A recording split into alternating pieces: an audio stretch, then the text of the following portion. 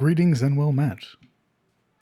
I am the Crown DM, and welcome to Cometh the Fall, Episode 17, Eliond's Tier. How's everybody doing tonight? It's good to see all of you again. Tetsuya, Zoro, Prostar, Adtastic, Chris, Nuclear Winter, Crimson, EMC. As many of you may have noticed, we have a new mod in our channel, that being Zebus.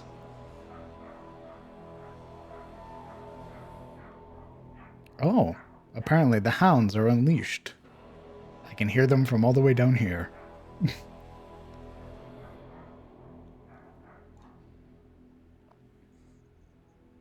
I hope everybody's doing well today.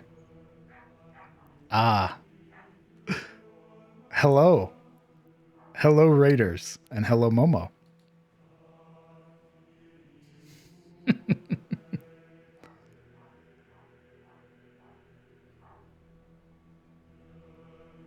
Welcome, one and all. And welcome to episode 17 of Cometh the Fall. I hope you enjoy your stay. And for any of you who are new and have no idea who I am the Crown DM. I am a aspiring Twitch Dungeon Master, and I run two games. Cometh the Fall every Friday here on this channel, which is a high fantasy campaign that takes place in my world of Atis, and I run another campaign over on Momo's channel every Sunday called The Secrets of Erist. It also takes place in Atis, though you'll find it be considerably more dark in theme and in tone. But today is going to be a good day, an exciting day. I am very hyped. I spent most of the week off stream in the process of doing preparation for today's stream, as well as making some new or interesting mechanics. I will be discussing them with the players today, and as such, for all of you that are watching, I would love your input once the game is over. Today, I expect it to be a relatively heavy roleplay session. This is the first town the party has been to in well over 2 weeks or so. Having escaped from Hain Keep and the prison that they were wrongfully imprisoned in, and now allowed to explore the entirety of Tyros, they've made their way to a little hamlet called Eliond's Tier. And there they met a number of individuals who seem to be facing their own problems. And perhaps the players will be so inclined as to help them. Or perhaps they'll move along and go somewhere else. Nothing to OC, thank you very much for the gifted sub. And Nuclear Winter, thank you very much for the 10 gifted subs to the community. I greatly appreciate that. Luna, thank you very much for the resub for 3 months. That's very kind of you, thank you. We're going to give the players here a moment to get themselves situated, to get themselves relaxed, ready for the game before we transition over and have them introduce their character, a little bit about themselves, what they'll be playing, and then having them hit us with a recount of what happened last session.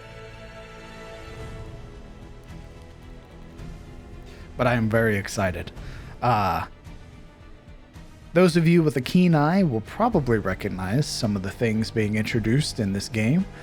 As well as some new mechanics coming from a book that we talked about last stream. Tatsuya, I'm feeling excited. A sense of elation has washed over me the moment it got closer to stream time. I very much look forward to D&D. So, any chance I get to play Dungeons & Dragons with my friends, and I get to share it with all of you, is a very good day.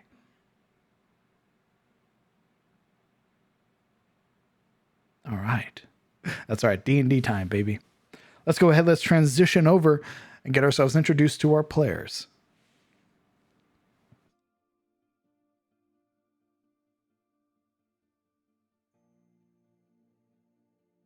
Hello, everyone.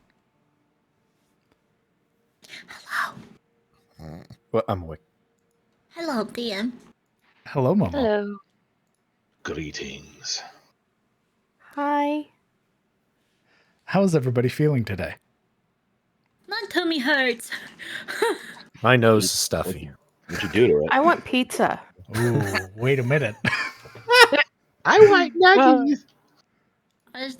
My tummy hurt, but I'm okay. Did you eat today? Yeah. Ooh. Did you eat healthily today? See, when you stammered like that, it makes me believe you, in fact, didn't eat before the stream. Are you going to insight check her? I don't need to. That's not fair. What do you mean you don't need to? That's meta. Well, so I suppose, what would you rather have first? Would you rather introduce your characters and do the recount and then go over the new mechanics being introduced? Or would you rather hear the new mechanics now and then introduce your characters? Why don't you do the new mechanics? Very well. Everybody else? Thoughts? I don't have an opinion. You should have one. Why? We're going to do both anyway. Well, I recently found out that Tristan is actually a traitor, so fuck him. Let's do the recount first. We're splitting the vote, I What? see. Being a I'm contrarian. so lost. Got it? Okay. I say recount first. Just because you poked the bear that is Karen doesn't mean I'm going to save you when that bear comes a calling. That's Thorncloak. foolishly. Thorncloak. It's foolishness. I think we should do the recount first, and then Bros before serial killers. Oh wow! Look, she's on your side. This sounds like a trap. Very well. I'm looking forward to the recount because he's the one who did the last recount, meaning he gets to pick. Who does? oh my god, the DM. Oh, Nice. dangerous. I was not the last one to do the recount. Oh, that might have been the other game. I don't know. That was correct. On Sunday, I did the recount. I believe Uriel was the one who did the recount last, picked by Kelly. I was. So before we get into that, why don't we have all of you introduce a little bit about your character? Tell me what race you are, what class you're playing, what level you are, and then a little bit about your character, please. Alaric. Oh, okay. I play Alaric the Karim, a second-born child of the 13 tribes and, less importantly, son of Belladonna Ashford, consort to Alaric's father and de facto ruler of Karim in his eternal absence. Alaric is a storm wielder of Shilir, reckoned a paladin because of it. He is of half-elven ancestry, but leans heavily into his human side, as that is all he's ever known. Happy to have finally reached civilization, Alaric is in his element interacting with others. Quick to smile, boisterous to a fault, and always hoping to end the day with a cold ale in hand. Thank you. Kellen. I play Kellen Aldane, a variant human ranger, member of the Grey Watch, a militant organization who hunts down beasts and other such things in the wilds and that threaten the realm, and guide to this party of miscreants that he has now found himself in. Thank you. Marana.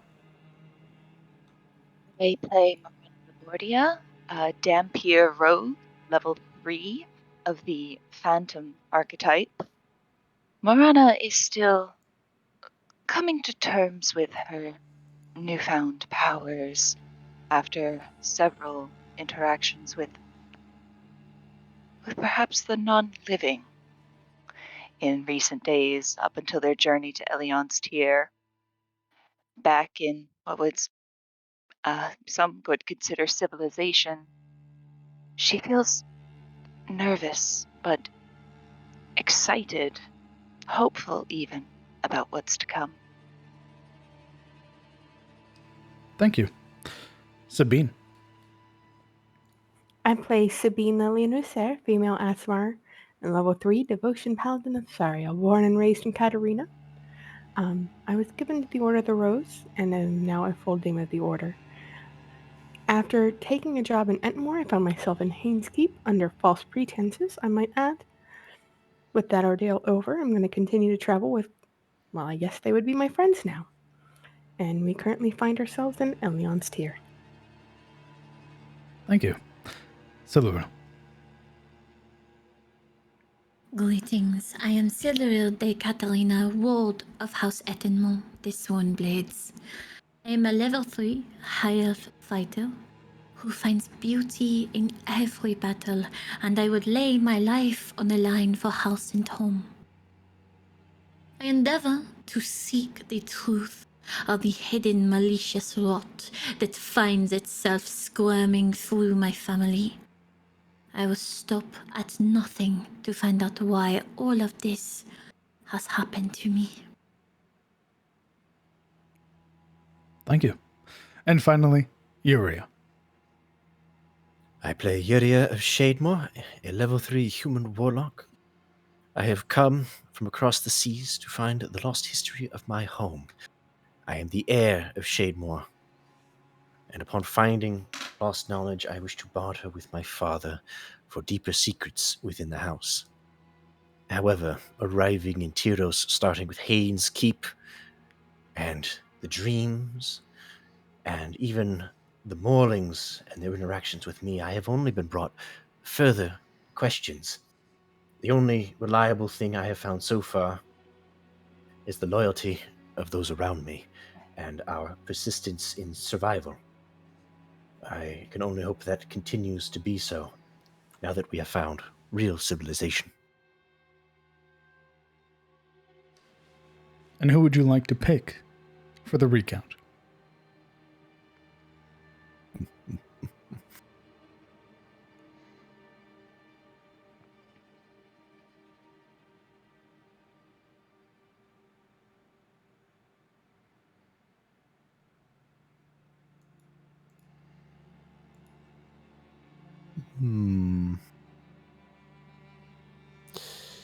Kellen picked me last time, right? Correct. I believe so. All right. Oberon. You mean Marana? Oberana. I was looking at you in Discord. What do Oh you my god. Can you imagine the fair. combination of the two? Please don't. want? Now you have to do Oh it. my lord. Now you have to Judge do it your in character. Oberon's voice. Sorry, that's how it is. Broberon. He gets bamfed out of Iris. Like, wait, no. Do the recount now, says God. Pokes his head in. Where am I? Well, anyway. Marana. Mm-hmm.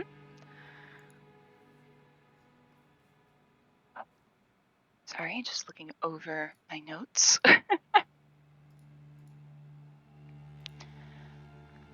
After our night's vigil in Olwen Goldmane's glade, we protected the unicorn throughout the night and saw him, I guess for lack of better word, reborn. He was healed from his injuries and gifted unto Silveril some tear, he said. I know not what this artifact does, but when I petitioned him to perhaps partake of the same healing waters for my own affliction, he said that it would not simply do. At least not yet. Clinging to that, I beseeched him for at least a portion, to which he granted my request.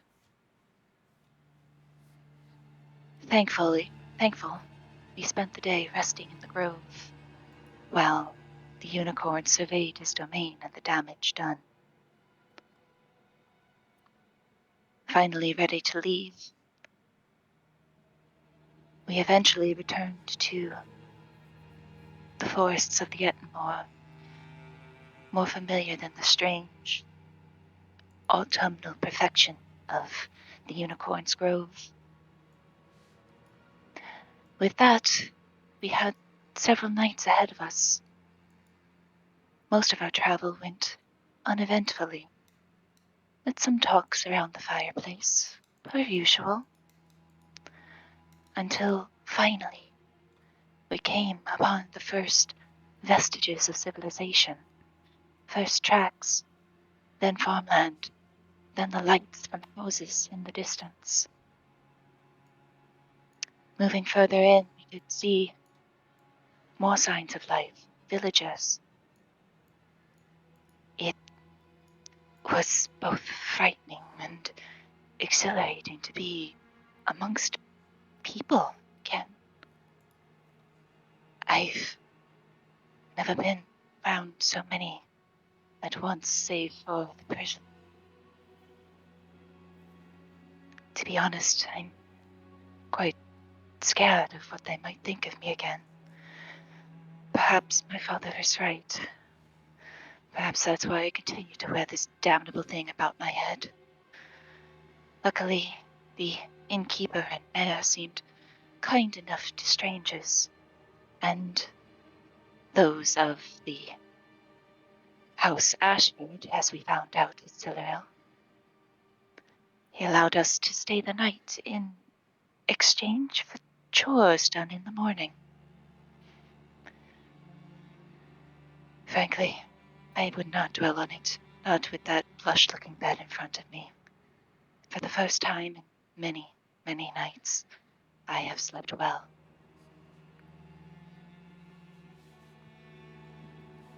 Thank you. A Now, getting into new mechanics and new rules. So, first things first, as it is the most apparent, I will not be handing out inspiration for recounts. Boo. This is to put a further really good. This is to put a further emphasis on good roleplay that happens during the game, heroic actions, deeds, what have you. So to put a further emphasis on the roleplay that you all do, instead of awarding it arbitrarily at the start of every session. Okay, so I guess that's pretty nice, I guess. Whatever. Finally. I can Much- start taking notes. And much like what we've done, finally, stop taking notes. I check your OneNote after every game. And much like we've done with Secrets of Eris, if you believe that a character or a player had some really good roleplay that is deserving of inspiration, tell me after the game. We'll talk about it. Next, introducing some status effects. These are things that can be applied to players, and players can apply to monsters. So, if you'd be as kind as direct your attention to the currently lit Yuria Zairi. Oh god. Audible, guys. You will see that Yuria currently is bereft of any marks. However, in combat, should she be struck by, say, a serrated blade, a pick, or anything that could do piercing damage, potentially, with the added effect of adding a different status effect, you'll find that she will bleed. Whoa.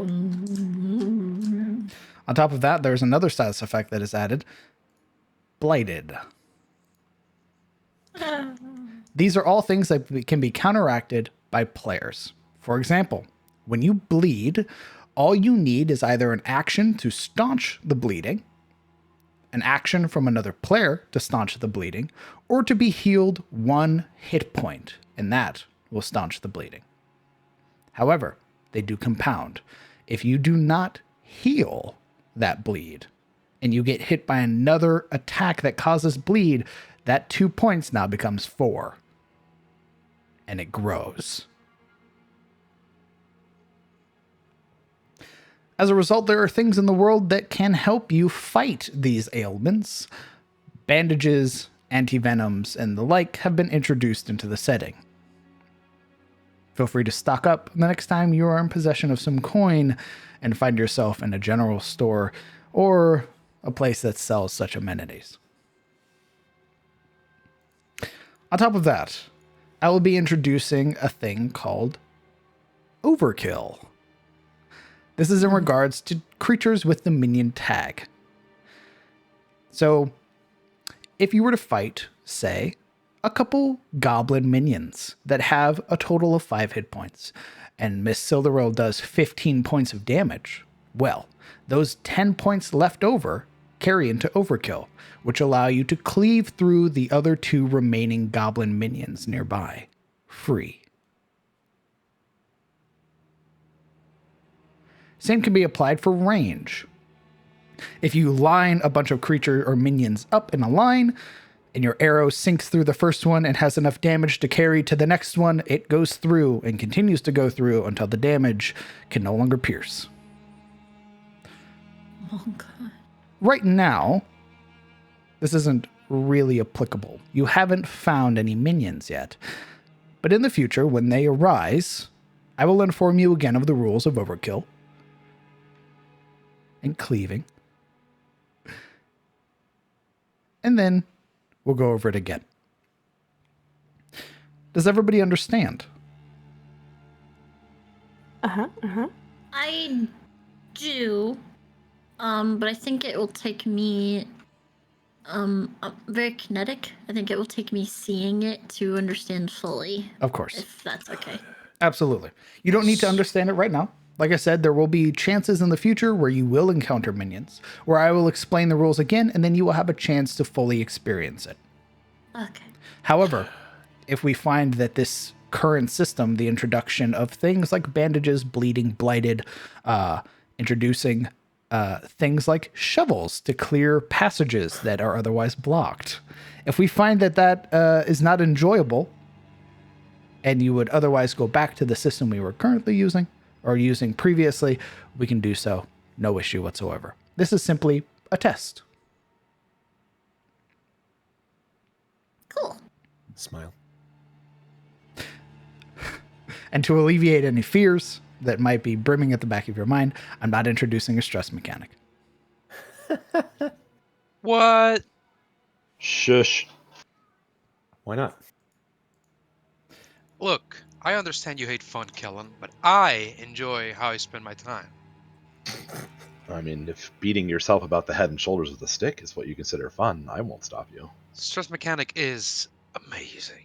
If the stress mechanic had virtues, I would test it with you guys if you were willing, but it doesn't. It's purely all afflictions. It's all badness. There's nothing good that comes from the stress system. There's also no skills that like alleviate stress. What about the roleplay? Correct. The roleplay. If you would like to roleplay it, you may. You may keep track of your own stress system if you would like. I'm not going to hold you to it. The values would be arbitrary, though. Yeah, so if you like fun, air quotes, by all means, continue. You don't hold a monopoly on fun. That's what you think. Nope. When last we left our Jesus. heroes, you all are currently in the process of resting for the evening inside the singing tier. You've met one Gerald Ulvain and Guinevere Ulvain, who are more than happy to set you up with accommodations in return for chores to be done early in the morning. They've currently retreated to their own bedroom up here on the second floor of the singing tier. You find yourselves in your own rooms, bunked with others, or by yourselves. What are you all doing?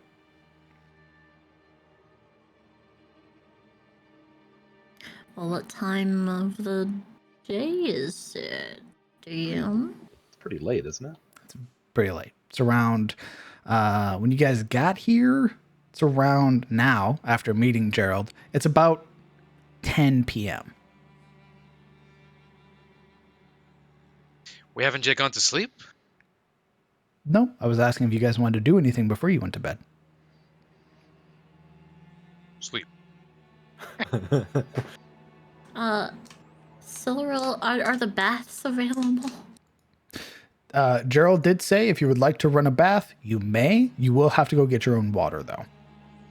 I'm doing it. Silveril will emerge. And she has decided she no longer wants to smell like hot metal and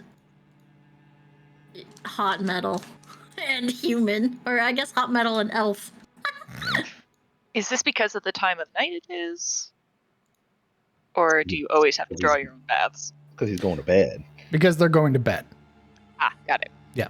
And when they're asleep, aside from like really Self-serve. urgent matters, you do it yourself. Aside from like making food. If you want to draw your own bath, use the bathroom, stuff like that, It's all on you. If you want them to make you something, they probably won't unless you pay them. To get a wake up Paul. What if I give you a platinum? Yeah, that kind of thing. Got it. Exactly. Silvero, the baths are just over here, and the well is out back. It'll take about two or three trips to get a proper bath going. Can I not ping?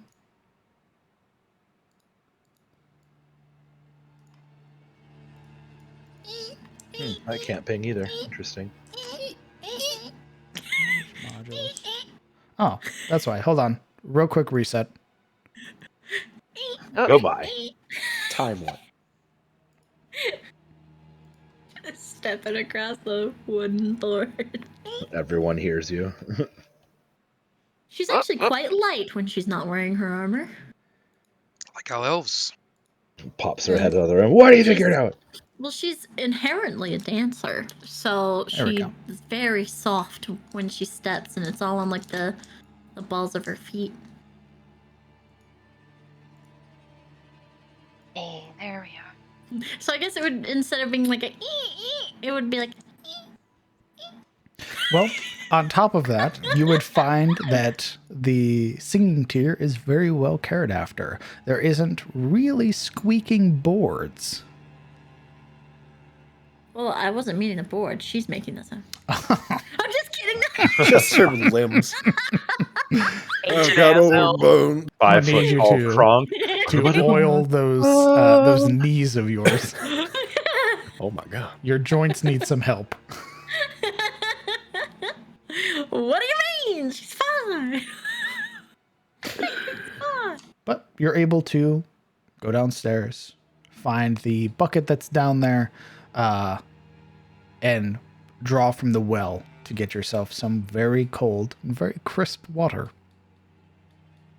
Oh, You would fuck. find, hold on, How do I heat it? hold on. You would find that inside of the bathroom proper, attached to the tubs, which are these very finely made brass tubs, with sort of like these wooden supports that like frame the outside of it, you would find that attached via this strange link of chain is a weird, like dull red orb, no bigger than maybe the size, or like no bigger widthwise than the size of a quarter, that when put in the water causes it to flare up. And after about 30 seconds to a minute, the water is scalding hot. Would I know what that is? Do you have proficiency in Arcana? So there's a sign attached to it. No. No, Then I you didn't. would have no idea. Maybe she's Alright. asking in a is that a toilet that I would recognize? Because I don't have proficiency in plumbing, but I could No, it's recognize. fine. It's fine. That's Yeah, fine. so you would take a cold bath. No, I've got prestidigitation. Oh, Just gonna you're just going to warm it sit up there and heat it up? Yeah. Understood. I think Yuria also. I think bathing is paramount for a dirty noble woman who knows that she has to work in the morning. Perish the thought. So she would also eventually get out. Probably a lot slower than Siluril. Oh, Silril's been in a room for like a very long time before this. Oh. Well, maybe not quite as fast. She would basically make sure, like, her gear, like, she wasn't losing anything, and then basically go out to draw water. But she'd be very slow. I mean, you've seen her mine. It's a You've seen her laborious thing. She would. The well's outside, right? So she has to go up and down stairs. Yeah. Yeah. It would take her a while to. It's go downstairs, go around the bar, through the back door, get the be- bucket in the well, walk it back through, up the stairs, into the It bathroom, would rinse and probably repeat. take her like. I don't know how long it would take a normal person, but it would probably take her doubly as long. Add extra time for like moments where she's basically standing there, considering if this is actually worth it, before marching on again. But eventually, she would take a bath as well. Sabine would also be heading for a bath. Everyone's taking a bath. There are only 3 baths. So I guess it's all the ladies then, You're right. Well, most of them. minus Marana. Well, Marana would probably follow after Sabine, but then realize, logistically, we have a situation here. Sabine would nonchalantly look back. She's like, "You've already seen me at my worst. You're welcome to come along and we can carry some water up for you after." Marana turns a little bit pink at that because she knows what fucking Sabine means. Puts the head thing back on, just skitters after. Kellen lurking outside of his room like a creep. Right? Elra would be Heard in movement. the tub, and like you can't even see her face. It's just like halfway under the water, just the nose is out, and there's like just blonde cascade of wet hair that is just filling the pool. You can't even tell it's a person. These tubs are very pointedly made to fit like Gerald, for example, comfortably. So they're huge for you guys. Honkin'. Yeah, her hair's just floating on the surface. She looks like a horrible amalgamation of just pure blonde cousin It in a pool. So why is there a Rusalka in my tub? She's On top of having a that- time, bro.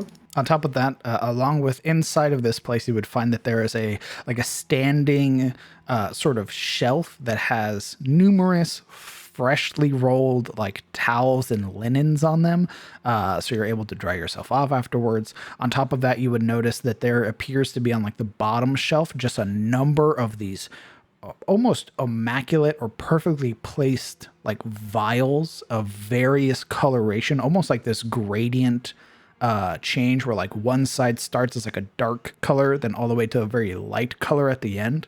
And you would see along the bottom in like a sort of brass, oh God, my words always fail me. Placard, like a little like brass placard. It would say like bath salts. Ooh. Sabine's looking for the non-powder soap. Scoop There's plenty and of it. Dump. Just bath salt, scoop and dump. Sabine would smell each, looking for more of a floral composition because she's particular.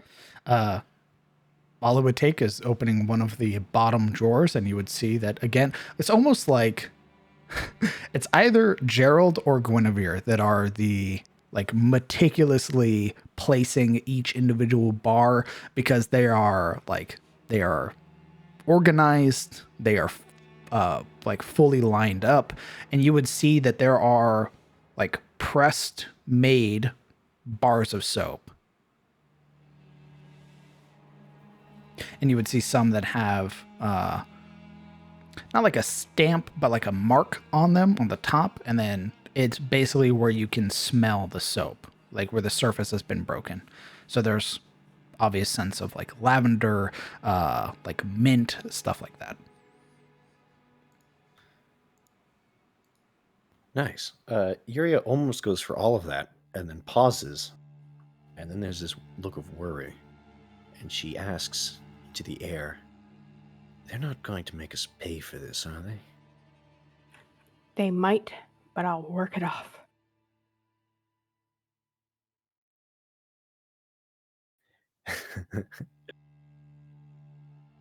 She will, she'll find some base. She'll find the soap enough to get her clean. And then she will use the heating stone, because she is proficient in Arcana. Sure. Go ahead, roll me an Arcana check. Oh, okay, never mind. That's what the Arcana was for. Okay, I'll use these heating stone. Yeah. It's to you, seeing just the very simple glyph on the front of it, it appears to hold some form of evocation magic. And as you dunk it into the water, it almost reacts instantly, where it begins to take on a very red hue.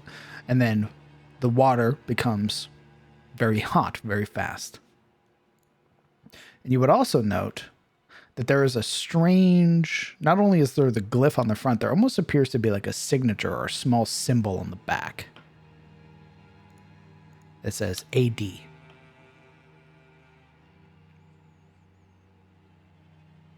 AD. She mouths to herself, is she? Is the stone itself like scalding? Nope. Okay. Yeah, she eventually would test the water and get in.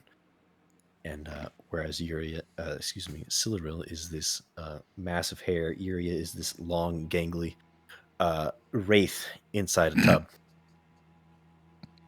And Sabine. White hair spilling all over the place. Sabine will try after watching Iria. I just want a bath. A warm bath. Yeah, I mean, so it was just to discern what it was. If you watch Yuria, you can see that she dunks it in and the water begins to like bubble. Is it just one like stone? Yep, just one stone. Her eye will peek open with the stone either in the tub or in hand. There'll be a small smile, and she will lazily stretch out one hand for Sabine to come and take the stone. They are attached by tiny chains to the tub itself. She has her own. Oh, yeah. I thought you said there's only one. Okay, never mind. Sabine would get the salts, and she would salt her bath accordingly using just enough. And she'd get the more lavender soap, and she'd be washing herself. And she has her brush with her. She's doing her hair, and it just feels really good. Kellen, is there a reason you're creeping? He heard movement, and now he's making sure there's nothing crazy going on. Oh, because it's dark as shit in here, and I can't apparently see more than 5 feet, he's like, what's going on? My man out here like you wouldn't even be able to see Marana. Yeah, that's why I moved up. I was like, ah! And I moved back. I just stayed here, like, kind of peering on the corner, like, what's going on? But apparently, nothing is going on. So I'm just gonna probably make my way. She's just like watching Kellen kind of Fumble in the dark? Yeah. fumble in the dark. Just kind of confused. A man leaning against the wall, a hand patting it as he's moving along. One hand on it as he peers around the corner, like. And just out of curiosity, she just doesn't say anything, he just stays quiet, see where the hell he's going. Just like, he doesn't know I'm here. You would turn to look around the wall and see a closed door, but you would see... are you all bathing in the dark? Or have you lit the fireplace that's there? I think we can all Laurel see in the didn't. dark. She didn't light the fireplace.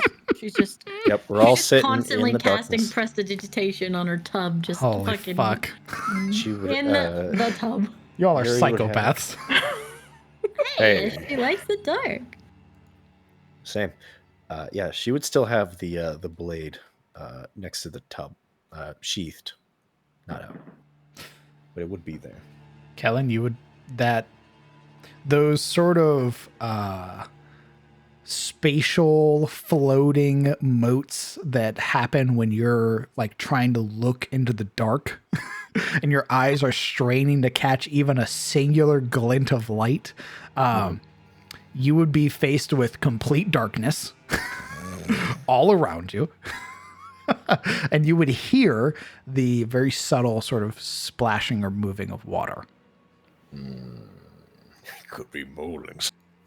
Yeah. Well, that was his thought, like, it's dark in here, and there's strange sounds. But, what? I said, oh no, continue. Yeah, he's kind of, like, squinting, seeing if his night vision will readjust a bit. I'm aware that there's Marana just staring at him. Unless She just backs away a little bit just to see what happens. Roll me a perception check, Kellen. Does that make a sound? Marana, if you'd like, you can roll me a stealth check. Okay. Oh my god, she's gonna do it. Because it seems like you're very purposefully being quiet. I hate it here. You'll probably be fine. As you roll a 35 from stealth check, just watch. Nope. Yeah, nope. You're loud as fuck. Not loud where she's like knocking over shit, but It'd be funny. your attention, more so it's your sight, your vision eventually sort of catching that natural night vision that humans get, where eventually you see something move out of the corner of your left eye.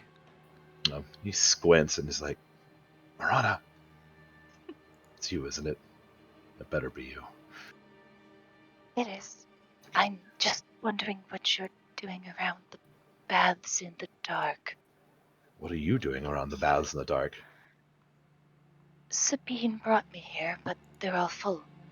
So I'm just waiting for now. The no you reversal worked. Yes.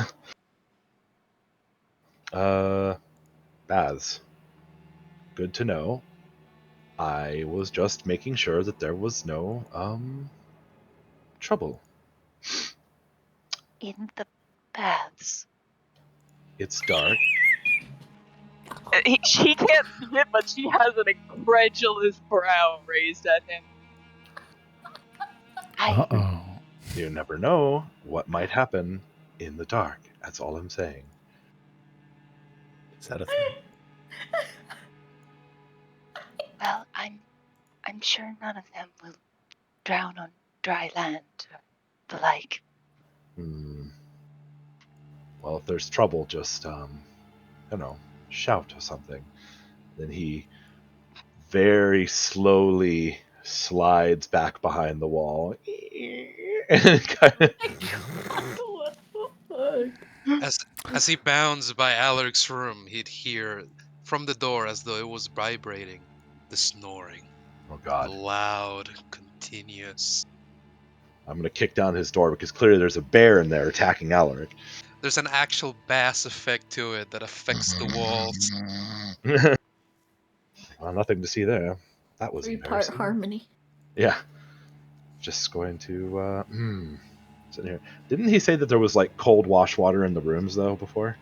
No. No? Oh, fuck. Nope, he mentioned the bathrooms. Boy.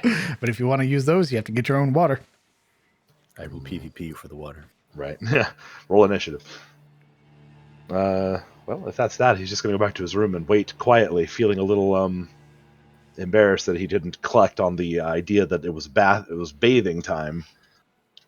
And his paranoia apparently got the better of him. Are you ladies having a conversation at all? Or are we... What are we doing in the bath right now? I think we're all scrubbing ourselves meticulously. I think, Silver's literally just laying there. yeah, Silverill's Silent. drowning at the moment. She's drowning. I don't think anyone's up for conversation at this point. Yuri is definitely not. This is definitely a take a moment and take in actual soap and hot water. Yup. Don't ruin this for me. Yeah, Varana, after several long minutes, realizes, like, oh, this is going to be a while. Oh yes, this is a soak. This is not a. This isn't scrub off the dirt. This is I'm coming out pruned, or I'm not coming out at all. Exactly. I may have to roll con saves to see if I drown. That would be hilarious.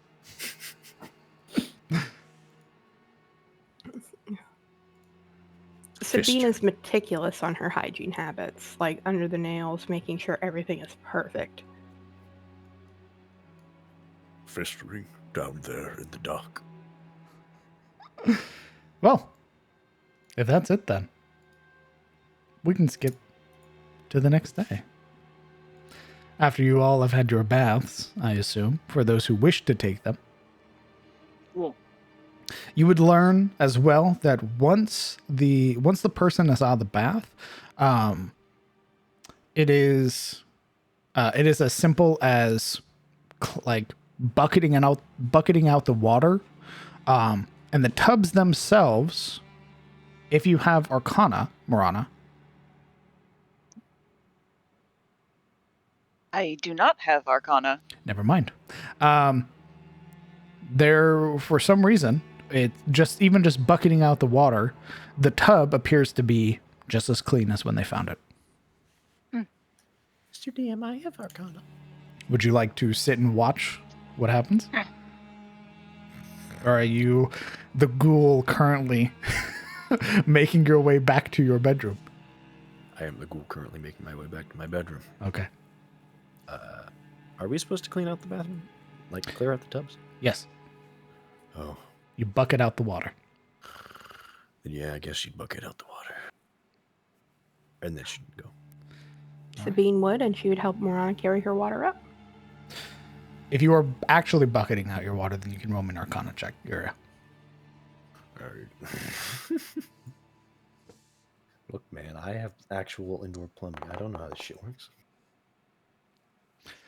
You would see, once the water is low enough, you would see that along the sort of lip of the brass tub, there are small markings that, after a moment, the entire tub seems to, like, not shimmer, but it has this weird translucent look to it for a moment.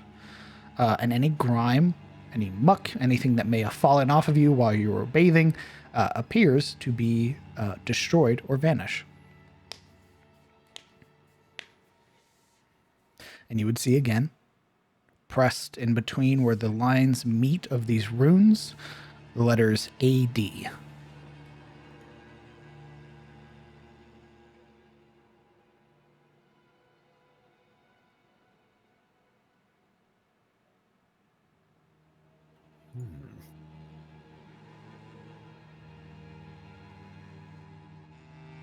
All right.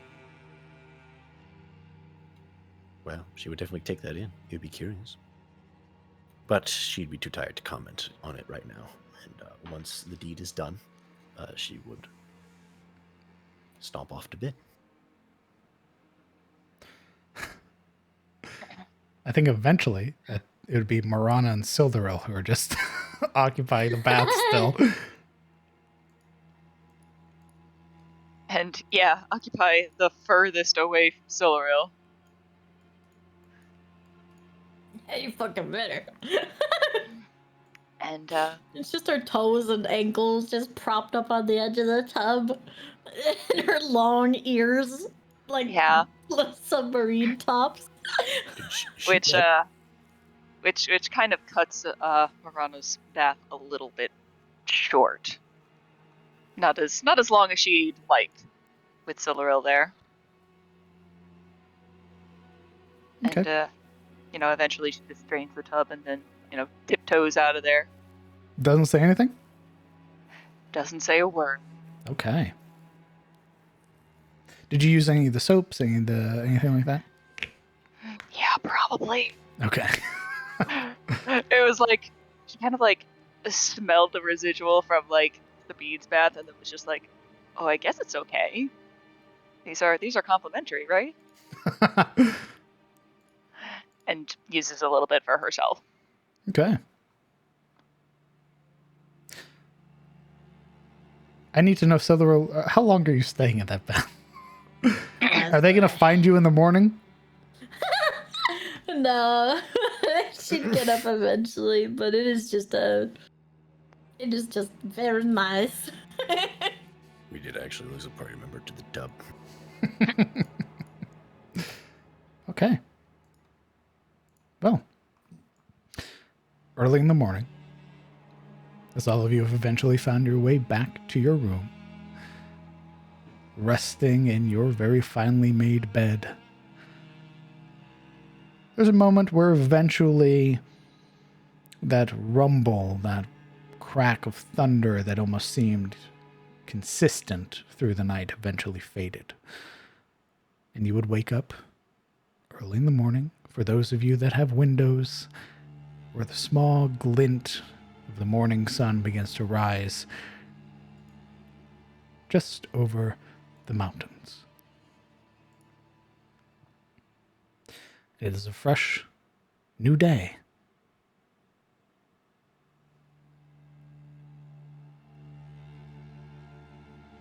DM, given that Alaric went to sleep far earlier than the rest, could he bathe in the morning?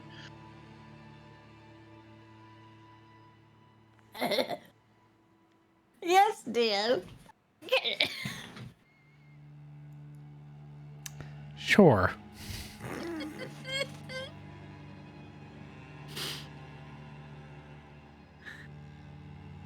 Wait, why the pause?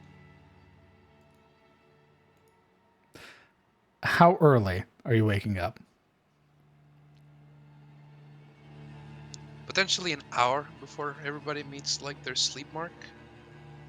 And to expedite the process, he'd just grab the biggest bucket, fill it up, bring it upstairs, and make a mess of all the available soaps. Essentially, disorganize everything in his like No, hazy, no. kind of half asleep stupor. Bait, then go back to sleep.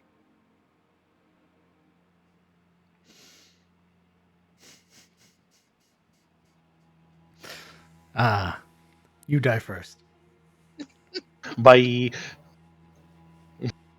This is when we If learn you that were to wake up AB. an hour early, you would wake up before the sun was up, but you would Okay. hear shuffling and moving on the top floor that you're on. And you would watch as at some point during the process of you getting your water bucket up the stairs, you would see Gerald in the process of fitting a like a dark sort of dark long sleeve shirt, and he's sort of pulling up the sleeves, and he's sort of raking his fingers through the very thick beard that he has. And as he sort of is walking, and as you turn to meet him, he gives you a nod,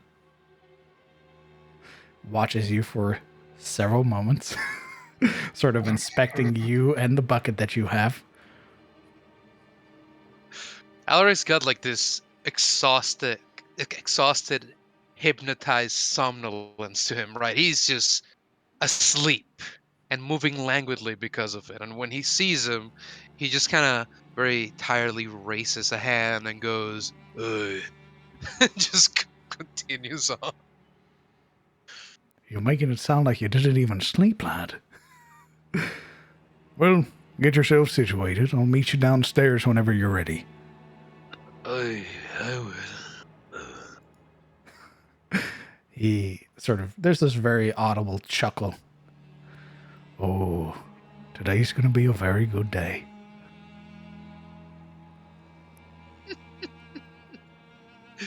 Alaric stumbles on, catching himself on the wall time and time again.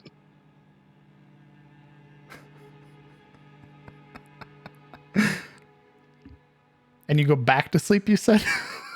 After bathing, and he dries himself poorly.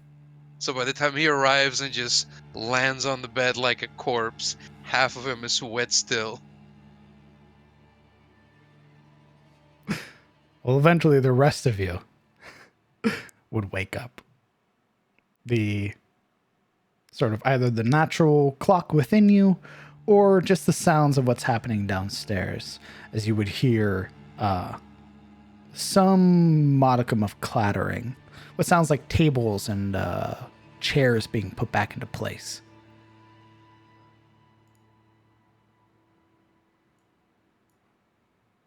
What are you all doing? It's a fresh new day.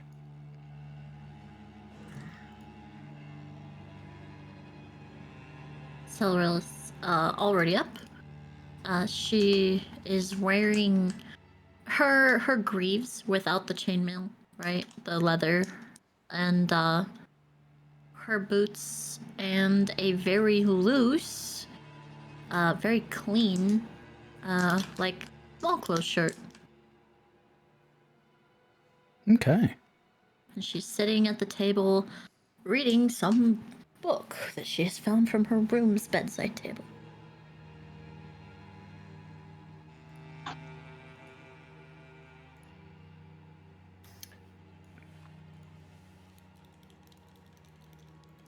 Yeah, Yuri would also eventually rise. At this point, used to getting up early uh, after her long trip and what she's been through. And last night she would have set out she actually had another pair of clothing that she almost had to use basically as a sleep mattress. But since Kellen likes sleeping under leaves, she did not. So she would be wearing that instead. So she would not have the tight leather corset.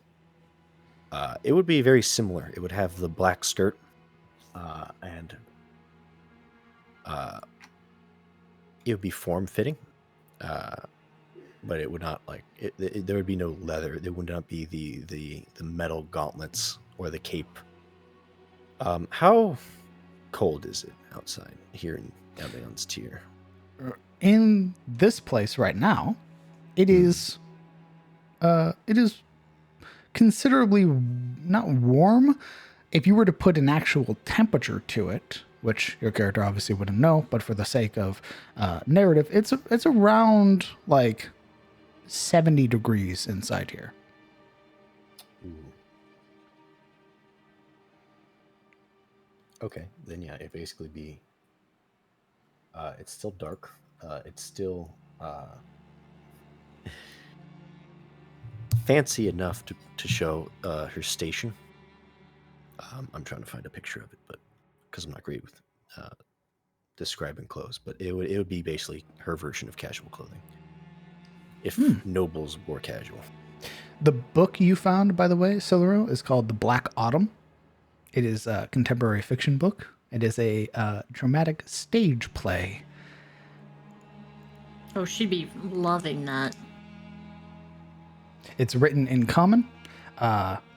And just leafing through it, this book is pretty fucking big. It appears to have either been left by either a wandering sort of lover of the arts, or perhaps somebody who would have participated in a play where this was being redone. This book has like 900 something pages in it. She's just reading a partial passage from probably a fourth of the way through the book. What's everybody else doing? Sabine would wake up, style her hair in the morning, and go get ready to help with chores. Yeah, I think that's what Callum's doing. Is he's going to go to the well first and draw a bucket of water just to kind of like wash his face and everything, and then present himself to the mayor to work off his room, or start that anyway. Well, going downstairs, you would see that the mayor and his wife are already down there. You would see another person as well. She appears to be a much younger looking woman, about like 5'8", 5'9". She looks like she's about like in her early 20s, half elven, with this very long, sort of dark auburn braid over her left shoulder. And she's sort of dressed up in this very simple, like sort of attire, this very like soft looking linens with the apron wrapped around her waist. And she's in the process of currently like sweeping the floor. And you would see Gerald down there sort of very gently, like in the process of cupping Guinevere's hand, and they appear to be like very close, and they're currently talking or whispering about something. Quick aside, is it the 34th or 35th of God's Night? You arrived on the 34th. So this would be the 35th. This would be the 35th of God's Night. Wonderful.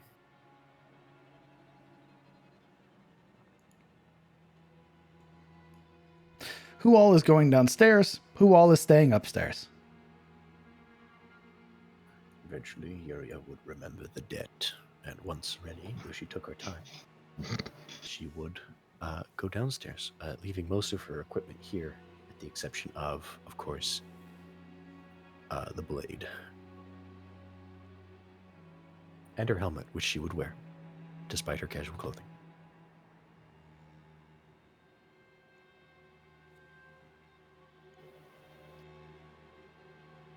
I have a quick question for Sabine. Hmm? Would you have woken up Mirana? Because by the time you were awake, she was still asleep. Correct. She would have been like, it's time to go pay off her debt. 5 more minutes. And she turns. She'd give her a cutesy little pat on the head. Don't be late and don't fall back asleep. It would look bad.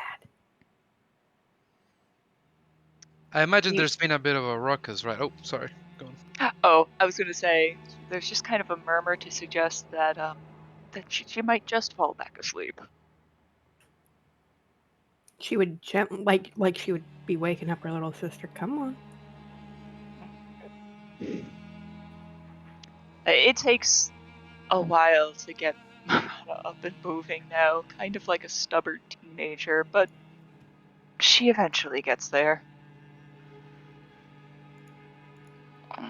Is it time already? It is. You're welcome to use my hairbrush to make yourself look presentable. There's just kind of generalized nodding and yawning and The left side of stretching. your hair is sticking straight up. Please fix it as she leaves. Huh? She points out like the disarray hair from this disarray sleep hair. There you go. And with that, she'll prepare to get ready. Okay. I will move the people who are already awake downstairs in a map transition. If there's been a lot of sound, people moving downstairs and all that, eventually Alaric would emerge from his little room, from his little cave, and make his way downstairs for a moment, but immediately out to the back where the stump is with the axe and the firewood. No greeting, nothing like that. No. When he shows up, he's wearing the same clothes he had in the ship, that pair of soft and black leather boots, the slim-fitting silk trousers, and that airy and rumpled silk shirt, all kind of hanging off of him, unbuttoned, disheveled. His hair is a mess, more than usual. You would be stopped before you're even able to go fully out the back. All right. Gerald's hands come up. Ooh, I get that you're eager, but it might behoove you to sit down for a moment. We have some things we need to discuss with you. That counts for all of you as well if you'd like to sit at the big bench or take a table, wherever you prefer. Tell me to go to wood? What? Talk? Aye, lad, talk. Alaric's huge right hand comes up and he grabs his whole face. His own face, not Gerald's. Come here. And drags it down, heavily pulling all of his features along. All right. Sabine would give him as much of a curtsy as she could muster in her common clothes right now. Before sitting down. As you all are in the process of sitting down, he would turn and very like the hand that he's been cupping, very gently place a kiss to the back of Guinevere's hand as she turns around and makes her way back into the kitchen, and he makes his way around the bar.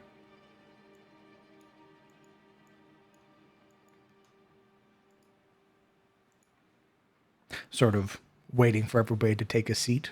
Standing there with that warm smile that he has, his hands sort of folded over themselves over the front of him as if he was like standing at ease. Just sort of waiting.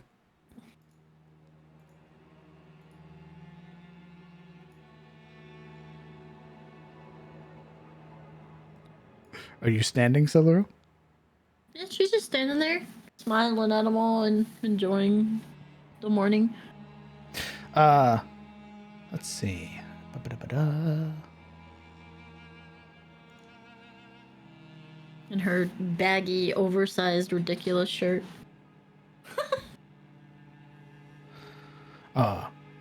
Anna, would you be as kind as to go ensure that our guests here, their rooms upstairs are well taken care of? Give them new linens. If they need any laundry done, go ahead and get that situated for them as well.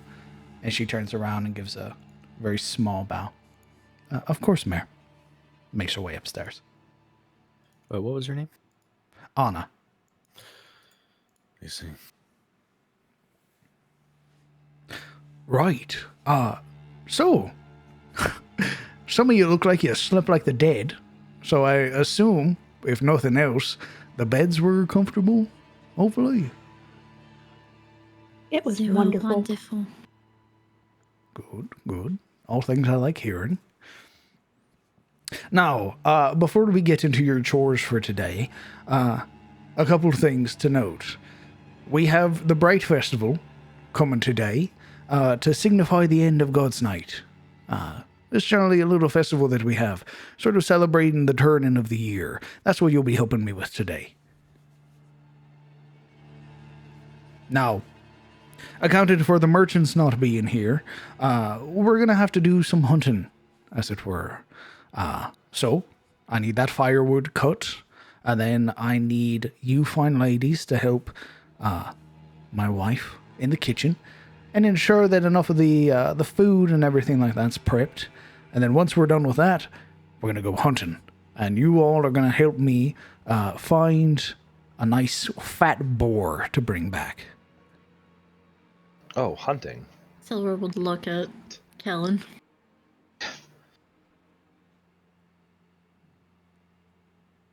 Well, I'm at your disposal, Master Alvain.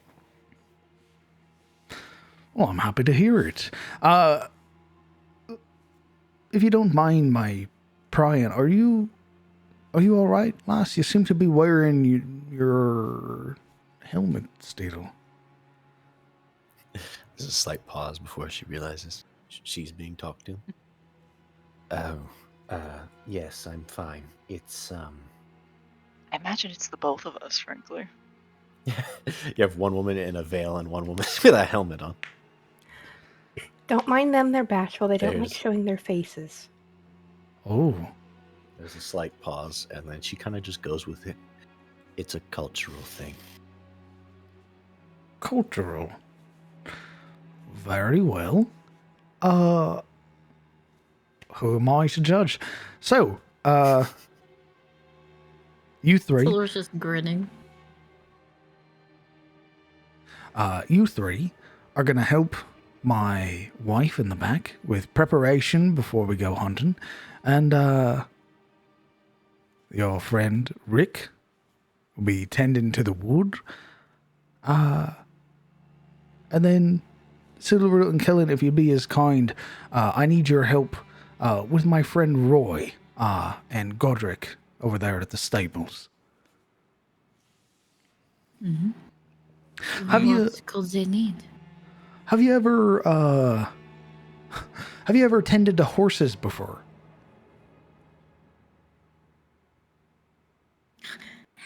DM, have I ever tended to horses before? You tell me. What the fuck? Your character. I don't bloody know. I mean, She's ridden them, probably from place to place, but is that something they taught in Ashford? Riding a horse, yes. Taking care of a horse, not so much. You've always had generally somebody else that would do that for you.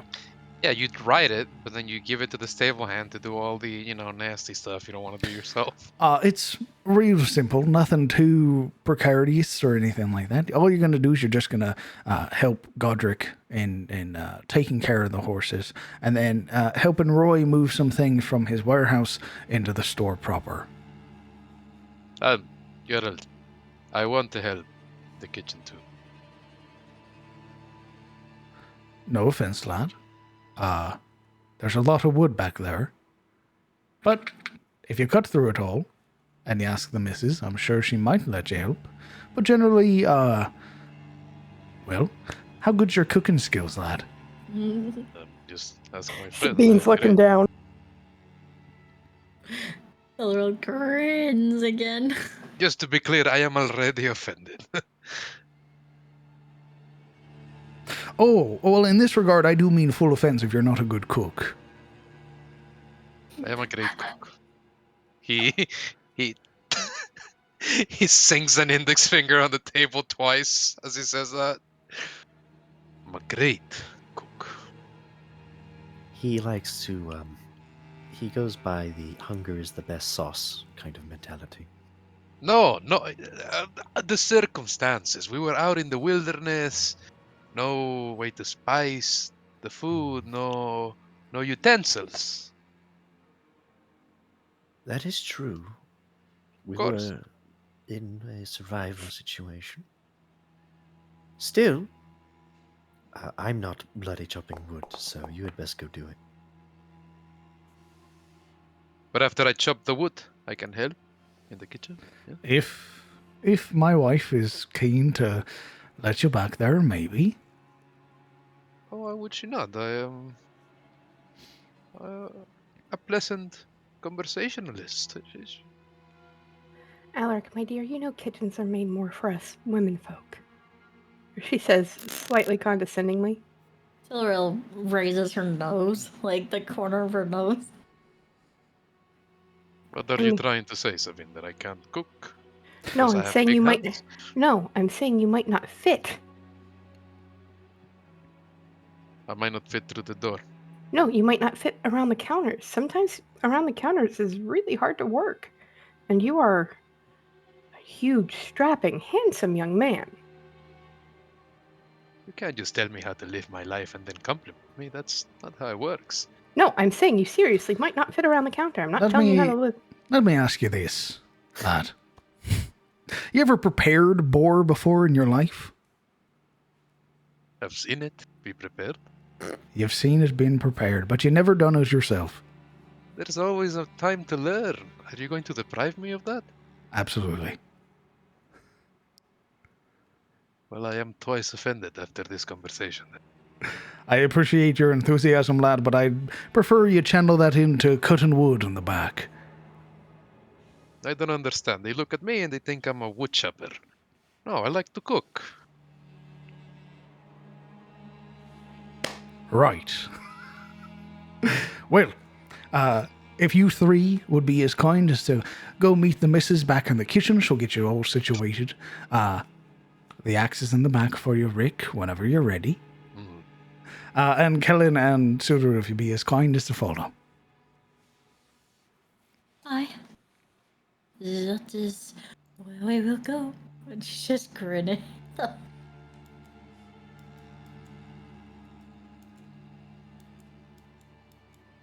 A reluctant Alaric stands up and he singily, unwillingly, absolutely grudgingly goes out back. Okay. I'll be sure to rub your shoulders afterwards, Alaric. Stop.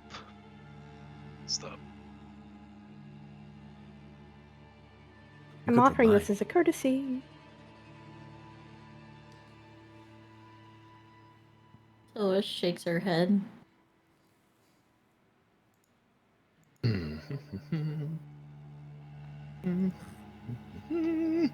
Oh, he sort of pokes his head back through the door. After you've done with most of your chores, Guinevere will get you situated with some breakfast. So if you're hungry, feel free to talk to her about it. I'm sure she's making something delicious.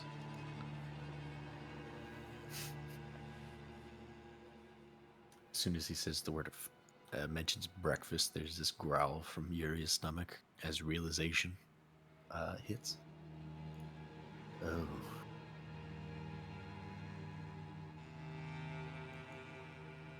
Right then, come along.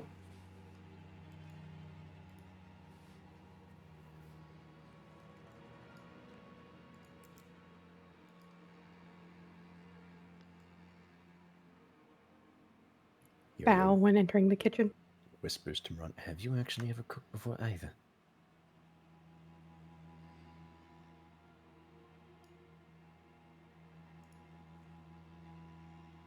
Oberon? Morana? Muted. There's just a tiny, almost imperceptible shake of the head, nervously. Small, silent laughter. Oh, this ought to be good. She continues her journey to the kitchen, where she runs right into Sabine's. Excuse me. You would see Guinevere stood there, her hands sort of splayed across the top of the this aisle in the center. She has that same warm smile, and she holds this air of elegance with her. Even so early in the morning, it looks as if she just woke up, already ready for the day. I woke up like this. Good morning, ladies. Good morning.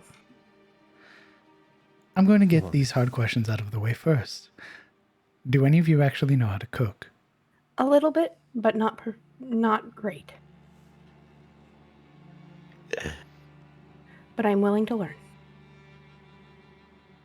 There's that certain uncertain shift of the head to look to Yuria. You know, my mother was raised from simple means. She taught us more than perhaps my colleagues would know, but cooking? Both she and I left that to the servants. She clears her throat awkwardly. Ah, nobility. Those two. Well, first things first, those helmets and those veils are not going to help you. It would be best if you removed them.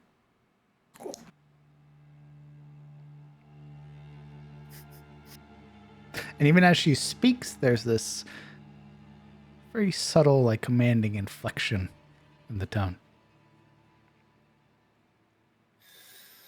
Sabine would give Morana a reassuring pat on the shoulder like it's going to be okay.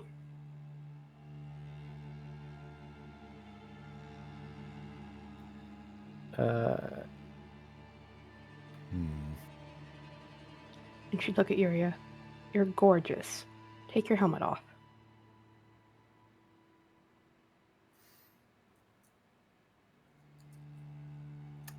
I'd like to do an insight check. Against who? Guinevere. Oh. Does it really seem like she wants us to take the helmets off because of the kitchen? Or some other reason? Roll me that insight check.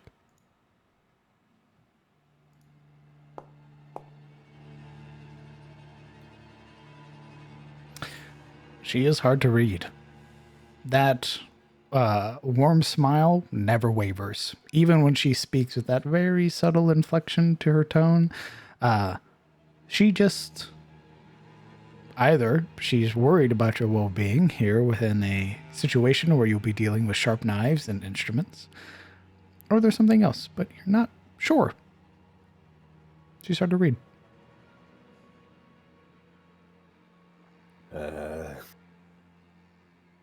That elven coolness. Eventually, Yuria would relent, carefully unstrapping the helmet, knowing that she did speak truth, and that cooking with the helmet on, though she knew very little of it, probably wouldn't help. She gently sets it on the table before her, hands never leaving the top of the helm, and you see that her eyes are sort of squinting in the midday rays, or morning rays, as if it's particularly glary in the room, even though it's probably not. Sort of emboldened by both Sabine and Yuria, eventually Rana will take off the veil and begin folding it. The smile widens on Guinevere's face. Ah, such beautiful women. You are right. Now, granted that apparently only one of you knows something about cooking, and the other two do not, we're going to be doing a lot of preparation today, as it is the Bright Festival that'll be happening tonight.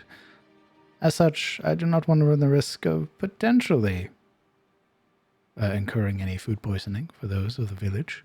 As such, you'll be tending to very simple matters.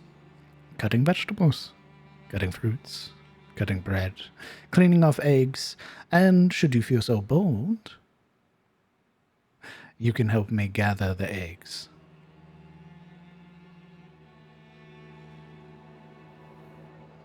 Why does gathering eggs require an emboldened spirit? Well, the hens tend to decide who can take eggs or not. And if they do not like you, it's not uncommon for a rooster to come running. I've had experience with chickens before. I suppose I can give it a shot. Good luck with that animal handling. Very well. Let's get down to business. You watch as she brushes her hands together. And you four begin preparation for the festival tonight. It is a lot of cleaning, mostly. But you do where for those of you who are not familiar with cooking, she does teach you how to properly ration and cut bread into proper servings. She teaches you the sort of finer art of making what is essentially like a marinade, and sort of teaches you the finer techniques of how to like properly cut like vegetables and herbs without potentially cutting yourself. So if you would like, you three could roll me an intelligence check to see if how much of it sticks.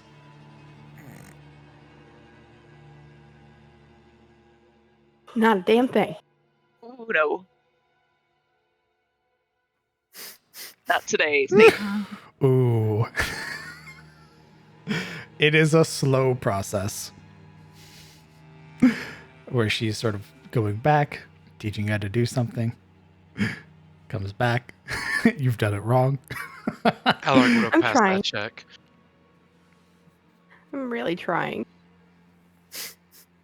I'll roll a charisma check for apologies. And She It's been a doesn't while. she doesn't have any like malice or annoyance or anything like that when she's helping you. It's very caring, this sort of very tender approach where she's like reassuring you, sort of showing you that you can do it. And like she doesn't berate you or anything like that. She very much builds you up the entire time. This slightly triggers Sabine with her not good mother relationship. Eventually, the other two, Kellen and Siluriel, are brought along with Gerald, who, walking out from the main path of the Singing Tier and rounding to the closest building, which is almost not adjacent, but relatively close, no more than like a minute or two walk from the Singing Tier, you would see this long stretching stable. And you would see a older human man, sort of wispy, thinning hair on top, sort of bunched on the sides, where like they've just sort of refused to shave it off. They're sort of parting their hair over to make it look as if they're not balding.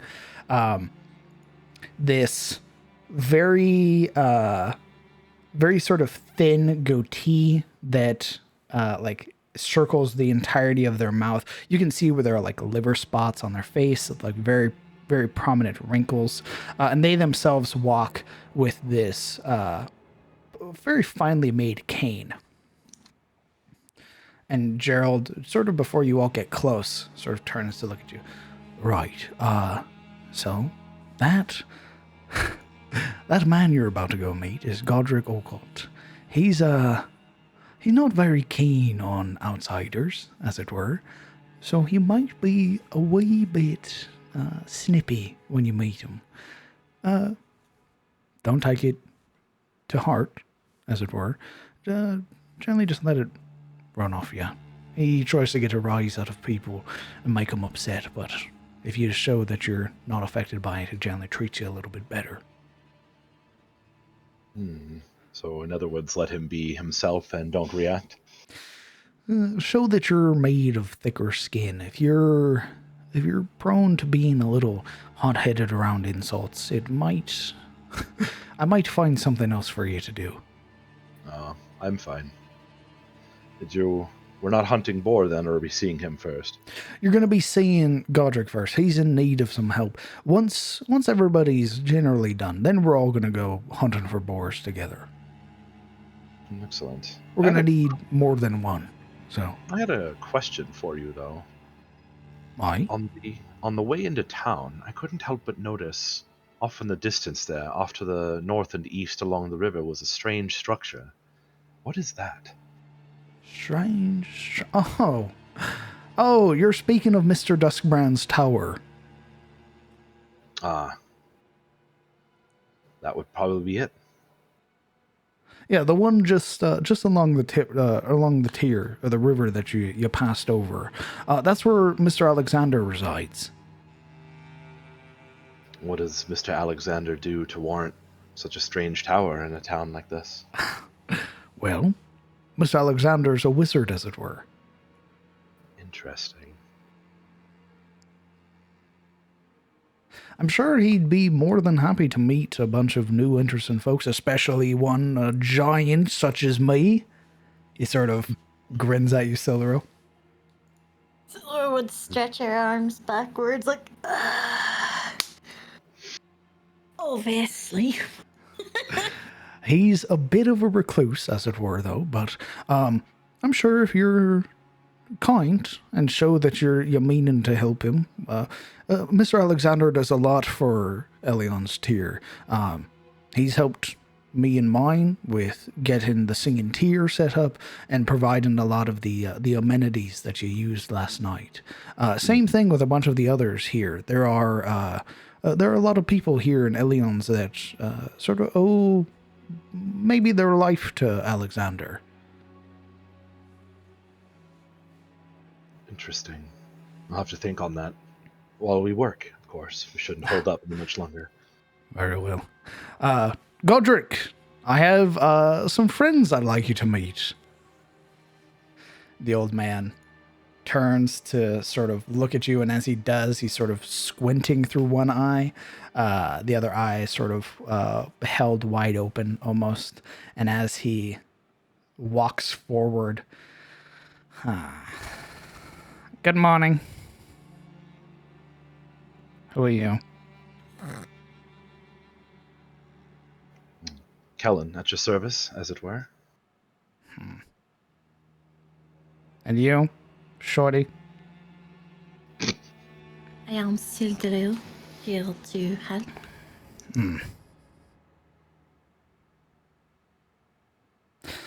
This is what you brought me, Gerald? Gerald gives a singular nod. Very well. Come along.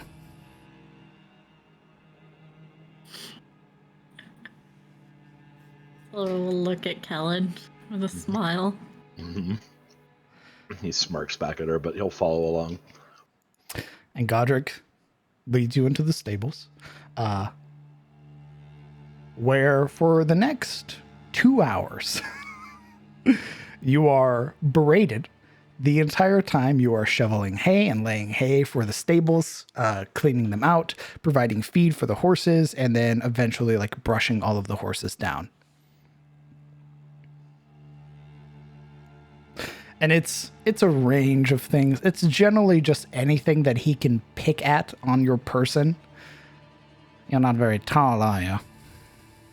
How can you see anything being that short? Well, I only need to see the vital things.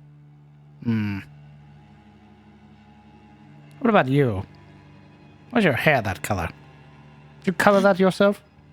Looks atrocious. I believe that's my mother and father's fault. Stand up straight. He always stands up straight. Exactly. He kind of squares his shoulders and like, I'm sure this guy is like what, 5 foot nothing. This dude's like, he's like 5'8". He's sort of like hunched. It's very pointedly that he's hunched with the cane. So like if he was standing up, he'd be like 5'10". But because of his hunch, he's like 5'8".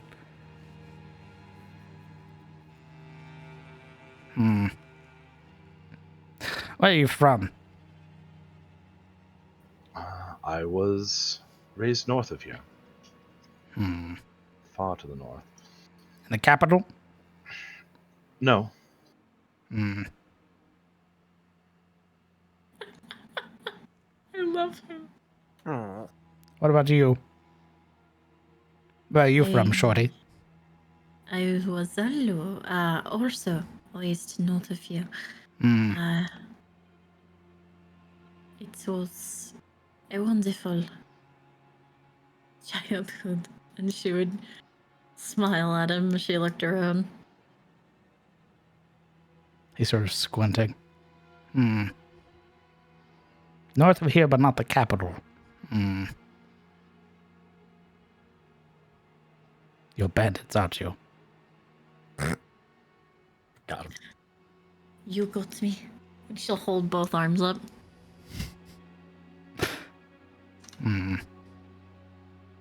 You're too short to be a bandit. Woe is me. I never could make it. You, though. He turns and points the cane at. You could be a bandit. Kind of hums back. You have that look about you. Why don't you have a beard? Kind of like rubs his fingers on his stubble on his chin. It's coming along. How old are you? About 24. No beard? 24? Well, I spend a lot of time in the wilds, you see, and I don't like getting things caught in it, so try to keep it Keep clean. brushing the horse. All right.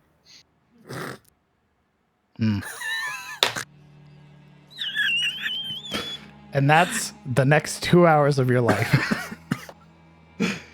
Is you'll be doing something and then hit with a followed by a comment, derogatory or otherwise, made at your person.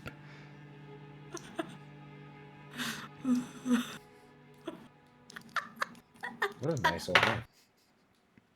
I love the young people. And then eventually you are freed of your duty after he sort of goes through each horse, sort of inspecting them.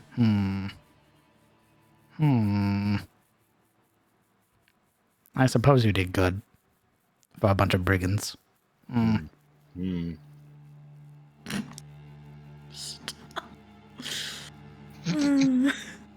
Grow out your beard next time I see you. All right, you can leave. Goodbye. I'll get right on that. No. Goodbye. Stop talking. Right. Goodbye. Drags Silderell away. Skip dialogue. F. Except it's the old man doing it to you. Yo, The NPC he's hitting. is supposed to skip my dialogue. What the fuck? He's just spamming F. And eventually you are. After about 2 hours, it's when Gerald comes back and meets you. Right. So how'd it go? He's rather colorful. Oh, that's probably the nicest thing anybody's ever said about old Goldrick. He insists that I grow a beard immediately. That does check out. He thinks if you're clean shaven that you're how best to put it? A brigand. No, he thinks everybody's a brigand if you're not from here. Oh. Yeah, if you're even from like Anders Hill, he thinks that you're a brigand. No. He believes that every man should have a beard. I don't know why. Even if you have a beard, he tells you that your beard's too long. An enigma, as it were. Well, I don't like getting it caught in things, so I tend to keep it a little trimmed there. But, You'll see no judgment from me, lad. Regardless. Rather pleasant he was. She's smiling. There's a very wide grin. Right. Let's go ahead and get you introduced to Mr. Broadhurst, or Roy, as you'll come to call him. And as that's happening, you three, currently in the kitchen, are still very much going through the stages of preparation. She's teaching you all how to make sausages. Oh, that poor woman. What was Alexander's last name, real quick? Duskbrand.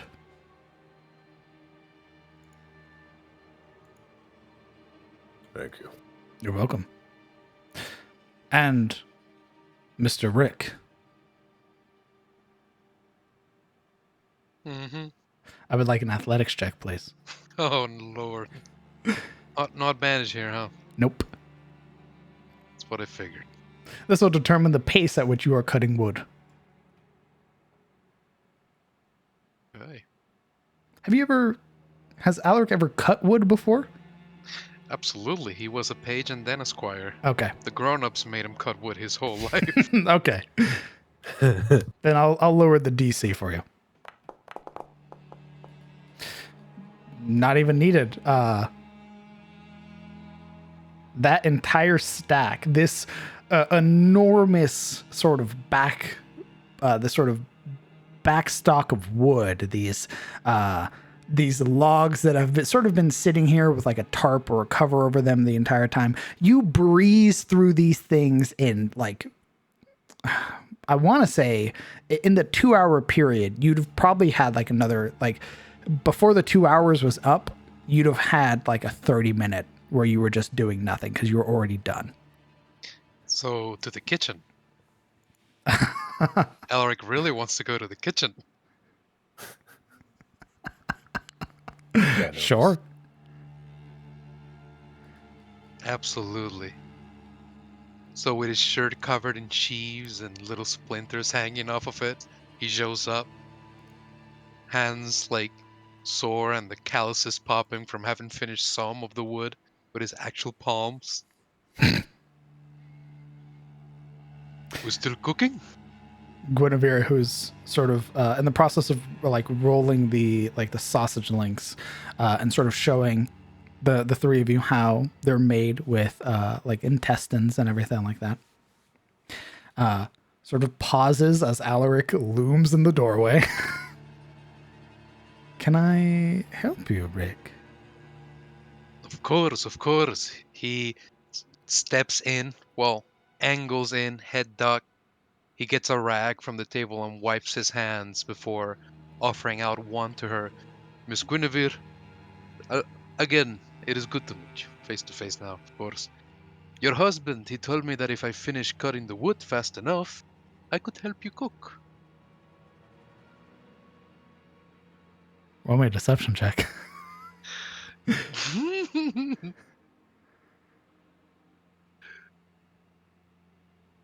said persuasion? Deception. Oh, shit. Give me just a moment.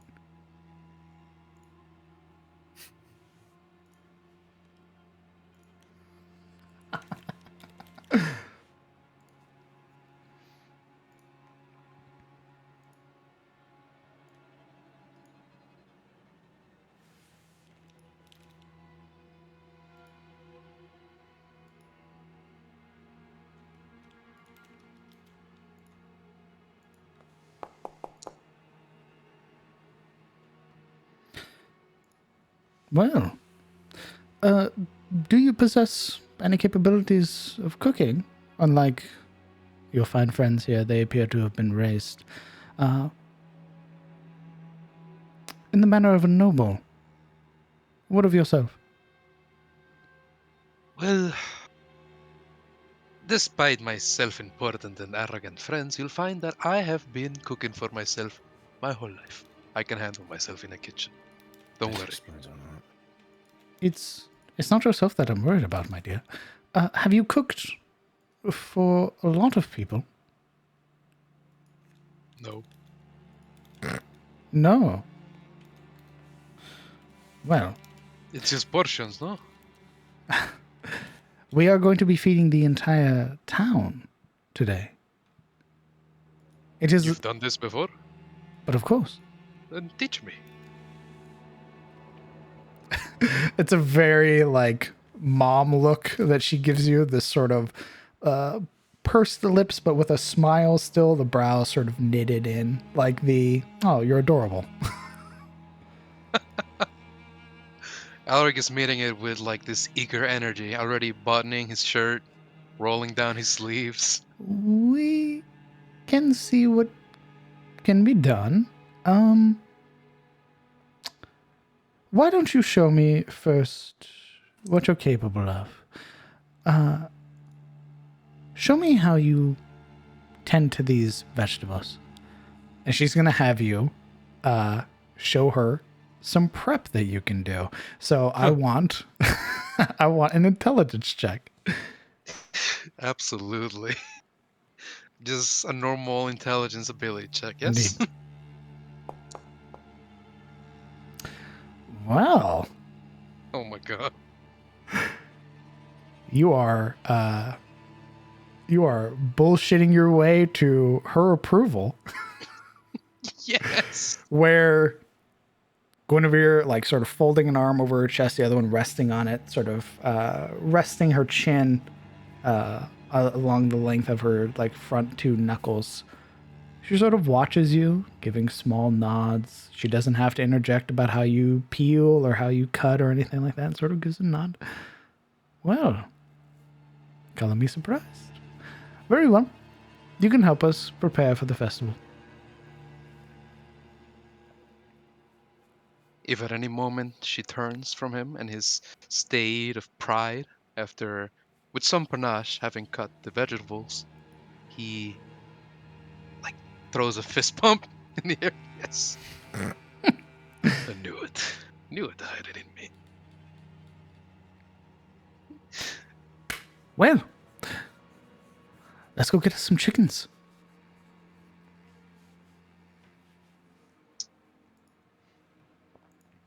Yuria seems oddly, I would say eager, but pleased to go see the chickens. And you are led away a fair bit away from the singing tier to sort of along the river. There is another small, like relatively small farmstead where there appears to be like a small couple rows of like tomatoes that are growing, a small line of like carrots, and you would see like a proper oh god, what are they actually called where all the chickens are at? Coop. A coop. The coop. Thank you. I'm cooping. And she would, whoever wanted to join her, could help her get a couple chickens to kill and prepare for the festival tonight. Who would like to do that? I shall attempt it. It's going to be bad, but Roll me an animal handling. who is going to be awful? There's just this moment where she sees the chickens, and then she realizes what she has to actually do with the chickens. And that sort of pleased look as she watches them is stifled with a little bit of uncertainty. And never mind. She's great at it. Everybody's putting on their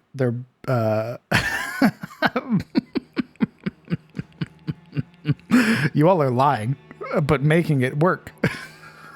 Where you sort of effortlessly like grab one of the chickens and sort of just pluck them off the ground with little to no issue.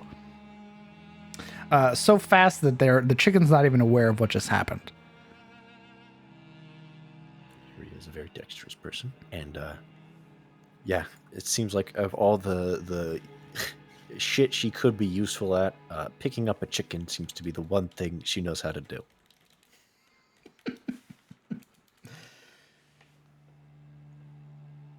She smiles. Sebastian would be proud. I'm gonna kill fucking Sebastian's familiar and pluck the shit out of him. And the others who are not helping her would be tasked with getting or sort of harvesting the eggs that reside inside the coop. Oh no, they're very delicate too, aren't they? Indeed. Oh shit. So if you're going to do that, I would like either a sleight of hand or a nature check. All right. Well, I know what I'll be rolling. I know what I'll be rolling to. Rolling nature. Oh, Rolling nature. wrong one. Wrong one. Wrong button. Are you sure? Yes, I rolled the wrong button. That was stealth. I hide from work. Delete. Use my 20. Yeah, there we Okay. You both, Sabine and Marana, do it effortlessly. Sort of pushing the chickens or the hens aside to get to the eggs. Alaric, your first egg sort of shatters in your hands. No. And you can see, as you do, as it shatters, you would watch as the number of the hens stare at you. And then I am so sorry. descend upon your hand and begin to eat what you've just crushed. Absolutely. You just turned their children into food. This is terrible. I hate this. You're eating your own family. Why would you do this? They peck at your fingers. They are sort of like they are just going to town. You have no concept for blood, for family. He's talking to the hens, by the way. I see. Would Making Yuria, weird gestures and all that. would Yuria be close by? I would say so, yeah. You would be holding the chicken by like its legs and everything. DM, I forgot D1000 roll. Shuffle over with Thank a you. small smirk, watching Alaric traumatized by the cannibalization of the hens. Well, you see, Alaric, they understand that when there is no life in it, the corpse of their brethren no longer has any value other than the meat it can provide. In this case, the yolk.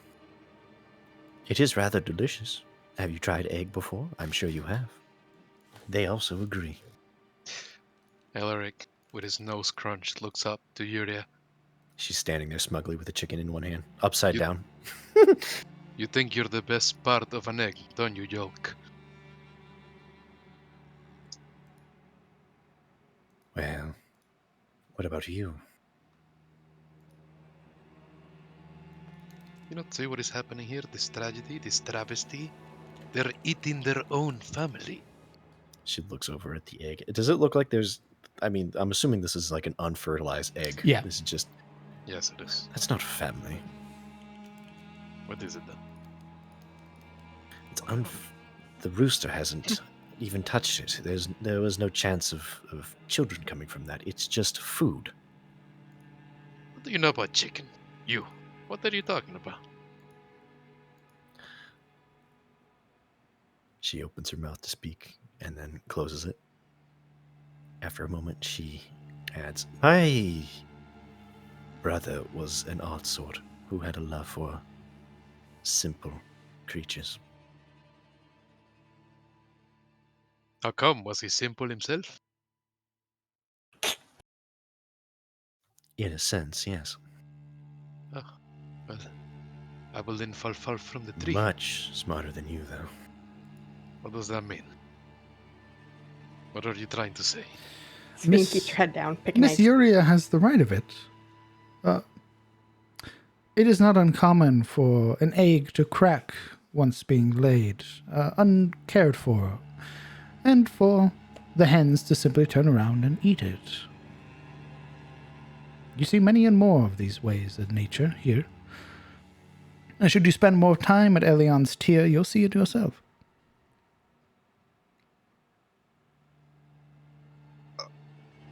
Very barbaric. I must admit, I've never really had experience dealing with hens or eggs or any kind of animal husbandry like that, but Wouldn't they know that the egg came out of them? My dear, they possess some modicum of intelligence, capable of breathing on their own, finding food. But I doubt they care when they're hungry. Maybe I should speak to them. Teach them. Oh no. Make After them we- feel bad. After we get the eggs, Alaric. What do you mean?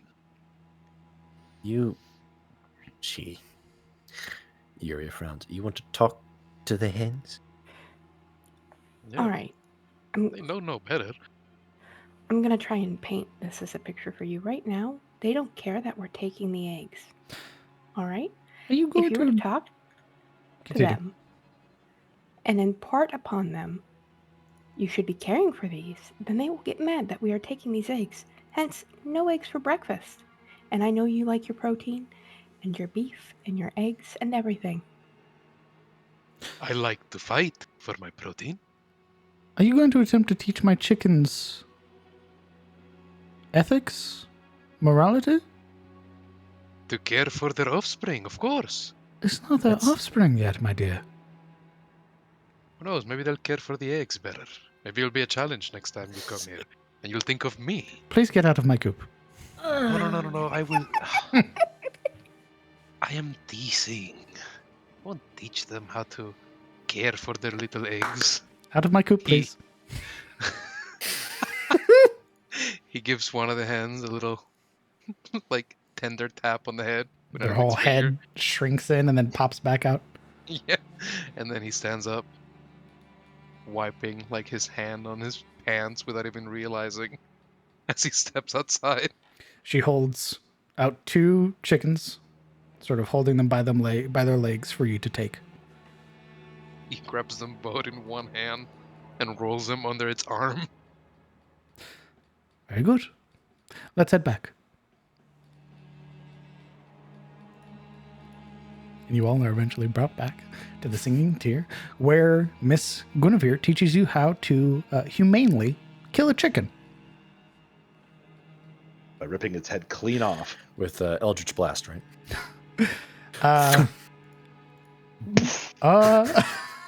Hit it with a kitchen knife. How much sneak Oh, attack we damage do I do? She chops it with the goggle at. Where are we? You're in Cometh the Fall. Sick, bro. Where This she- doesn't feel like coming. She teaches you how to humanely kill a chicken and how to ensure that there is little to no suffering. Panning back over to Siluril and Kellen with Gerald, who is leading them to another building, not too far from where you guys are already at. It's actually just past the stables on the right. You'll see it once we do an overworld view. Actually, we should just do an overworld view. So that way you guys can like mark buildings and stuff. So where were we before? We went to which house? So, you were here. Okay. We're now going here. Making our way down the row. Got it. Correct. Of which he stops just outside of this 2-story tall building. You can see that much like the tier, it is finely made. It's made of this sort of darker oak wood with like a stone finish foundation on the bottom. You can see that there are these like almost like perfect like sheer windows that allow you to see inside, and you can see where there are just numbers of shelves that line the walls, these sort of standing shelves in the center, and they are packed with like bounded up like farming tools, like rakes and shovels and hoes and everything like that. And you would see that there are even smaller sort of smaller tools that are used for like digging holes and sort of like handheld rakes and everything like that. And he sort of stops at the door and turns to both of you. Right. So, Mr. Broadhurst, or Roy Broadhurst, as you'll meet him, operates this here general store. He's a part of the village council. He's a good friend of mine, and he does need some help. Now, not that you're acting any sort of way with the people you meet here. Roy's a bit different. Generally, when people see him, they react one of two ways. So I ask that if you see him, you don't react too oddly. Understood? Don't be weird, then. Indeed. I already know I don't have to worry about you, Miss Silveru. Do you think that I'm the weird one? I would think that you might have some raises opinions. an eyebrow at Kellen. The fuck? You might have some opinions that you would perhaps not keep to yourself right away.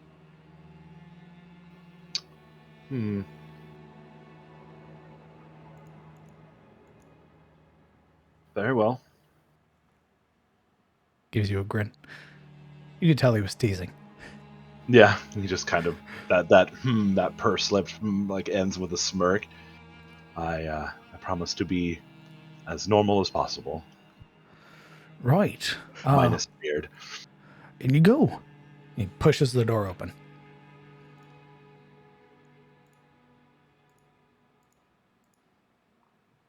Once you both are inside, he steps away.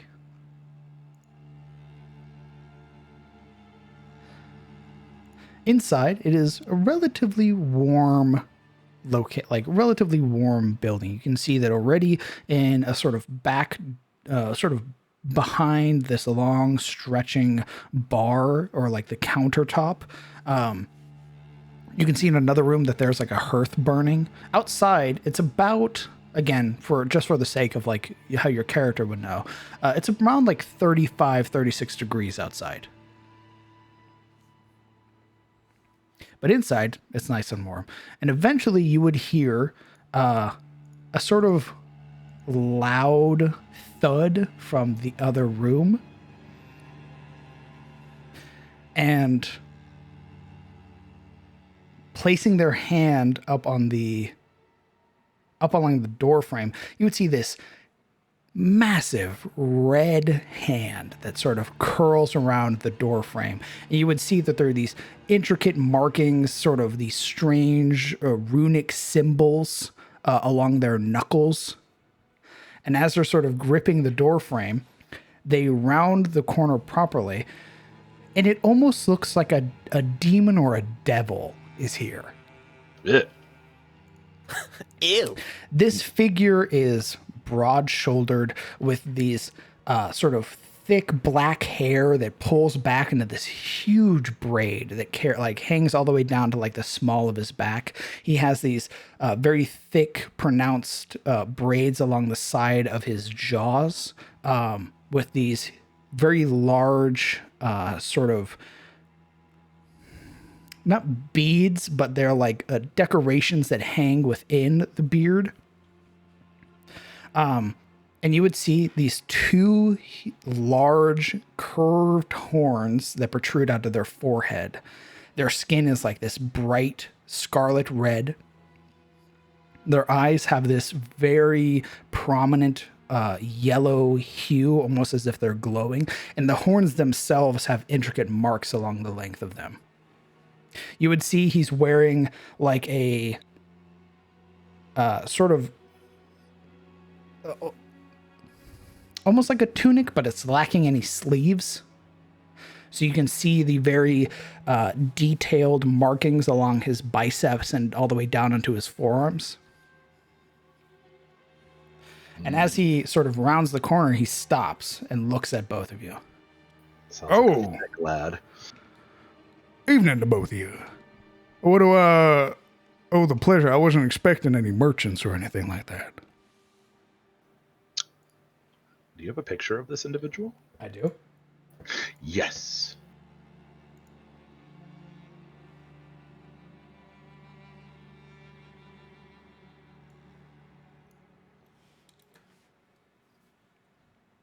My goodness. Daddy? Yeah, Sorry. Monka. Daddy? Sorry. Why are they working with Hot Satan? I wasn't expecting anybody today. If you're looking for the supplies, I already sent them out. They should be on their way to Anders Hill. Pardon, pardon us, but we were actually sent here by the mayor to hopefully assist you in whatever way we can. I am Silver. Oh, you're the one that Gerald was talking about. Well, pleasure to meet both of you. I'm Roy. I here run this store. I'm responsible for many of the supplies that these people get in Eliond's tier. Gerald talked very highly about you folks. I assume you're the one he likes the most. There's a very large finger that's pointed at you, Silver. You honor me, but I am just here doing my best. What is he?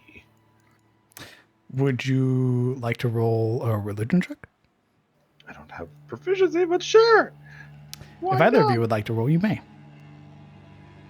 For what? Religion. Even if I'm not permission? Proficient? Yes. Mission. Shut up! Why you gotta yell at me? God!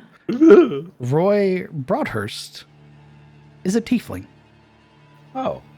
Well, Hot. Very hot. there's a sexy lad. The appearance only causes Kellen but to falter once, but after a moment he, okay, could have been something else. And anyway, after he straightens, he follows Silderill's lead and allows her to do the talking for now.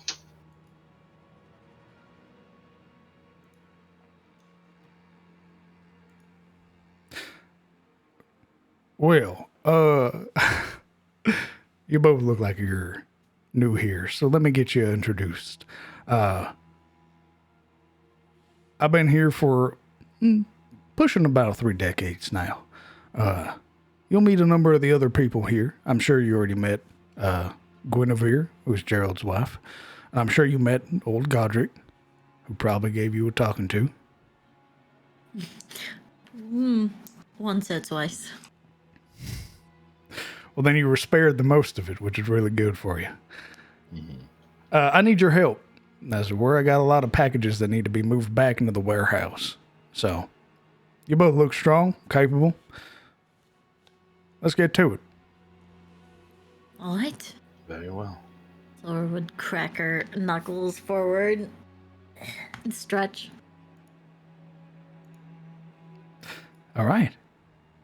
And you both are led back sort of to the building adjacent to his store, which appears to be just a very singular story building, lacking any windows or anything like that. But as you step inside, it's a warehouse where he keeps most of his like excess supplies and everything. And there are a number of crates that need to be moved from there to the store and vice versa. So if you'd like, I would have both of you roll me an athletics check. Yeah, that's good. Athletics. Shit. Okay. It is over really fast. There's like the moment where he's like, all right, let's get it done. You guys are already in the process of like hoisting up these large crates and are already like moving them. This is what should have taken like an hour and a half is busted down in maybe like 30 minutes, 45 minutes at tops. Oh, we're in the zone. Silderil and Kellen just working in tandem. Absolutely. It is this cohesion, this teamwork where even Roy is sort of like, well, I was not expecting actual like teamwork here. You mean you made this whole thing much easier. So I appreciate you for that. Of course. Mm-hmm. Just so. It's good, honest labor. Indeed. Right. So for both of your helps and for doing it so expediently, I have your pay for today. Oh. Well, thank you. reaches. Sort of blinks. You watch as he sort of leads you back to the store, sort of pulling up this small, it seems tiny between his hands as he pulls it up, this like metal coffer. Opens it up and begins counting out. Expediency, no complaining, no griping. Let's see. And you both are handed. Let me double check real quick.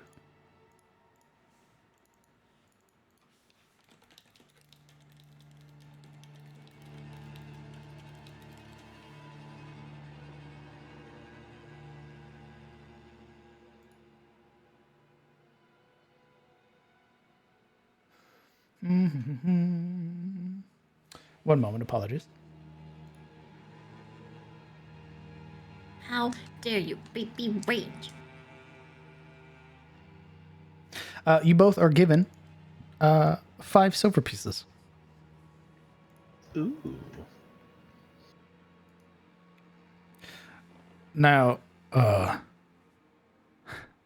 been informed by Gerald that you all are lacking some coin. I don't have much in the way of work around here. I generally tend to do things myself aside from this. But there are some people around here that could use some help if you're looking to earn an honest wage. If you're interested, if you're not adverse to getting your hands dirty and working the field, you can meet Reynold. He's just down the road. He owns a little patch of land. He's got some sheep that need tending to, and he's got his own little tobacco plants that he's growing. You say Reingold? Reynold Alvear. Oh, is that a relative of the mayor? Not that I know of. I know they're good friends. It's Alvear, not Alvain. Ugh, the V. It tripped Indeed. me. Did you say what he might need help with? Well, I don't want to go ahead and tell you the man's story. I think it'd probably be best you go meet him. But he owns a pretty decent stretch of land that he's tending to by himself. He could use some help. I will be honored. It's mighty kind of you. It is my duty. It would bring me great joy to see this place taken care of. There's like a look of like genuine surprise on his face as he gives a nod and a smile. Right, well, you're free to head on back to the Singing Tier. I appreciate all your hard work today. It's very kind of y'all. Of course. And if you need anything, stop on by. Very well. All right. It's about midday now. Having helped Godric, having helped Roy, you all eventually reconvene at the Singing Tier,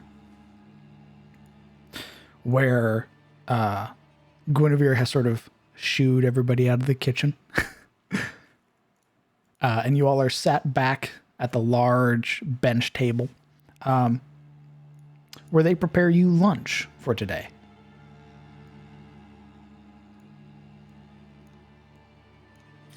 Exciting. I would ask Guinevere nicely to be able to watch and possibly learn. Ooh, roll me a persuasion check. Hey, Alaric is in on that. Roll me a separate persuasion check. Absolutely. Absolutely. We are Tries here to with shoo everyone persuade. out of the kitchen. Immediately, everyone tries to get back in We the are here kitchen. persuading. We are here. Persuading poorly. Trying to While I appreciate your enthusiasm, my dear, it might serve you to rest and catch your breath for a short while. We'll bring the food out to you. Pouts.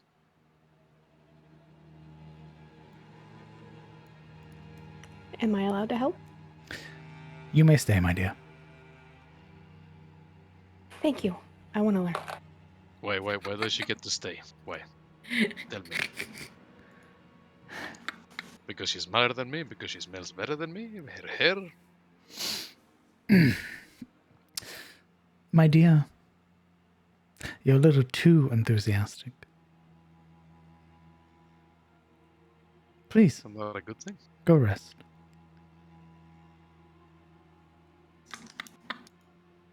His face all crunched up, frowning. He rolls one shoulder, then the other, kind of stretching out his arms, his posture, feeling suddenly very inadequate. He just ambles out of the kitchen. I'm trying to get proficiency in cooking utensils, bro. You both are.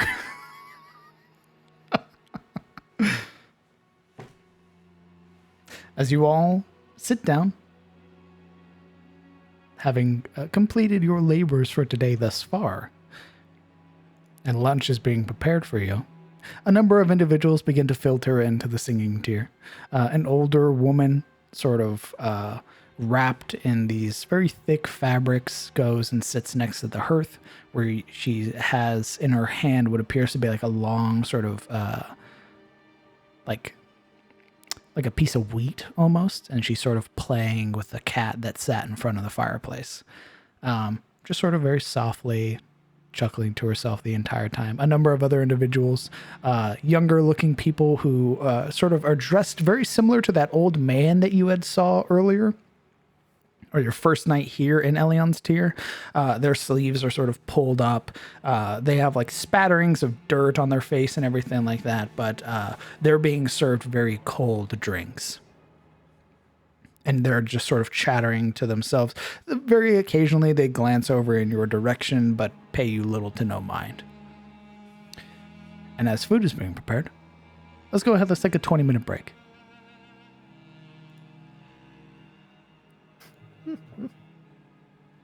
This place is too nice.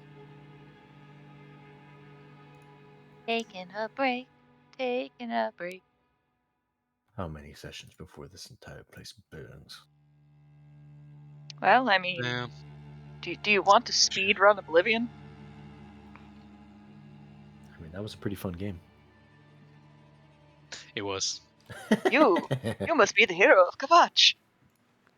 God Yeah, damn, yeah, I yeah, hear that skip, in my skip. sleep. You have to go through every fucking Oblivion portal. Everywhere. So we'll meet back in 20 minutes. Kellen, Uh-oh. Yes. that stew done? Just about. I gotta go shred it, but it should be done right after that. Dude, where's my lunch? We'll reconvene and continue with you guys joining Gerald for a hunt. Oh, Yeah. Huggers. Did you say a hunt? A hunt. A Oh, hunter anyway. must hunt. Let me get my conversion pistol. I got a med kit, some syringes. Slaps bullet in a hammer. I got my Romero. You got your Romero? You're gonna hunt with slugs? Yeah, buddy. Hey, You're a man. fucking animal, son. We're hunting more, brother. I only want Me, I one hunt with a shot. spark. I'm gonna camp for the next 3 hours in this tiny corner. I hope nobody's here to kill the boss.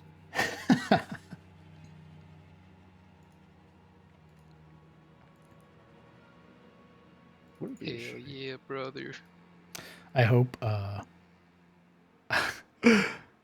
hope so far everybody's been enjoying Eliond's too.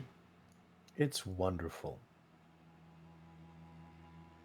When do the matches start getting lit? When Dude, I do- love Animal Crossing. Are you kidding me? Yo, can we like build this place up? No. Your house belongs here. Move entire house. The adventurers just come, pick up your entire house. How fucked would that be? If like an Very. actual like high level wizard's like, I'm moving your house. Shifts the entire thing with like move earth. Or if you're a commoner without a choice. There. Why did you put me here? It's more aesthetically pleasing. thought it would be funny to put you way out here in the middle of nowhere with fences all around so you can't leave. Anyway, goodbye. You're too Also, I'm incompetent going to to get take over him them. to the door, like in The Sims, just like whoop, door. Some guy just comes into your house, starts moving shit, spawns things from the void, slaps down like some furniture. And then takes What's all of your happening? windows for some reason. Like somehow they take the window and it just fills back in with wall, and you're like, what? Why did you fill my entire house up with nothing but boxes of frogs? You're welcome. Celebrate. Yeah, You have a question. I do. Indeed.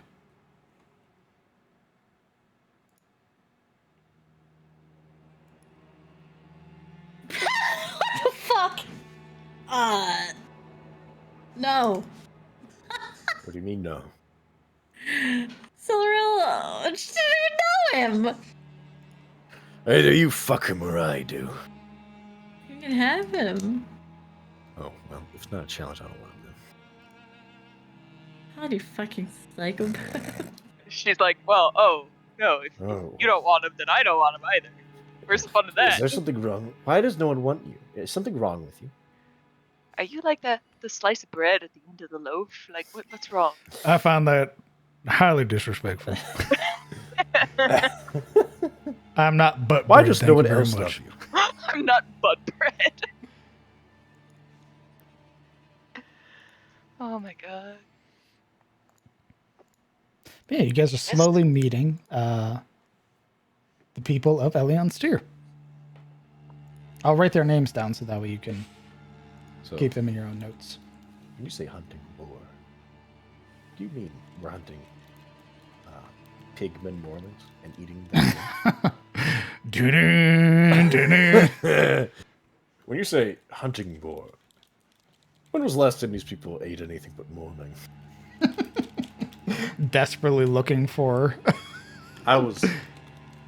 Yep. Look, I don't look at the heads. If it walks in 2 feet or 4 feet, who cares? Meat's meat. Think of the chickens, Alec. When it's dead, who cares?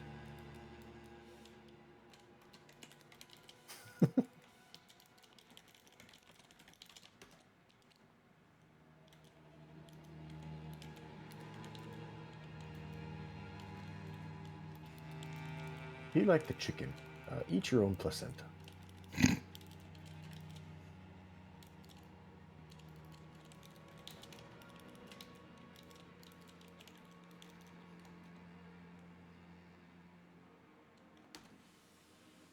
There you are. That's right, Zebus. I have 3 umbilical cords and a god to me. And a god to become. Eat that shit up like vomit. Just like SpaghettiOs. Sushi. So I've been rolling dice here on the side just for shits and giggles, and my cat's looking real interested. Ooh, the clickety clacks. Yeah, that's why I've switched to the metal dice. They can't go as far. So when does Renault become the miller? You really want the Miller. He's such a cool dude. He's got that cool like hat, you know, the wide brim hat. And he's got a scythe. He's basically an anime character, right? Absolutely. Let the cat roll. She did roll a nat 20 on one of my dice the other day, and then I had to promptly take it from her because yeah. Re-roll it off the table. Pink. She was going to roll it into the air vent, and that would have been a problem.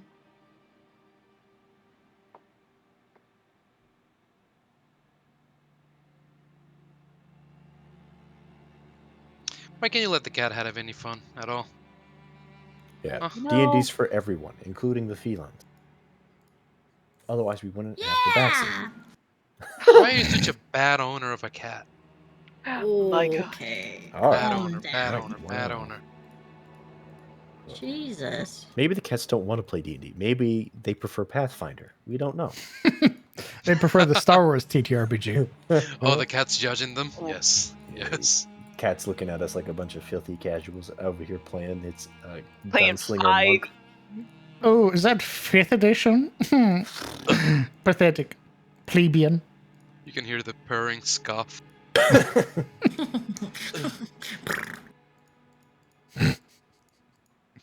Pathetic. Pathetic. Back when I lived in an alley, we played 4th edition. Ah! Imagine.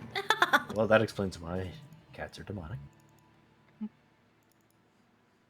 I mean, obviously. I play all No. editions. Get out! Except 4th. Oh, okay, you're good. You can pass. Get out! My cat Amy would definitely come at me with that holier than thou bullshit. Bee's simple. She's real simple, guys. Are you sure? If Alaric had been allowed to cook, he'd have rolled an intelligence check just like he did before. And it would either detriment Guinevere's roll or help it. Cat pretending to be dumb. Meanwhile, out here playing Dark Heresy.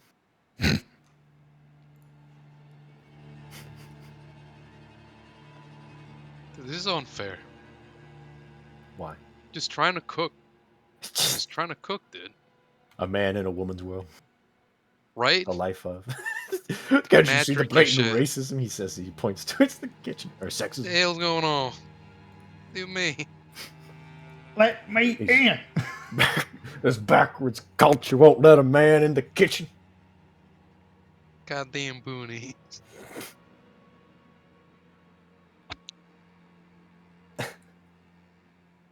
You mean I can't cook? It's not that you can't cook. It's that Won't cook. you should go rest because she's cooking lunch right now. Yeah, sure. Unlikely story. That's some Gets bullshit. gets upset over his natural one roll. I'm not upset. I'm not upset. I want to cook. Oh, so My man walked into effectively a restaurant and then was like, "Let me cook here." pretty much. They were like, With, "Wait, like- what?" His hands are full of wood chips. He's like, all right, let me put my hands in all this sausage. Yep. Let me at it. Let's add some oat flavor. Hate that. Yeah, well, what the hell, man? Well, you don't like the cedar aftertaste of in your sausage? We had a good thing going and then you had to make it weird. Where's that stew at? I'm hungry. Sir's gonna go put his hands in it. I'm surprised you guys haven't come up here yet. Is it done? Is he tearing it up yet? I don't know, man. I haven't left my room. Someone's got to make the sacrifice. Question about the new bleeding rule. Does using a healer's kit treat said bleeding? Yeah. So the way that the bleeding works, at least from the new book, from MCDM's Flee Mortals book, bleeding can be staunched with an action and can be staunched with a singular point of healing.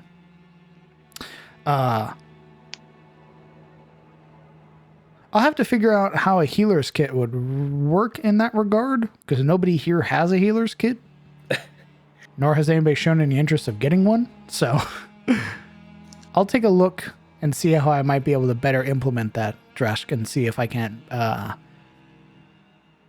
make it something that could potentially like prevent bleeding or like heal any damage done by bleeding, stuff like that. You're chopping off the head of a chicken, and that day I realized I wanted to become a nurse. Slitting the throat of the chicken. I should buy a healer's kit, she says, watching the Should be chicken a surgeon. struggle. Ah, Perfect. amputate chicken. Day 20, amputate leg. Back You over know, see if there's Yuria any meets back up to stew the- done. Stew. Yuria meets back up with Sebastian first time. You know, Sebastian finally, after months, gets giblets back, and she just snaps his neck. Starts fucking plucking him.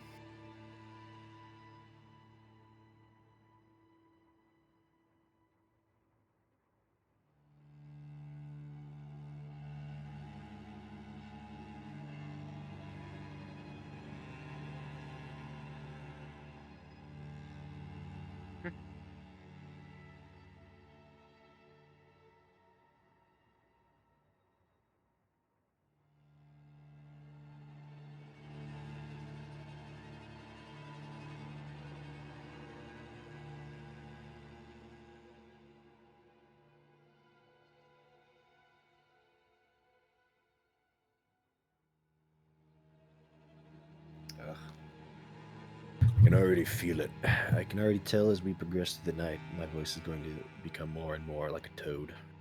Uh-oh, what happened? Post nasal drip. Oh no, allergies? Pollen.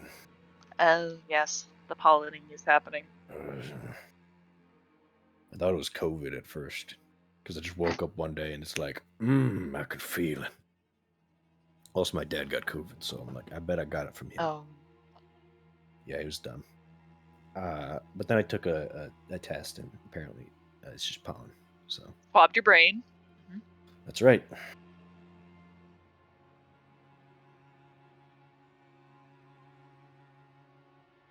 Yeah, I remember one time I had to take one of those tests, and the lady was just like, "All right, this is gonna feel weird," and it's like, it feels like you're swabbing the under eye, the underneath of my eye. Jesus Christ.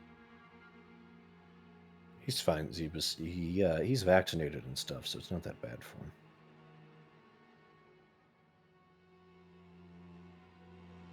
I think he just has like a fever and a cough. Mm. He's just stupid because he's like, yeah, well, I mean, I'm vaccinated, and this new variant isn't that bad, so I think everyone should just get it and get it over with. And I'm like, hey, Like, oh, please no. but he's vaccinated, so it could be worse.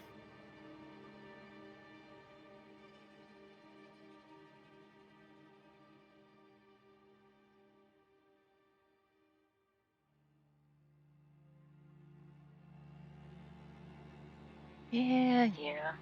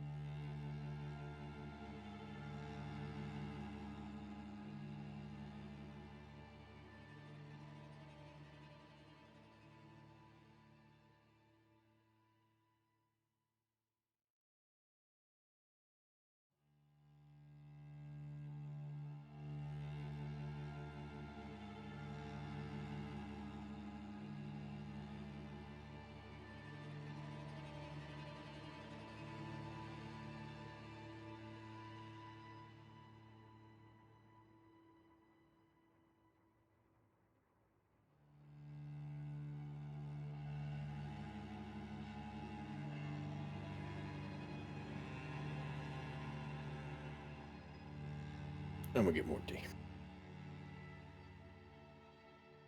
My cat has literally Stew. ran into walls, doors, everything, just zooming around the house.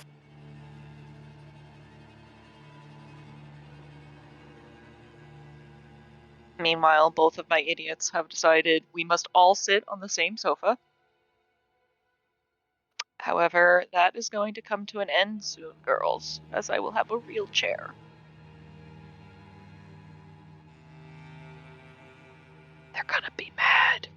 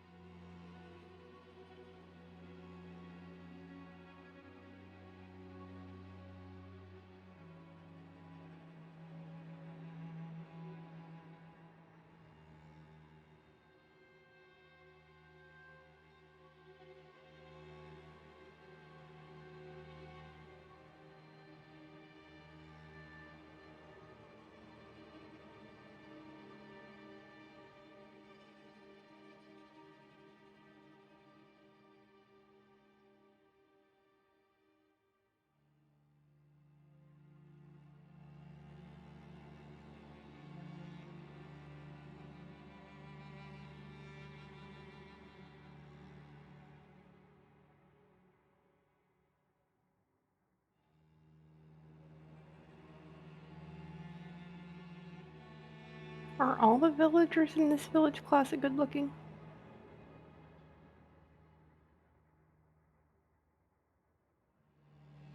If you think an old man with thinning hair and a wispy goatee who is hunched over and has like liver spots on his face is good looking, then all right. No, What do you mean? That sounds exactly like Atomic. that does not sound like my husband at all. You sure? He isn't like Gandalf Grey? No, he has Ra's al Ghul stripes in his. Like his hair, where he does have the gray, it's like Reed Richards, but his beard's like Ra's al Ghul. I don't know who that is. I'm too young. You don't know who Ra's al Ghul is? Is that like a Batman villain? Yeah. I stand corrected. I do know. Doesn't Batman bang his daughter? Yes, they have a kid.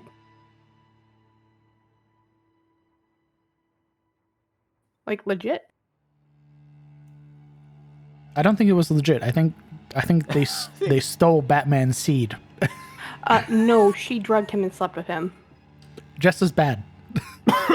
Yeah, that's not any better. Well, I mean, it was with him, so it was technically legitimate. Oh my god. It's not like we back grew him. Comic logic.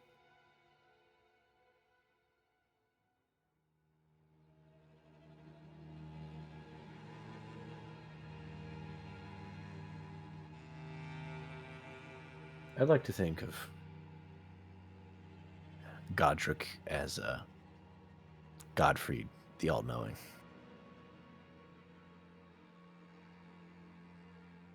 What do you mean? You know, the hunched-over old dude in the armor, who's just mostly Gideon? Gideon. Gideon Ofnir? There's a lot of G names. Okay, it's not my fault. George R. R. Martin doesn't like any other name besides the letter G. Okay. Yeah, he seems like Gideon. Like if he got an armor, you'd be looking at a Gideon right now, except as a stable master. Tarnished. Well, isn't this a surprise? Did you find the demigod Rodney by any chance, Tarnished? Tell me, did you see her as a miniature doll stuffed into an old coffin? Tarnished, did you by any chance put her in a jar?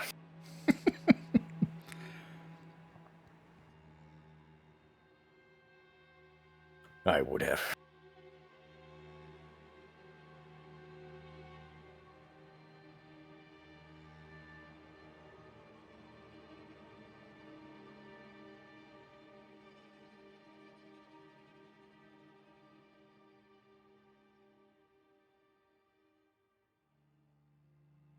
Where are the maidens, chat?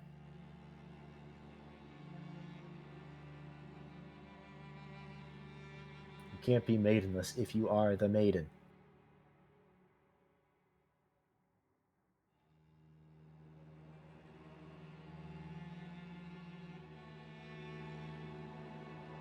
There are 4 maidens in the party, chat. Stop saying we're maidenless.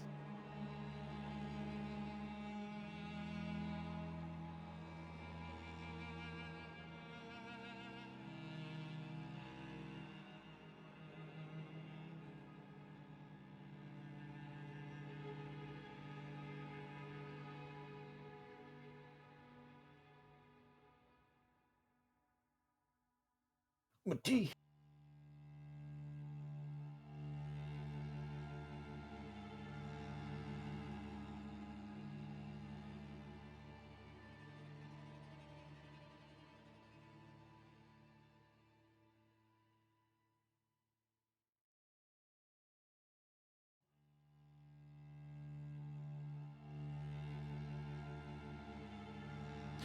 Absolutely, Jacob.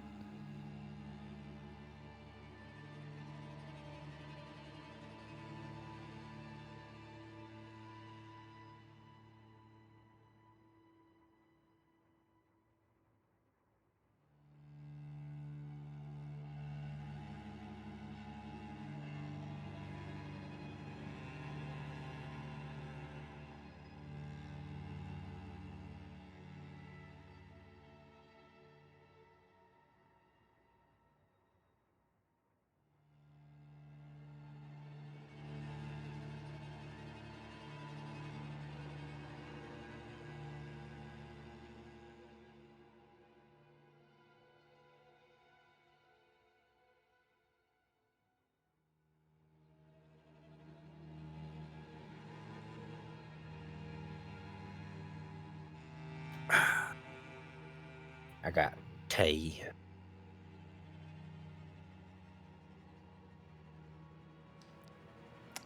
I got stew. Delicious. What kind of stew? Kellen would know. I just know it tastes good. What does it taste like? Taters, spices, meat. Is there what kind of meat? I don't know. What do you mean? It tastes good though. Does it taste like chicken or pork or No, beef? no. Maybe beef. I'm not entirely sure. Oh my god, brother. They train the taste buds out of you? It all tastes so good. We don't really question where the meat came from.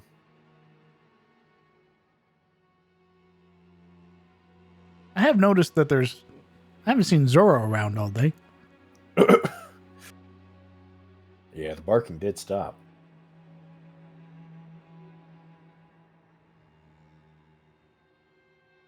Well, better not let him go to waste.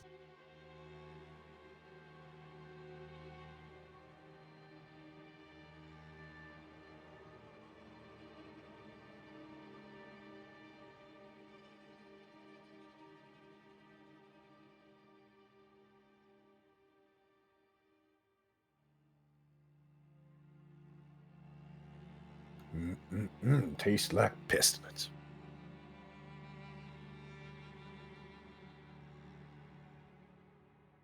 That's right. Pox Father Kurgath throwing Zoro down into his pot of pestilence. That smells lovely. This will make a fine addition to my next plague.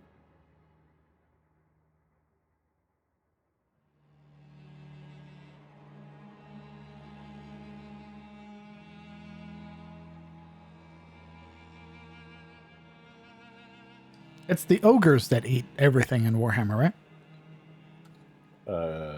Yes. They eat demons?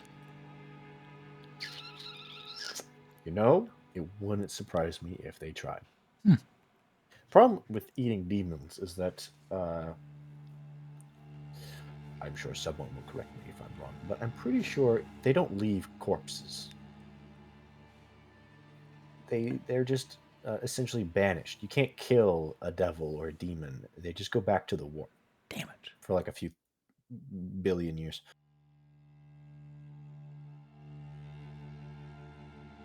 But they're essentially immortal. Yeah, so you can't really eat their flesh.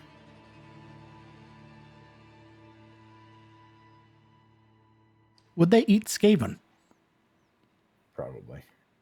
Nice. In a stew. Skaven would join them. They'd all eat Skaven. Together. Yeah, pretty much if it's meat, it's meat. For the all hungry. All hail to the maw and the eternal hunger. And getting filthy stinking rich.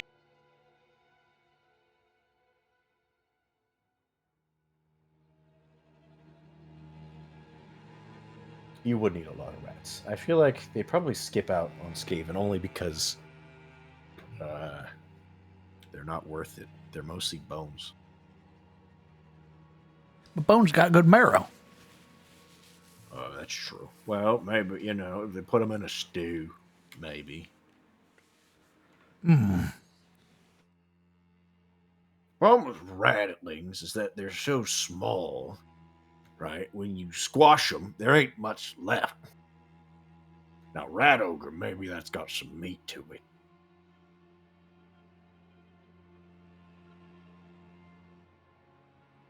Of course, I don't know if they taste good.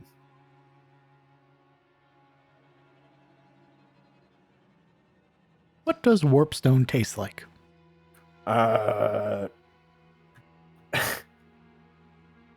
Not good. I can't imagine.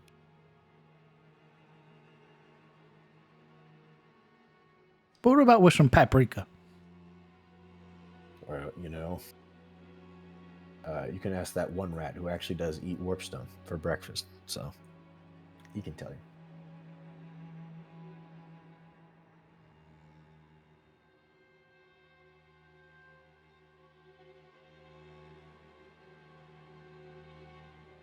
Warpstone taste eat like much power. Yes, yes.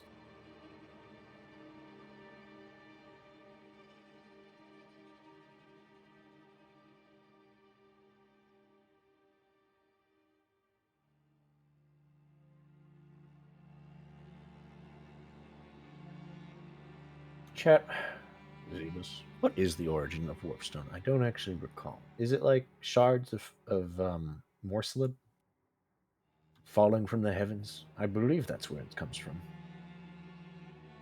The Chaos Moon.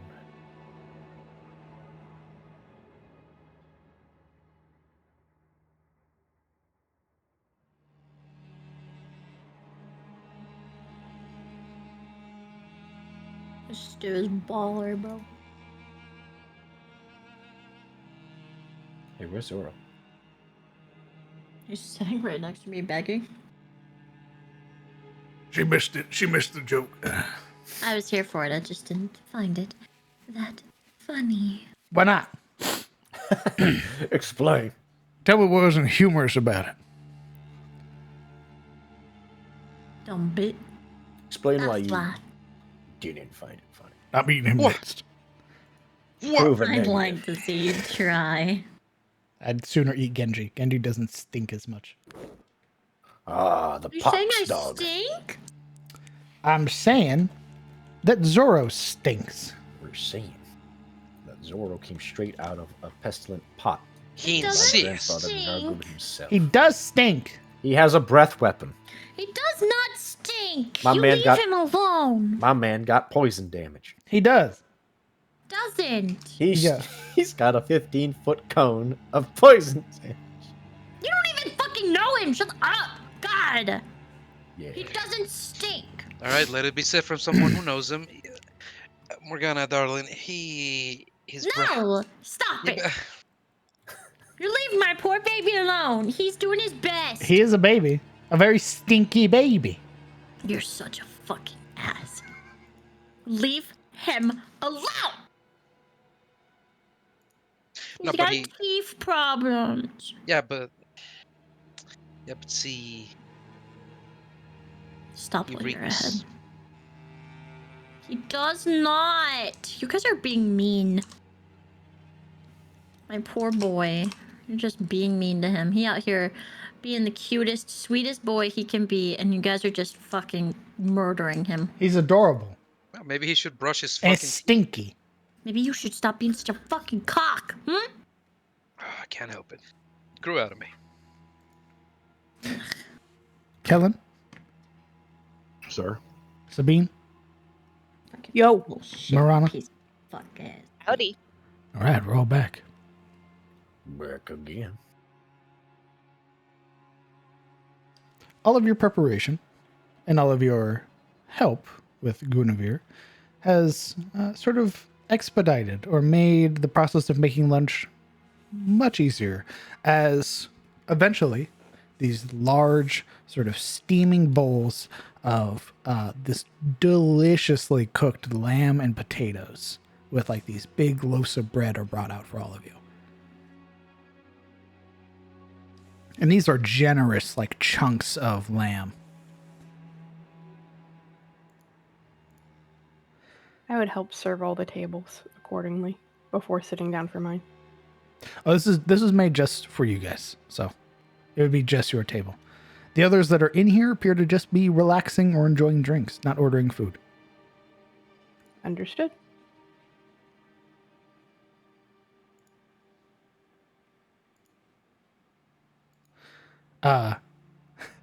And sort of after all of the bowls are brought out, all of the, you know, the bread and the drinks and everything like that, Gerald is sort of stood like a along his shirt, you would see that along like where his abdomen is, there are some, or rather for like the apron that he's wearing, you would see that there are some like pockets. He sort of like hooked his fingers into the pockets and is sort of standing there and just watching you for a moment as you all eat and sort of judging the reactions from everybody.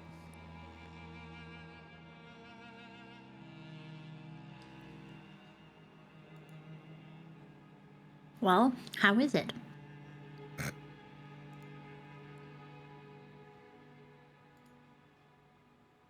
Give me a moment. Didn't you already describe it as delicious? This shit better be good. I'm rolling, just in case. But is it You Kellen's understand. stew levels are good, or what's going on? You understand that if he rolls low, it's our fault that it sucks. Yes, I do believe that's what she would say. It is delicious. Nice. It is, the potatoes are just soft enough that they hold some firmness, but they've all like sort of absorbed that, the juice that comes from what's been used to cook the lamb. The lamb like practically melts in your mouth.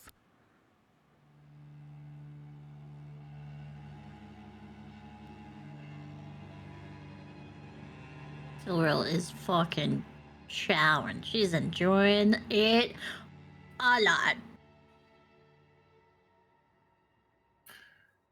Yuria is eating politely, but the perceptive eye can tell that she is trying desperately to restrain herself from just Oh yeah. gorging Going on it. ham on biscuits.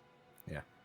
It's like a patient spoon after patient spoon. But Think. there's this like knit in her brow slightly. She stares down at the meat. Yeah, where you want to just like bring it to face and shovel it, Yeah, but you just don't. Grab the bowl and start slurping. Speed is savoring every bite. If you'd like, or if it please you, we do have some cheese and everything like that to go along with your bread. But generally, I find most people take the bread and they dunk him in what remains of all of the juices left after. Silveril's currently doing that, and she's just like, Silveril's on round 2. Now, she This eats a is- lot. this is what my wife and I would consider thanks for all of your hard work today. Guinevere tells me that you ladies and even you, Rick, were kind enough to help her out and join her in her escapades this morning. They got the wood. Got it real good. I saw. It was very kind of you, lad. Now, enjoy your lunch. Whenever you're ready, I need to pick up my axe from the blacksmith before we go hunting. So whenever you're ready, let me know.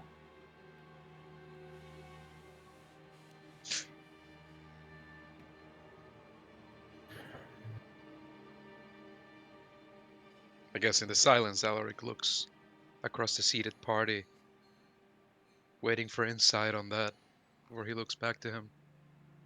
Sure, Yeah. do we come look for you, or what? Oh no, just tell me whenever you're ready and we'll head out together. Oh, get the axe at the same time? Alright. Introduce you to some more people of Eliond's tier. I imagine you'll be here for a fair bit. Unless I'm mistaken, I don't want to be assuming nothing. I don't think we've discussed that yet, but I'd guess a week, 2. Well, might be best you meet some of the other people around Eliond's then. A lot of my good friends that reside around here. Oh, Guinevere, would you be as kind as to bring them out some drinks, something nice and cold for them? After all, they've been working all day. Guinevere eventually arrives. She has a number of, like, 2 pitchers in her hands. One is, like, this ice-cold lemonade. And the other is... Let me see. The other is this, sort of clear, almost glass-like pitcher, but it has this very dark red wine in it.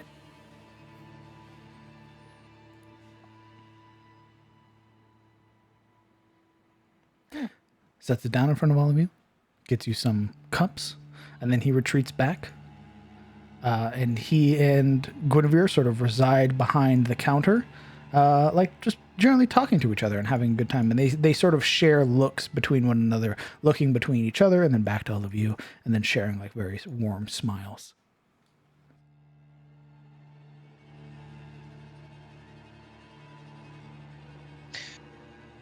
Stabbing through his food, eventually having play with it a bit after deciding that Sabine looks all too pleased with herself.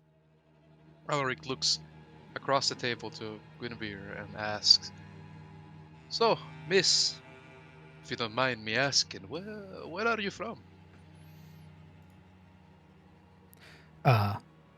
Talking amongst one another for a moment, she very gently pats the top of Gerald's hand and turns to face you.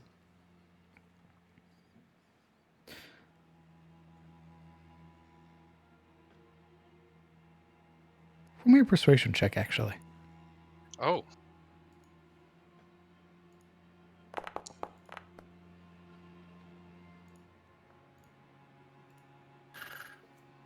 I would like to assist. You would like to assist? I would. I would also turn. And I would speak in Elvish, in the Caressian dialect. Are you from these lands or further out? Roll with advantage, Alaric.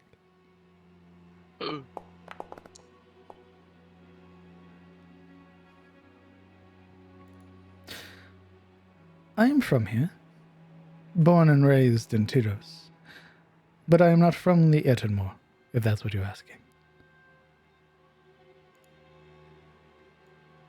Silril perks up at this moment. She's like listening now. If you're not from the Ittenmore, then how did you meet your husband? Is it some kind of adventure story?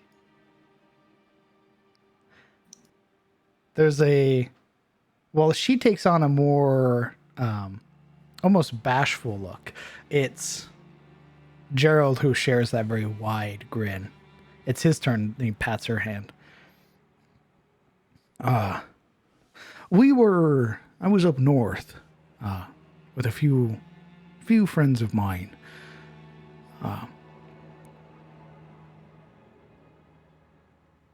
We met by accident.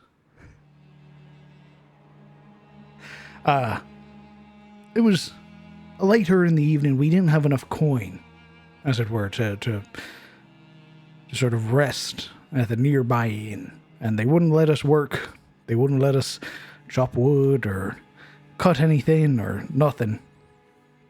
And we had to stay inside. It was relatively cold. As it were, a carriage came passing by, and out stuck her head. And she asked us what we thought of the inn. And when I told her that they were right rude and weren't letting us try to earn our keep, she decided that perhaps it was best if she didn't give her coin to them, and instead offered us a place to stay. She let me cook for her for the evening.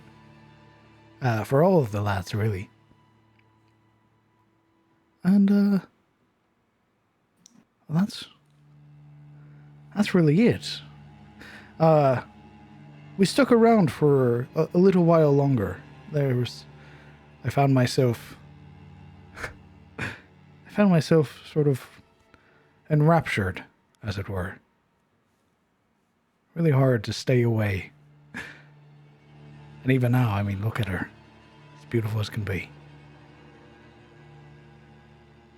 Silril's kind of leaned over her spoon like a child listening to a storybook, and her head's resting on her, like her chin's resting on the back of her hand.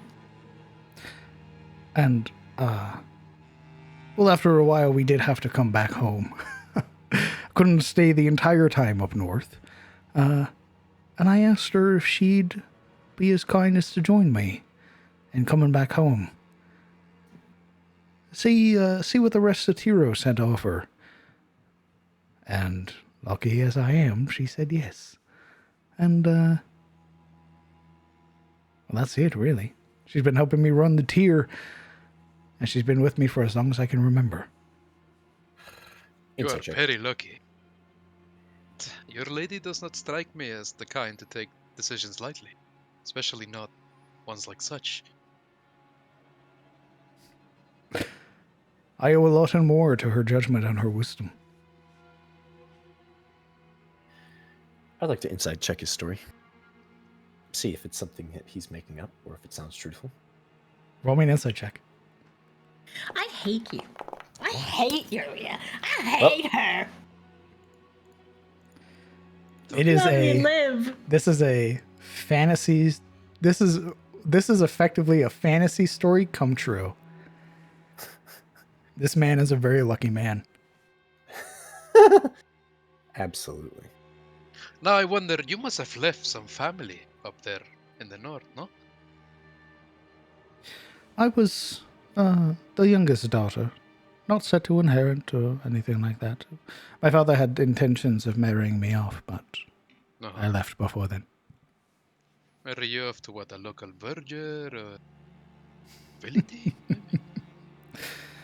A local lord. Oh. Oh.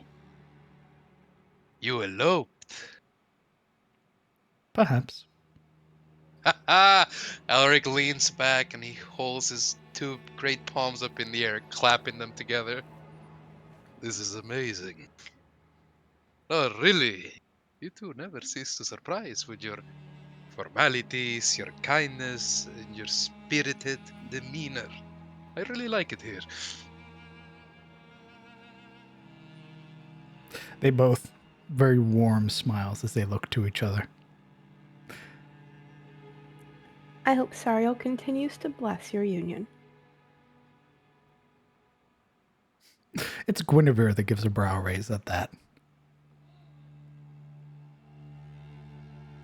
Her symbol's hand always hanging around her neck. What kind of elf does Guinevere look like? Ooh.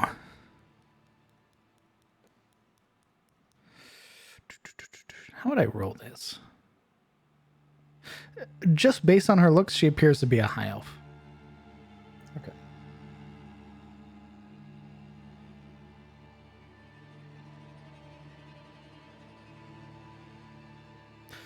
Right. Are you all done with your lunch then? Can we go meet the blacksmith for you? I'm done. I'm sorry, we're meeting the blacksmith? I thought we were preparing for the hunt. He's getting his axe, Yuria. Ah. Rick has the right of it. Once I have my axe, we can go about hunting. Need to find us the right proper boar. Maybe a few others, just to bring them back. We are feeding the whole village. Well, you do have plenty of farmland, which probably means you have plenty of boars. They generally reside further north, in the denser part of the forests, just beyond our northernmost farms. They do like to travel south from time to time, but as of recent they've sort of been more reclusive. Haven't been wandering too far from the woods.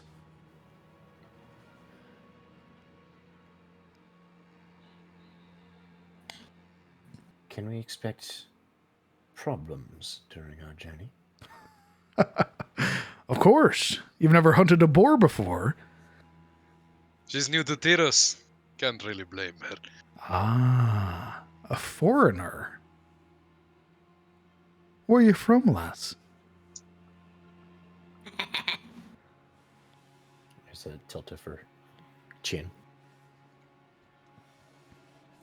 I am from Creso. Mighty far, aren't you? Yes. Well, whatever brought you out here, I hope you find it. How are you enjoying Tyros so far? You've only probably explored the Southlands, as it were, judging by the looks that you all had when you were wandering through. I don't imagine you've seen many of the capitals. No, I have not had the pleasure. It's very warm here. Very warm.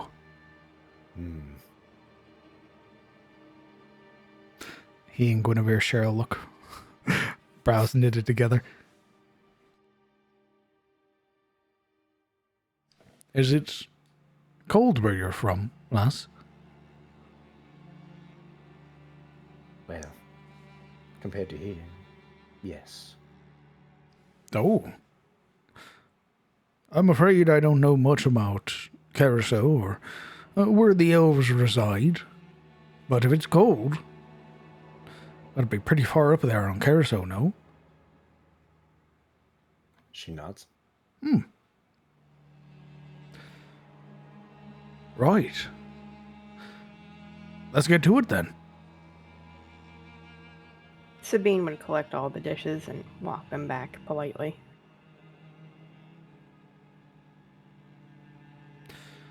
You would watch as Guinevere and Gerald share a moment. It seems like they do this all the time.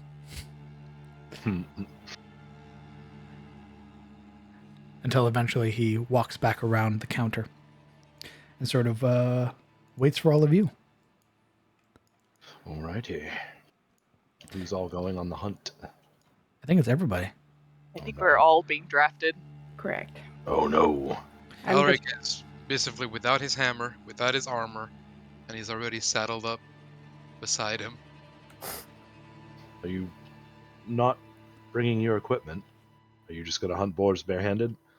We're just hunting. You have a boar spear, no? You know, I don't have to tell you that there are other dangers in the woods. Perhaps you want to be safe. It'll be fine. I don't want to get in. Well, you know, there was the whole matter with the harpies. You were not faring so well then. All right. Help me then. Help me get in. Strap me, bro. Well, if you're so willing to offer advice, at least offer a hand. Yes. Let's go. Let's do it. As you all are preparing, Gerald's talking to the two that are at the tables currently, and they all seem to acknowledge him or regard him with that very sort of warm greeting that so many had before. It's very apparent that Gerald is well liked here. Sabine would help with the dishes and then grab her rapier and her buckler. Whatever you're bringing, let me know. If you're coming equipped, not equipped. Equipped. Yuria is going fully equipped. Yeah, we're getting our shit. Okay. Everybody donning their equipment and their garb. She has ideas of what a hunt entails. So she is she's bringing everything pretty much. I would also make sure I have my rope with me. Okay. Once everybody's fully prepared, you watch as Gerald sees the two individuals at his tables out after they've enjoyed their drinks and paid for it. And eventually gestures you all along.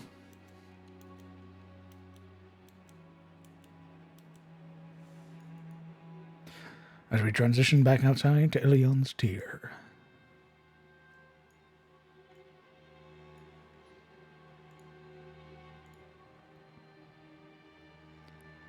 Now, with everybody gathered and all of your equipment prepared, Gerald leads you down not the road that leads to Roy's store, but the other road that leads you sort of adjacent to the river. And it leads you here. Walking past various other buildings that appear to be shops in their own rights, you would watch as you pass what appears to be like one large sort of open or like front open building where you can see a halfling man currently in the process of making like wagon wheels. You would see as well what appears to be like a tannery or a leatherworker store not too far away from that. And as you approach this very large sort of open front blacksmith, you would see where the large sort of kiln on the side is already billowing out smoke. And you can see where there's like there's 2 or 3 anvils set in front of it. These long sort of troughs that are like obviously quenching oils and everything like that. A number of tools and other things that hang from the nearby wall. And you can see where they have, aside from one very prominent blade that hangs amongst it, the rest of it's all like horseshoes, farming equipment, like pitons, stuff like that.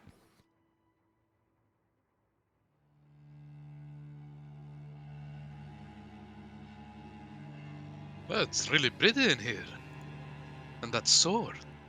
Look at it. I believe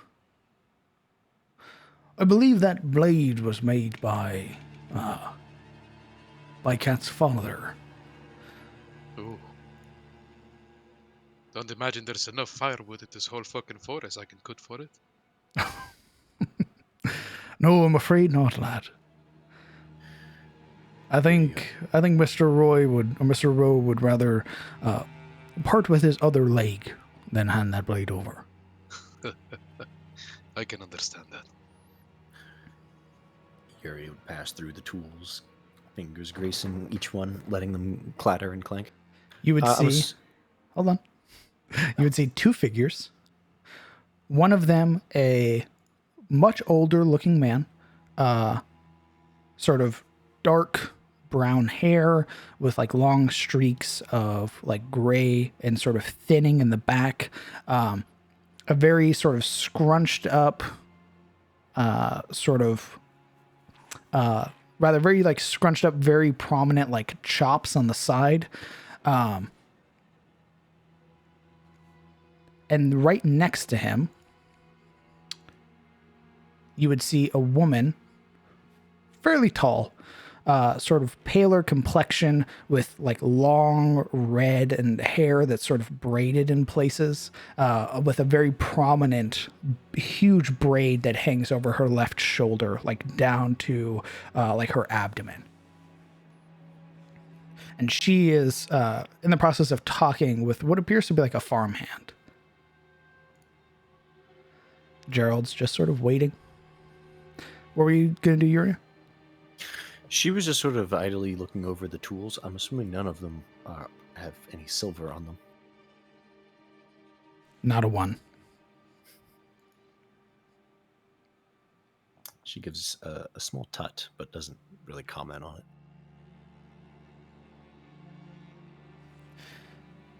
Of which she turns to look at all of you. A genuine look of surprise before her attention settles on Gerald, and a smile takes her lips. The old man sat in what is obviously a wheelchair, holds a very like placid, neutral expression as he looks at all of you. He is all the way up to about halfway along his thigh. He is missing his left leg. Oh, Mayor, hello. We weren't expecting you so soon. Are these the ones you were speaking about? Gerald gives a nod and gestures for you all to introduce yourselves. I'm Alaric Crevane, but you can call me Rick. Good to meet you.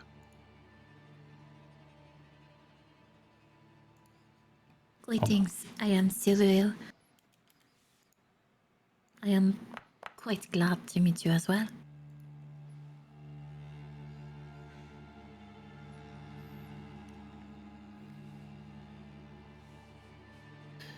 A Yeria, she adds, turning from the tools.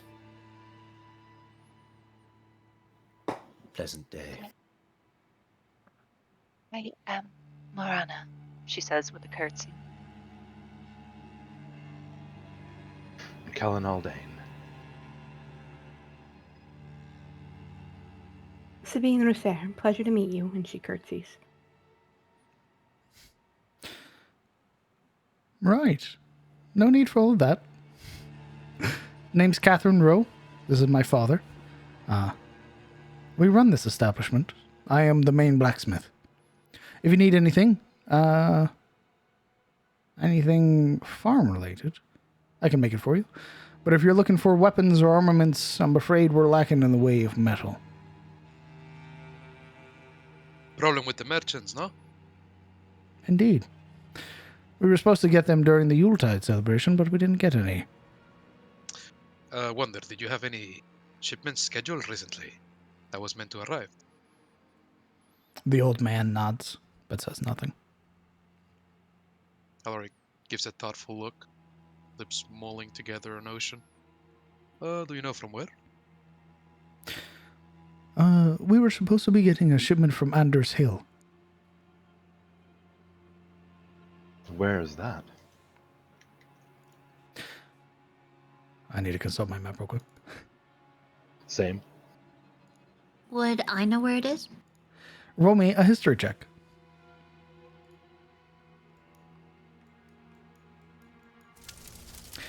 You would know where Anders Hill is. It is northwest of where you are currently, south of the Bloodfed Mountains. It is northwest of you. Northwest? South of the Bloodfing Mountains. Ooh, heard that name before. Well, what if he looks around for the girl? Doesn't take long to find them again. What if we go hunt that way? Perhaps we can look for the shipment. Get two birds, one stone, so to speak. I appreciate your enthusiasm, lad, but the march to Anders Hill requires us to go across the ferry, and then that's several more days of travel. Oh, didn't mean go all the way. More so, be mindful of the roads. Perhaps they were assailed, set upon. Nearby the town, not far at all.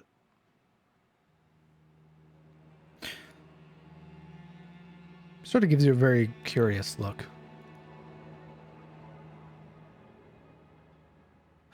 We haven't had much to deal with brigands or bandits. But I have it on good word. Merchants haven't arrived in a while. Why would you have to deal with them if they can just make sure their resources don't arrive?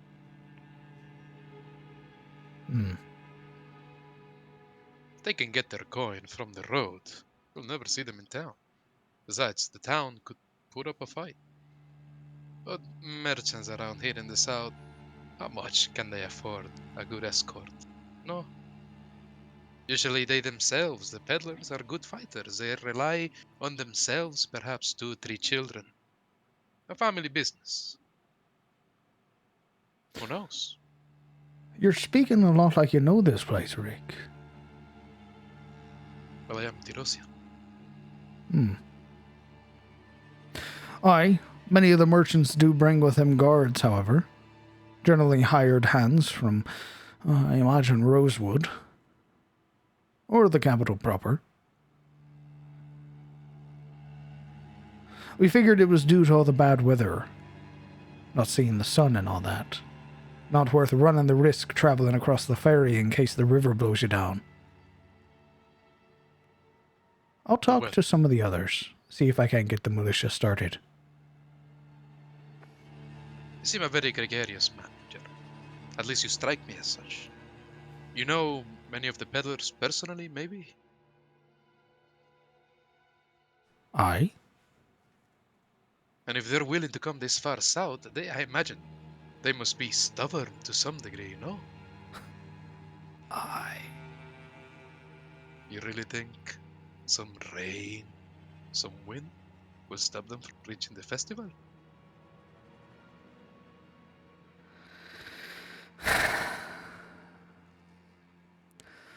Right. Cat, if you'd be as kind, can you go talk to Guinevere for me? Inform her that I'm going to need Roy's help. And if you'd be as kind, send a word to Reynold for me. She gives a nod. You watch as she produces this it's more so, it's not pretty, but it's very much fit for a half giant, this great axe that is sort of handed over to Gerald.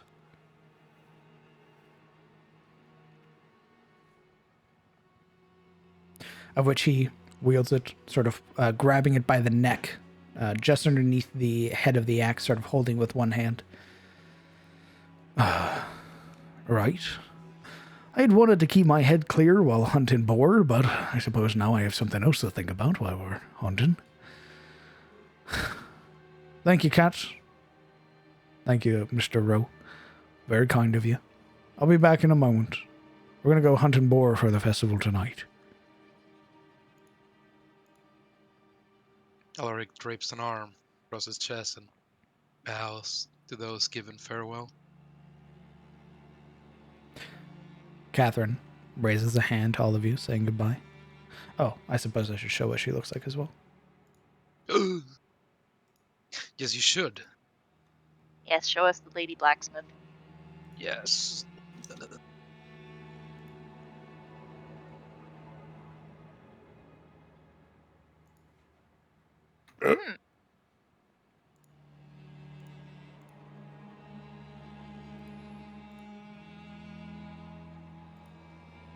Where is she?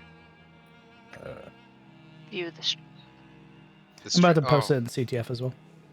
I don't watch this stream. Oh, there she is. Oh, Jesus. She's thick. Like to use a bonus action to slide into her DMs? You've been blocked already. What? You mean my friend request was denied? You've been blocked Friend already. request. Why are you being so hard on me? What the hell?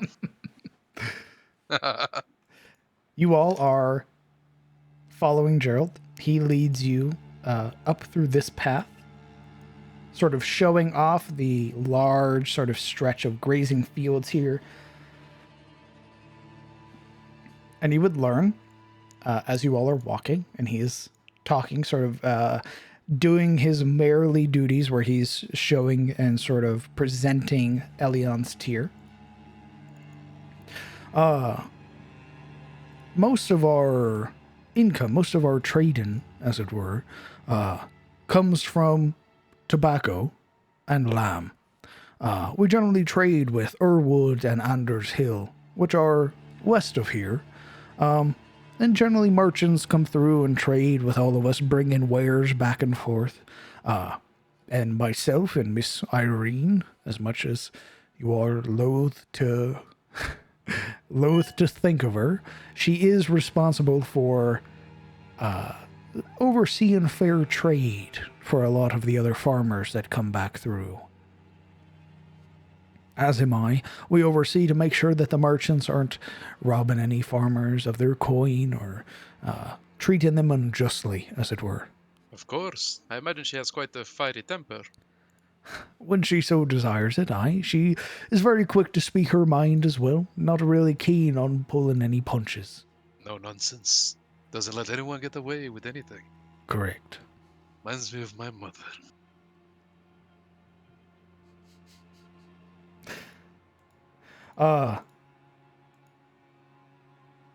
As he's sort of walking through, you see a number of people sort of in the process of cleaning up outside of their homes or in the process of cleaning out storefronts, and they sort of pull Gerald sort of towards them by talking or sort of calling out to him. And you would see he's very like receptive of everything that they're saying. When he's talking or when somebody's talking to him, his hands are like folded in front of himself. He's listening very intently to what's being said. And these are more often like complaints because the merchants haven't showed up. You would hear like some sheep have gone missing. some of the crops aren't growing properly. And as he's talking to these people, he's sort of nodding along, and then leads you back down the path again, and then again is pulled over by somebody else. Silra would be listening very intently. Roll me a perception check. Aren't we there with him? Well, there are some people who see you and sort of it's very obvious. It's like, oh, outsiders, and then they sort of try to pull the conversation just between them. But some are very verbose, very like open with their complaints or their concerns. Some of the main things you would hear is that the crops aren't growing. A lot of farmers or farm hands are having problems at like some of the local farmsteads, and are just having trouble sort of getting any yield this time of year, and there should be yield. On top of like things that he can't control, which is like how cold it's been recently. But you would hear like, Mr. Blackburn's been having trouble. He's missing sheep, and he can't find out where they've been going. Like sheep are just disappearing in the night. You would hear that like some people's tobacco plants are dying. They're like withering away at night, and they're unable to sort of keep them sheltered as the temperatures keep dropping. And the entire time he's nodding, seeming to like take mental note of everything that they're saying, and offers them assurances as he's sort of walking away or, saying goodbye. And he continues to lead you through the path.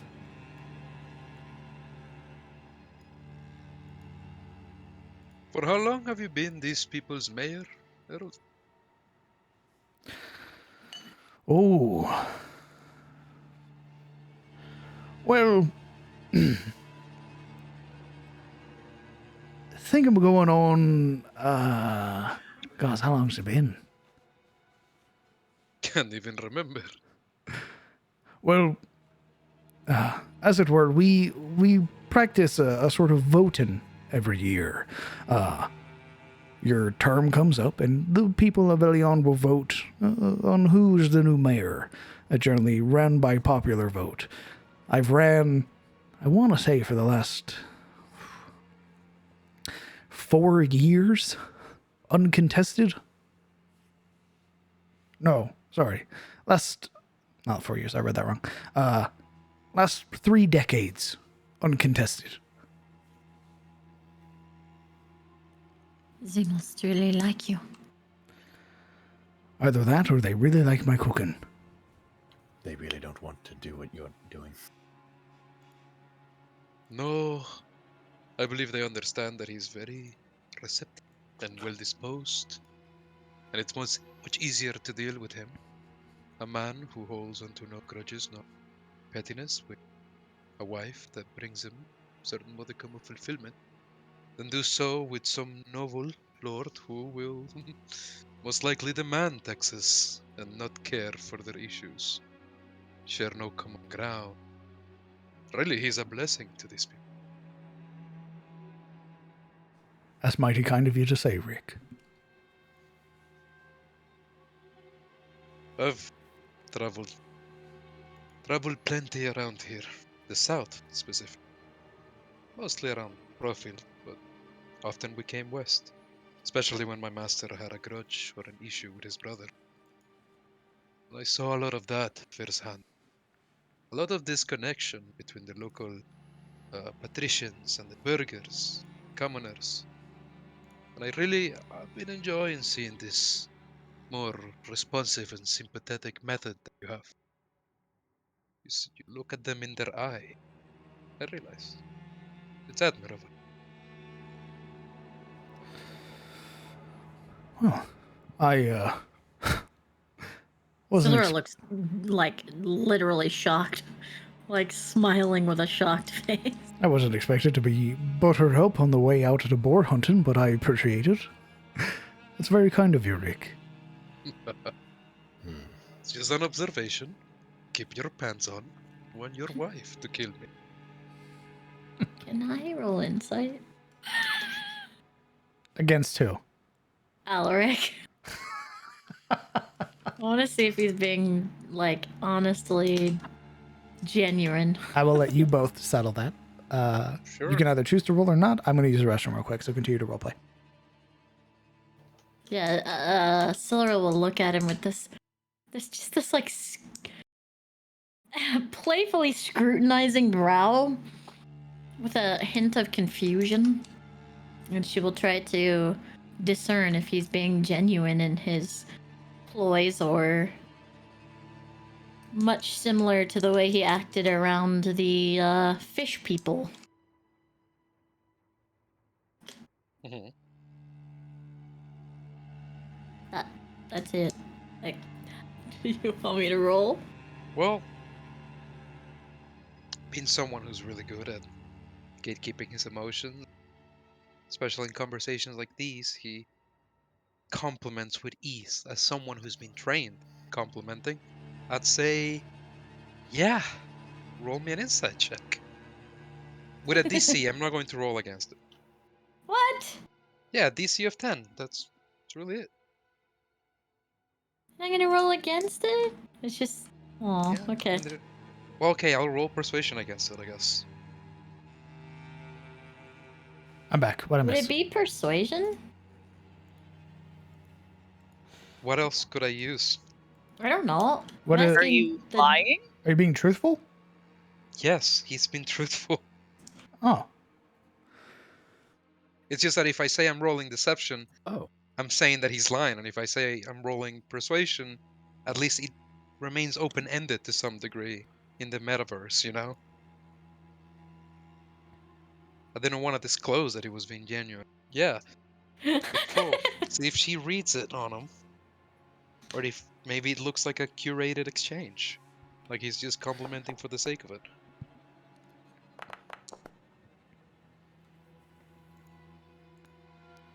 He sounds truthful. In fact, at times when he snagged in speaking, he was searching for the right word, for the right feeling. So maybe that helped have it come across more genuine.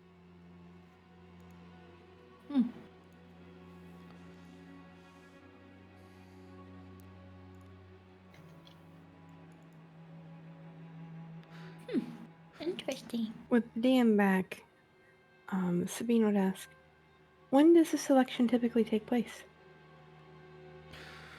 oh, you mean the running for being mayor? Mm-hmm. Well, at some point during the summer, we have like another little festival between all of us, and that's when we announce who's running to be mayor. Generally, whoever is running will have like a little speech that they're doing, saying how they'll do something differently and what have you. But again, it's been well over 3 decades now, and I've not had anybody announce anything during the summer festivals.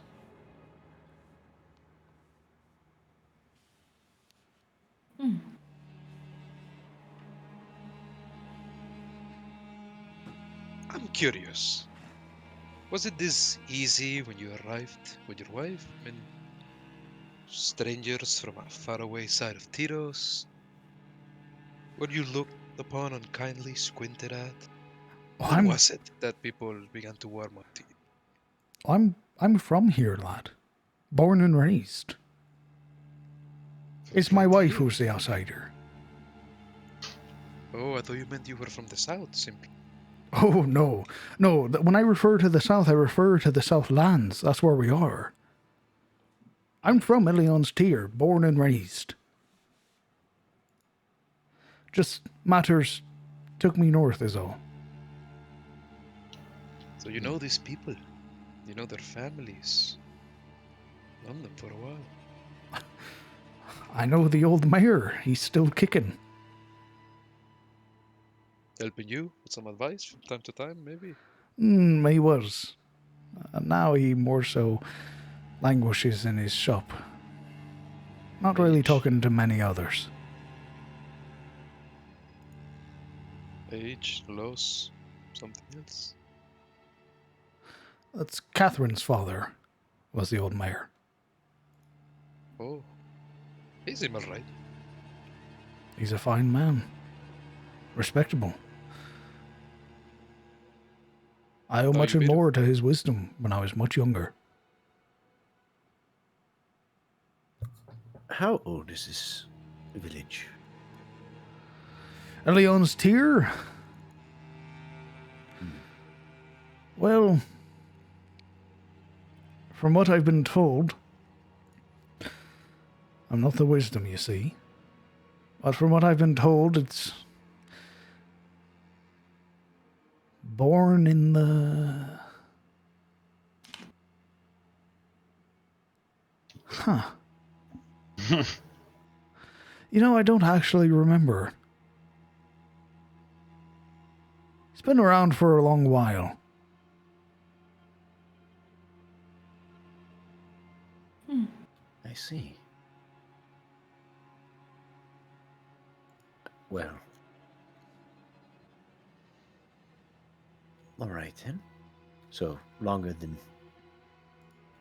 Well, you've never had family that came here then? Oh, well, I mean, my father was born here, and his father was born here.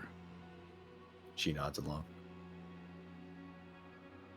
And they came from the Edinmore proper, settling down here. So if you, I don't know about it entirely, but I know for my family it's been well over a couple 100 years. We half giants live a very long time. Silver's just smiling. Guess it's a good thing that you married yourself a High Elven woman, yes? I count myself lucky every day I wake up.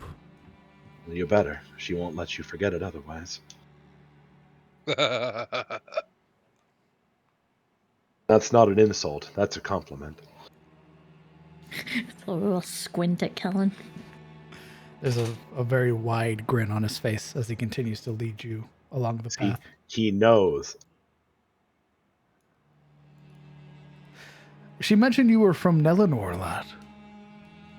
I grew up there. If you don't mind me asking. You lack certain features. Well, it's noticeable, isn't it? A wee bit. At a passing glance, be like, oh, aye, he's just a short elf, that's all. But if somebody were to actually look at your ears, I think they might have a little bit of a confusion, as it were. And the facial hair, usually. The stubble, that's usually easy to acquire. You're not short, Kellen. Call my friend short. Oleg reaches out to give him a hard pat on the back. Well, my father was born a half-elf and chose to embrace the elvish life. And when he met my mother, she is a human, and for whatever reason, the grace, as you might call it, of the elves passed me by. I don't know why that is, and if my father or my mother knows, they have not said. There are a lot of rumors when I was growing up that I was adopted. My father and mother both assured me that was not the case, and I do believe them. You needn't be so hard on yourself, lad. There are plenty half-giants who are born simply as a human. The giant part of them just doesn't grow in. Part that I find passing strange about it, if I can vent some familial confusion just this once, is that with elves I'm fairly certain that's unheard of. I'm afraid you're talking to the wrong man in that regard. I'm not bothered by it. I'm perfectly happy to be what I am. I got my mother's eyes, after all.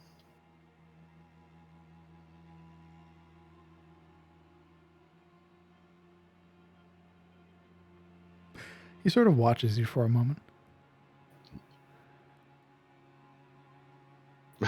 What's he looking for? You don't know. Well, regardless, despite the confusion of my growing years, I did learn a lot from the elves there, from my father himself, who taught me a great many things.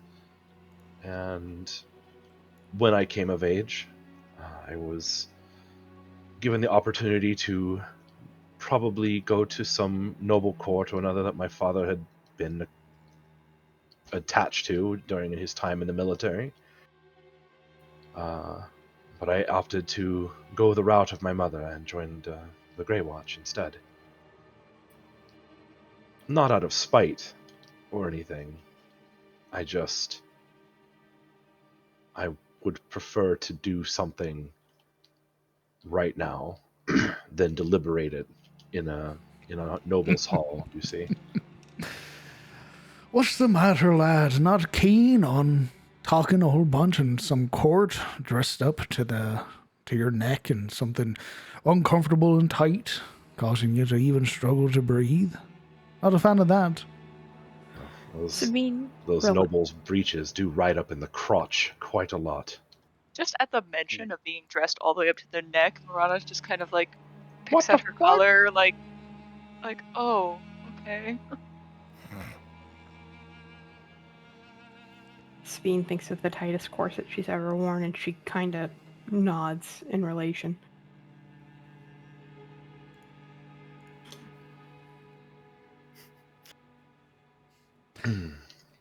Well, you needn't worry here, lad. There's no court for you to stand in front of. No puppeteering act or showing off you need to do. We're just humble farmers. Well, upon the whole world is the back of a farmer burdened. Without them, there would be nothing. So, if you ask me, farm folk are the most noble. He says in a party of nobles. Get fucked. Get fucked, all of you. I wouldn't. I wouldn't go that far, lad, but there are some that might hear you say that and take offense, but others might see it as a compliment. That's meant as such. Me personally, I'm offended. Oh, well. Agreed. I'd like to see you feed a nation. But I haven't seen you feed anybody. Excuse me? Sabine keeps her mouth shut. I didn't hear you complaining over the deer and the rabbits that I found. I helped you. Taking full credit. Look at him. Mm-hmm. Pretty sure that you just talked to some rabbits. Hey, they had some things to say. Rabbits have things to say. I thought Guinevere was joking when she brought up the fact that you wanted to talk to the hens. You actually talk to animals, lad.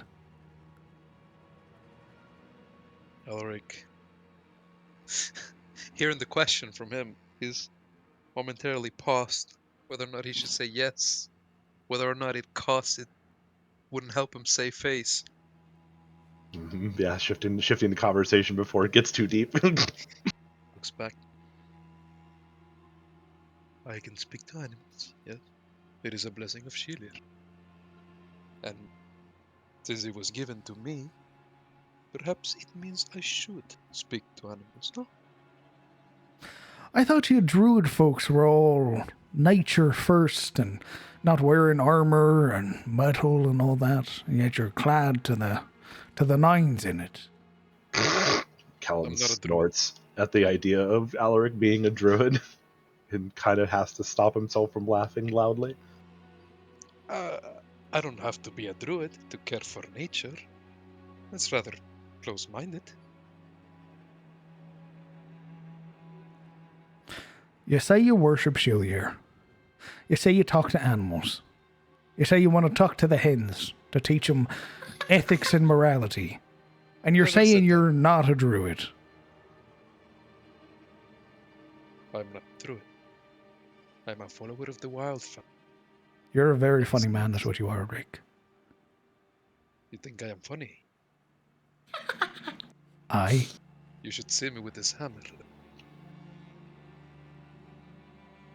He grins. No, I didn't intend to speak to the hen. I just seen them peck at my hand and eat the egg. Made me feel bad. Is that? Didn't mean anything. Very well. Morana casts a very suspicious glance at Alaric, but doesn't say anything.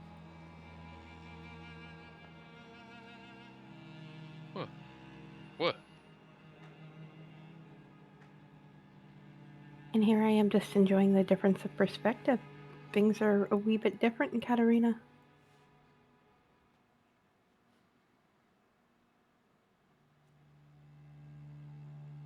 Different how? It's not as quiet. Everything seems to be moving. Art is everywhere. People doing different types of crafts almost on every street. Things like this are overlooked. And I think it shouldn't be, maybe. It's a craft of its own. Just you wait until the festival tonight. You'll see the entirety of Eliond's tier moving. You needn't worry about it being too quiet for you. That wasn't an insult. I like it. It's different. It's a different... I'm Seeing the teasing you, way- lass. You needn't worry. Still just nice. It's a different kind of relationships between the people. It's something nice to learn. Who would like to roll the D100?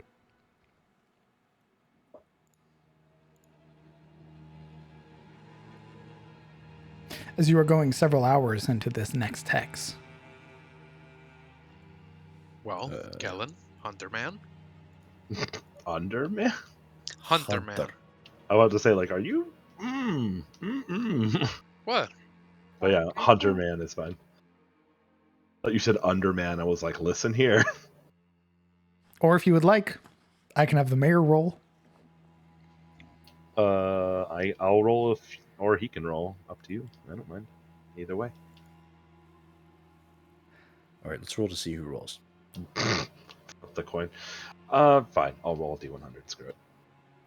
Boink. Kaploink. Nice. Buena leche. Where feel the like- main's at.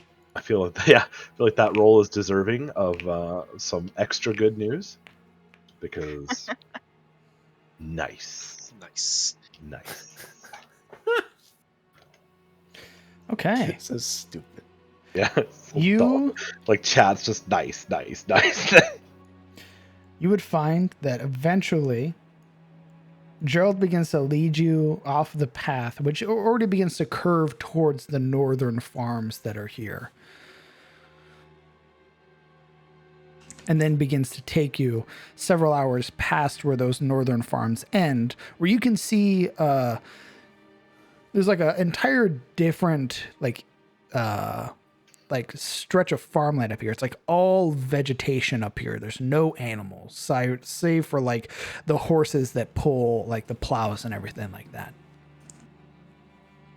Of which he takes you off the path and begins to lead you through the forest. And it's by the way he moves and the way he's sort of traveling through here, it's almost like he's either A, familiar with the terrain, or knows how to traverse this terrain.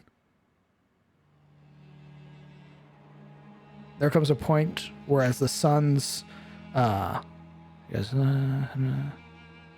4 hours. So it's about 4 or 5 in the afternoon now, of which the sun is still overhead, sort of blaring down on you, sort of clouds moving overhead. You would watch as he brings a hand up to sort of pause all of you, sort of gestures you all down real low, and sort of begins to, almost like a squat walk, up to the edge of this thick, like foliage, dense brush that's there, and sort of gestures forward to the to what you see in front of you.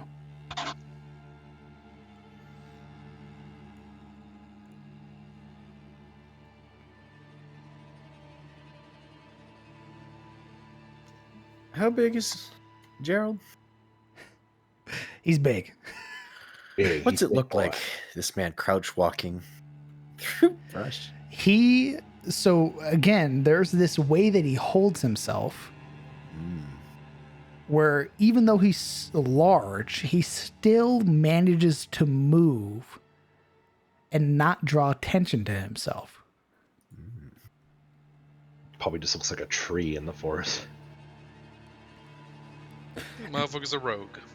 He pushes the sort of hand down onto the large, like sort of brush very slowly. His attention falls to the several smaller, or rather, they're still very large boars, but the one huge boar in the center, underneath that golden leafed tree. You can see, even from here, it has strange, like, markings on its body that have, like, a faint glow to it.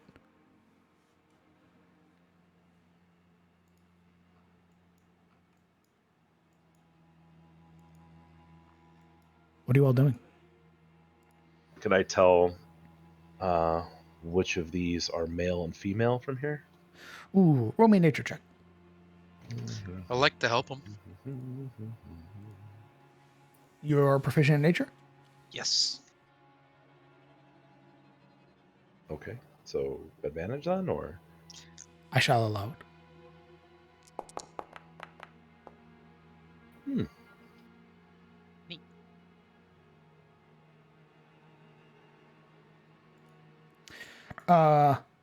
Let's see. For a total of 17. Yes. The one in the center, the largest of them, is a Thick boar. back. It Big is a boar. male. And there are several other, like, smaller females, and two other, or rather, it's like half and half. There's 3 females, 3 male boars. And then I forget what the one- female, like, pigs are called. Sows or sows? Sow. Yeah, sow. Well, depends, right? If they've given birth to a litter, they're a sow. If they've never given birth, they're a gilt. Oh, gilt. Okay, there are 3 gilts. Yeah, they're young basically and have Yeah. never bred. So, And you would know that. see this area is very weird to begin with. There's the raised hill that tree resides on with the large roots bursting out from the sides of the hills. You would see that there are sort of spatterings of these monstrously tall sunflowers that like the stem itself, this thing is about like 8 or 9 feet tall. And you would see the boars in the gilt, is that what they were? They appear to be eating, like they were like pulling carrots out of the ground. Jesus. Determined little assholes, aren't they? Indeed. You would watch as like you would hear that sort of squealing sound as they're sort of burying their face into the dirt until they eventually pluck free this carrot and then immediately just start eating it. The one in the center, the ruined one that you see there, just seems very content. Like, compared to... Actually, everybody roll me... Oh, it's ruined too? Holy shit. Everybody roll me perception checks. Yeah, the one in the center, that large boar, if you zoom in, has markings on its body.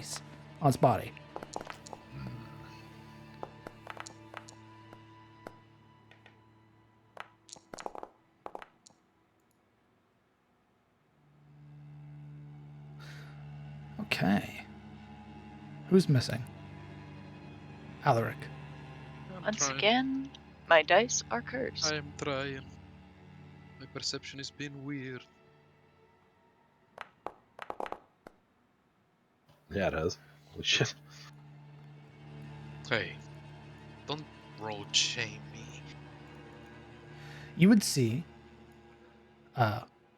with those aside from Alaric and Morana, you would see the boar that the largest of him is sort of just very idly turning its head and sort of surveying the area. Whereas the others are acting like animals. This one's not. Do the runes look like the runes that were on the wolves? No. No, these look much different. How do they look? What you would see along this boar's shoulder would appear to be like two L shapes, sort of pushed close to each other, with the ends of the L's pointing in different directions. And along its forehead, the most prominent mark, this diamond shape with two lines leaving off the back of the diamond. It's a fish. As its head slowly surveys, Gerald sort of reaching up to scratch at his beard, he looks visibly confused. Never seen anything like that. With all the time that Kellen has spent dicking about with various druidic individuals and whatnot, does he recognize any of that rune markings? Ooh.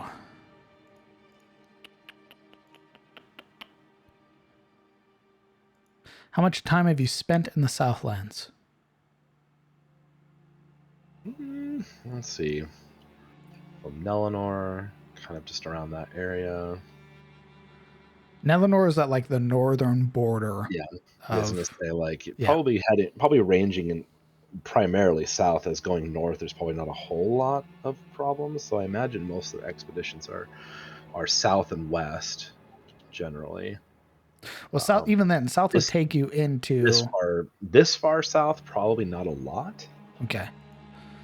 Let's see your sheet real quick. Beyond his initial trip to get to Haynes Keep, of course. I'm also trying to determine if this is some kind of like, blessed animal, or maybe a druid screwing around, or... Roll me a nature check. I don't imagine I can help him with this one, huh? No.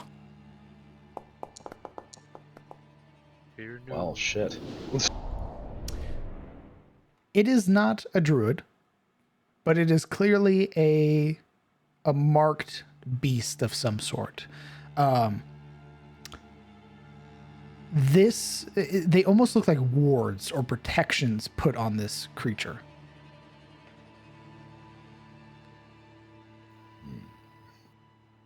It's about as much as I can deduce from that is marked by something. Correct. Because you are not from the Southlands, you would not know who was responsible.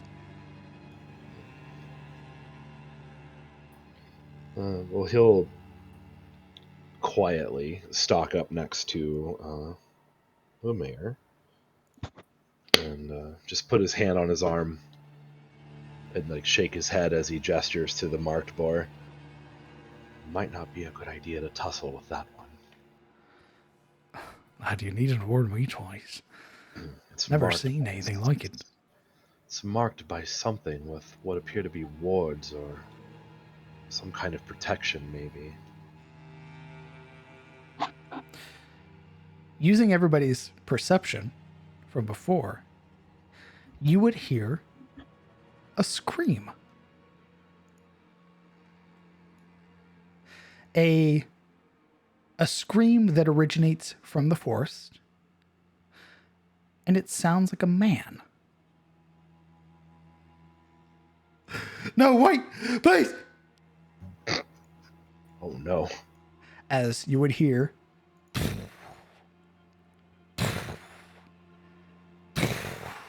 the trees beginning to shake, the ground rumbling. I don't like that. And a figure pushing its way out of the tree line. In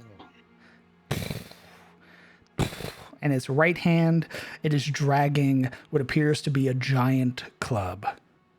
In its left hand, a man dangling by his ankles.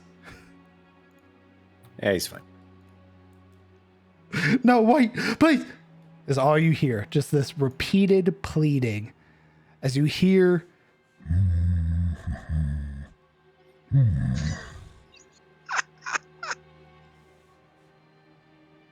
This is like an Etten or something? You can roll me. Give me a moment. Roll me a history check. 16. This is an ogre. Oh no. However, much like the boar, it has markings on it as well. So it does. Looks to be the same kind, no less. Indeed.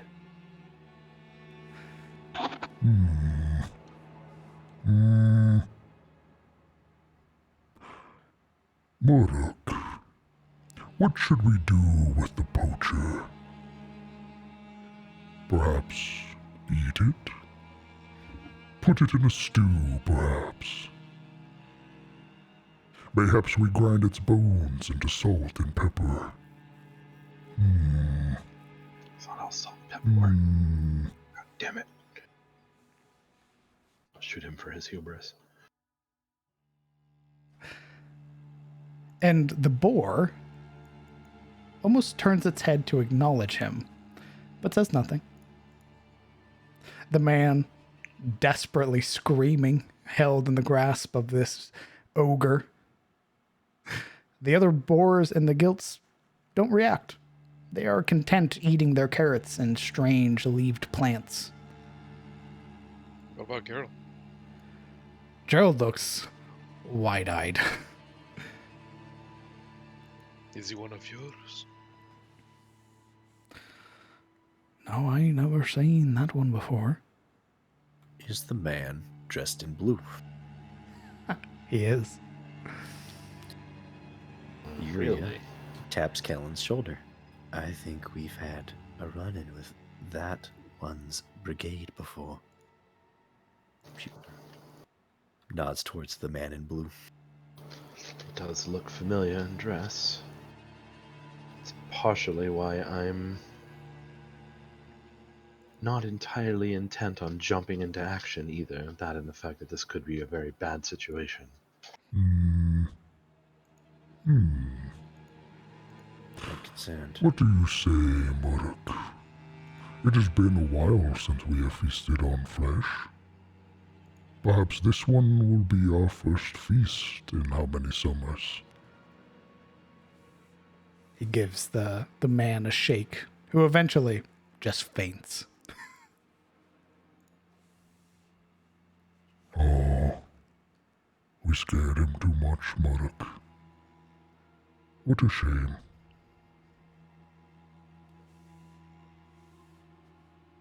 Huh. What are you all doing?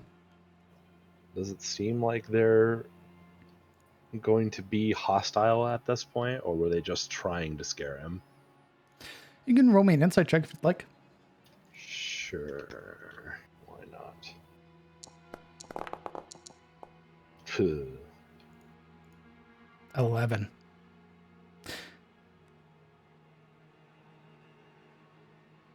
It's hard to tell.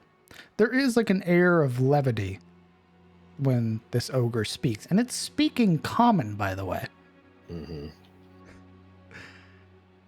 And as the individual faints, you can see their shoulders slack. There's this very heavy sigh as they rest the limp body on the ground. And they push themselves to sit down, sort of crossing their legs. They rest their giant club off to the side. And you watch as from its belt it produces a book.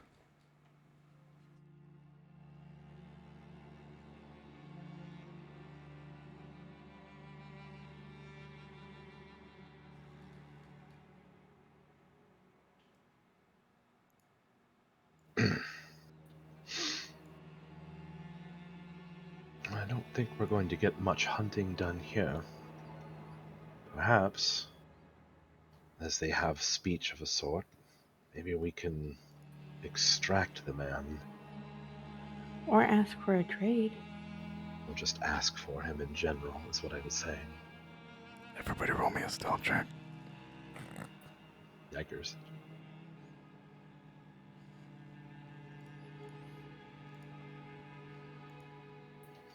Dude, my roll's just not going to go today? What's going on? Oh, no, Again, well, my finally dice are today. just not cooperating with me. I am the knight.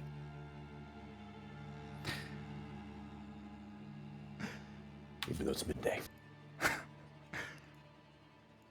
As you all are talking, the attention lifts up from the book. It's snapped shut. And his attention is fixated on you, Alaric, given you are the largest. And with the second poorest stealth roll, however, Silverell has the advantage of being small and to the ground. I have that other thing that good elves do. It's called yes. Yeah, that's what this was. So it didn't help. No. Okay. You're wearing chainmail. He is visibly spotted, so rather than give up his friend's location, Alaric will proceed to step out into the open.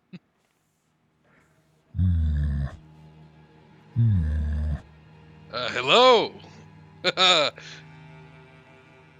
Yes. Well met, mortal. Well met. Well met. You do See, not you have bear your the colors of blue, and yet you wander into the woods alone. Well, see, I was looking exactly for that man you're holding. Alaric points at said man. This one here. Indeed, he robbed me earlier, 2 days ago. Hmm. Hmm.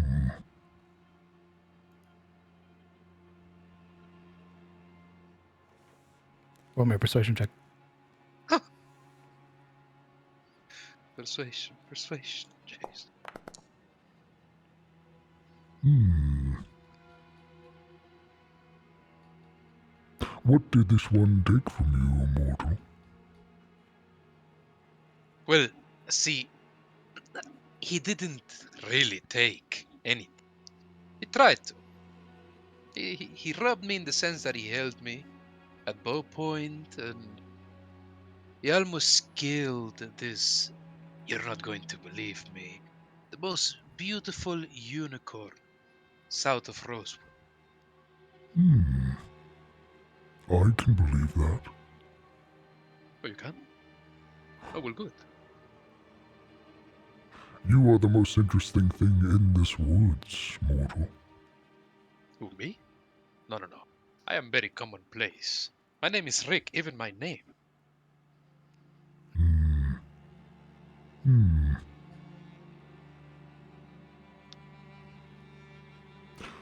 This one here is responsible for attacking Muruk. Yes. What is the name he said, by the way? Muruk. And he Muruk. gestures to the giant boar at his side. He attacked poor little Muruk, of course. Muruk So is see, not poor, little. no, he's strong. Of course, no, I'm just showing some sympathy. As you can see, this man, he is on a serial spree of disturbing the balance of the welfare. And so it is, I've taken it upon myself, me, Rick, I am a hero, to take him to justice. Hmm. There is justice in the woods, mortal. He Oh, will absolutely. find justice with the witch. No, see, that is my worry. That if he is to somehow disappear in the woods, then his friends will come, and there's many of them. And you know them city folk with Their grudges might set some trees on fire. I don't want that. They do hold many grudges, mortal. They do. For how short-lived they are, it's amazing. But the forest will swallow them all the same. Oh, of course not, but yes. Quite the big forest. And see, I've been inclined to believe it, but on my way here, I've noticed that the forest is quite empty. How are you gonna explain that? Hmm. Darkness wanders these woods in search of mortals such as you. Hmm. But they will not touch the witch. Think I could meet this witch? She's good.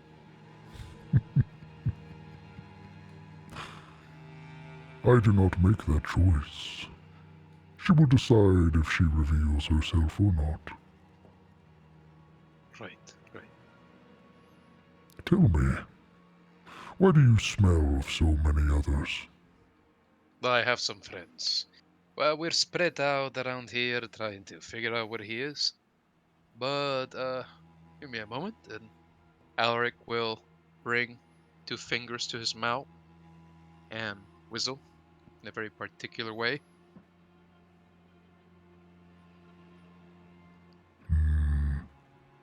They should be here any moment now. I would very much like to meet them. Well, they all share the same need as I. Bring that man to justice. The local town, the Eliond. Hmm. Hmm. Murdoch does not believe you. Well, you think I want to kill him? I'm not a killer. No. About your reason being out here. You see, Murdoch is the last of his kind. A shapeshifter who lost his mind some years ago. This is the form he admires most. He is very wise and very keen to the souls of mortals. Ones who lie he dislikes the most. Could he What- at least share what the truth is? He turns to look at Modok, who is staring at you now, very pointedly. You said Mordek was a shapeshifter? He called Modok a shapeshifter who lost his mind and has been stuck in this form for a long time. He gets it this time because Alaric whistled. Callan would emerge. His bow is out, but he holds both bow and arrow knocked in the left hand with his right hand free, so it's not obviously quick to draw or anything. And as unthreatening as a manner as one can, stepping out. And that is because we are not hunting him per se. It is more of a happy accident.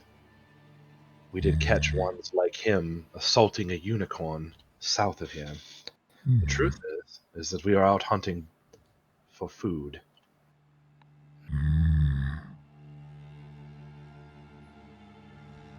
Murdoch believes that. And is this his domain then? Oh no. Murdoch is the friend of the witch. He is given protection here, so he may live out his final years in comfort and peace. It's a noble gesture. As such, I would like to offer the respect of the witch's domain and her favored, I'm assuming, and ask if there is a safer place where one such as ourselves may hunt for food without encroaching or offending. It is hunger that drives you, is it not, mortal? Hunger drives many people for many things. Murdoch would like to see the rest of your friends.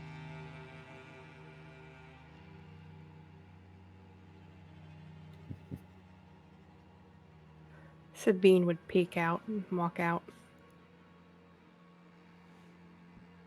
Yuri would give it a moment and then also step forward.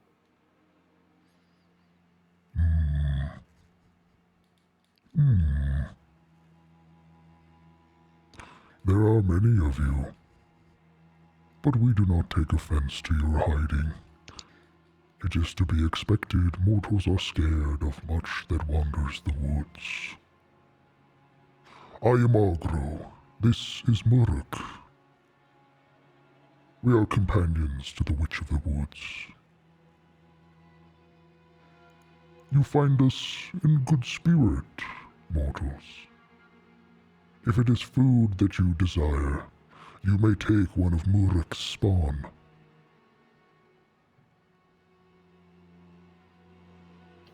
If that's amenable, we won't say no. Their spirits will return to the cycle of rebirth to be born again. All we ask, if you are to take one of the children of Muruk, that once you are done feasting, that in a day's time you return the bones and bury them here beneath the tree. And Kellen will give the mayor a look. And be like, is that good with you kind of thing? Gerald has been sort of eyes wide at the whole exchange, not out of shock, but just like it's been a long time since he's seen fantastical stuff like this. And it takes a moment where he eventually is nodding before he even speaks, where he goes, aye, we can return the bones, no problem. And as to future hunting grounds, so we do not offend upon your territory. Oh, it is not the territory of me you must worry for, mortal. If you harmed a ruined creature under the protection of the witch, you will draw the ire of the forest and make it swallowed to make soil. But you won't do that, will you? Well, now that we know better, absolutely not. So in the future, an animal who is not ruined, and as long as it is not hunted to extinction, of course, as all things must be in balance, then it is okay. If you are hungry, you may partake of the forest.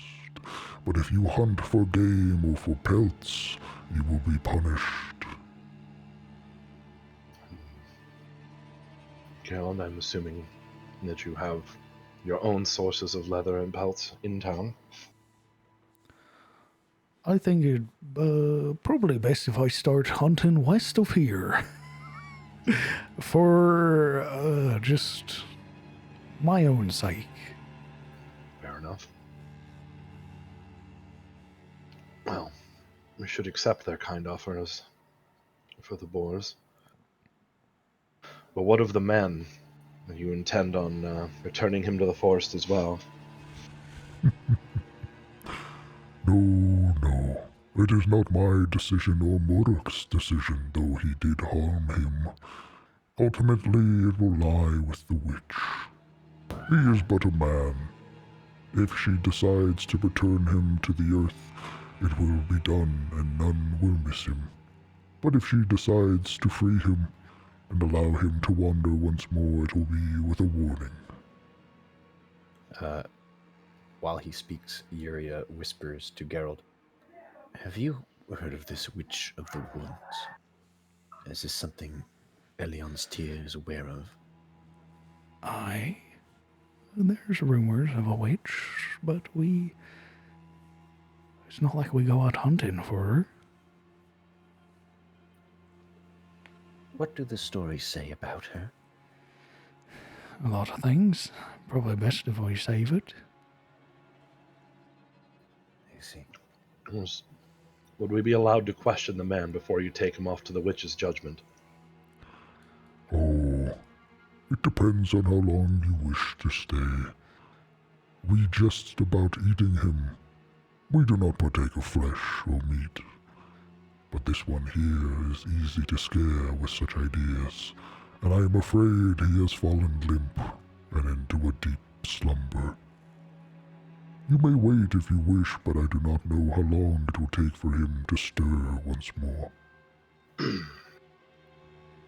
Looking to the rest of them, he spreads his hands. It might be good to find out what happened to his compatriots. We are kind of compressed for time, though, whenever we have to get back for the festival. Do you think it would be wise to bring up Goldmane? I'm sure they're aware of him. But are they friend or foe? I suppose we would find out quickly if we said something. They already mentioned a unicorn. Why are we whispering? I can understand a mortal's disposition for siding on the way of caution, but you needn't. You bear a symbol of goodness upon your being. I can smell it from here. It is why we did not immediately throw rocks or swing our club upon you. She turns from inside the party, facing the ogre and the boar. That blue cloak hunts Goldmane. His kind nearly killed the unicorn. It may be wise to interrogate him, to find the larger band, so they do not do so again. She looks to the others. I shall inform That is the stupid. witch of this one's transgressions against Olwyn Goldmane. Would you be willing to ask her for a favor in that regard? If she does not... Mortals are very curious. Yes. Well, if she does not immediately see to dispose of him, would we be able to be summoned to interrogate him?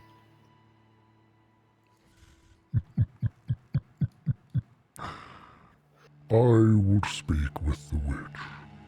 If she decides to summon you, you will know of it. But I do not think it will be done. She prefers to handle matters of the forest by herself and refer to the wisdom of the Wildfather. Well, I'm curious because the threat comes from without the forest.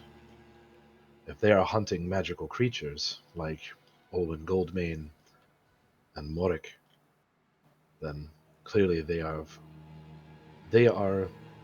seeing, or we are seeing a pattern with this.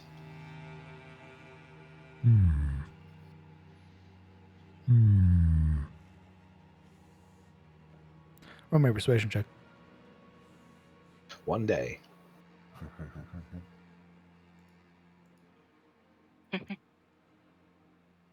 Oh, finally. We will bring your worry to the witch and express with the utmost concern your feelings towards this matter to ensure it is properly conveyed in your absence. Should the witch wish to see you, you will know when the summon is issued. But do not be surprised. She is a secluded being.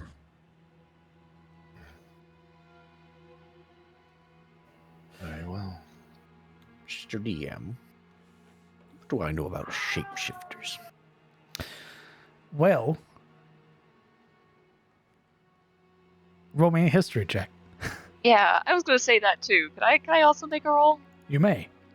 All right, fantastic.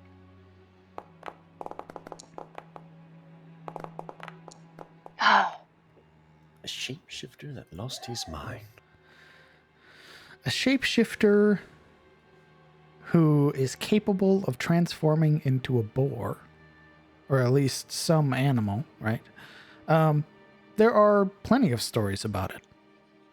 There are stories of men who possessed like primordial magic that used to run with wolves, and they would transform themselves into wolves and run amongst them.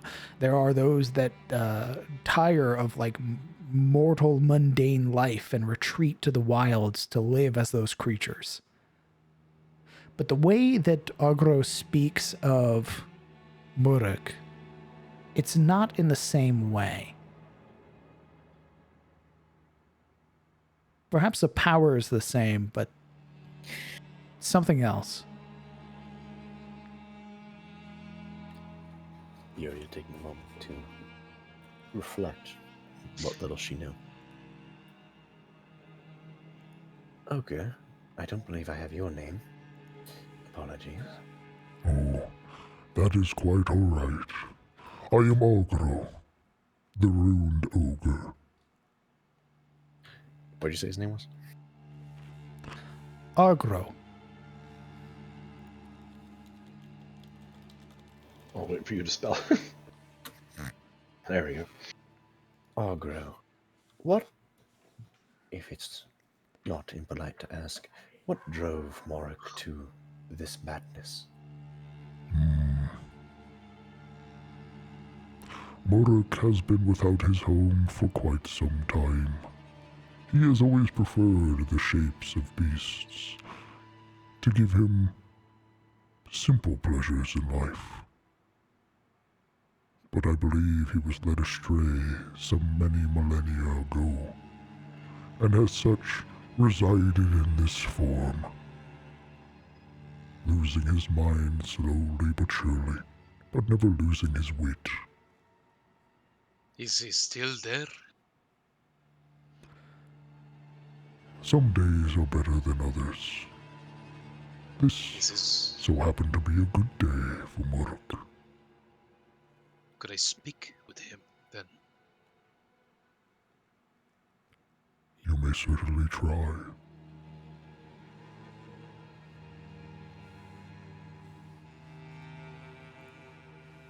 Kind of approach. He makes sure to sit his hammer beside him by its head on the way in, leaving it behind. And I imagine this is like a rise, like an upward Indeed. slant. Yeah, he stays at the base of the last elevation. That puts him on the same level as Merrick. And with a subtle change to the hue of his eyes, he will cast Speak with Animals.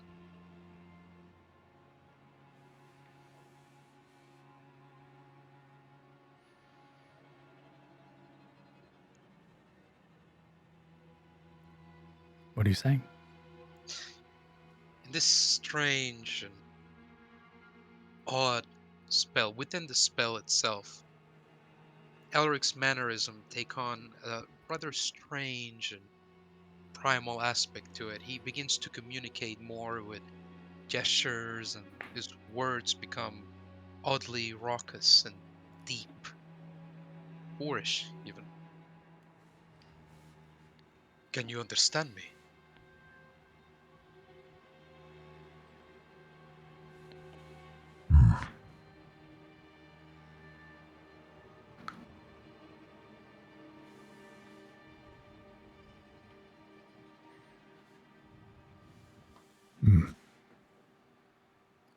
What?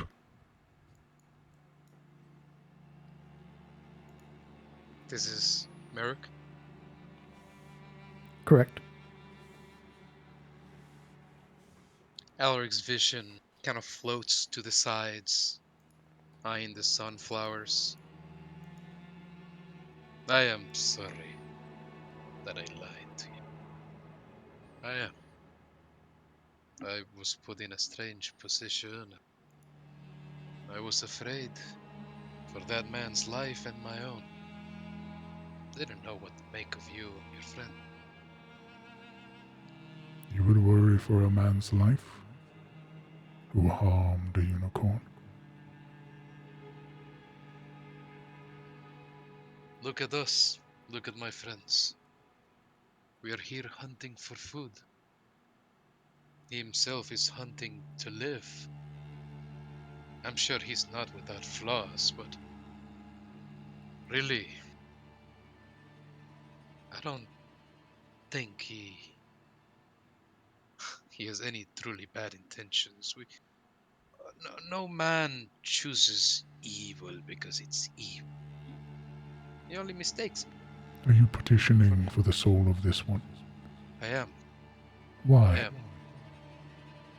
Because I'd like to speak to him. I'd like to see why he does the things he does. I'd like to understand his nature, Meruk.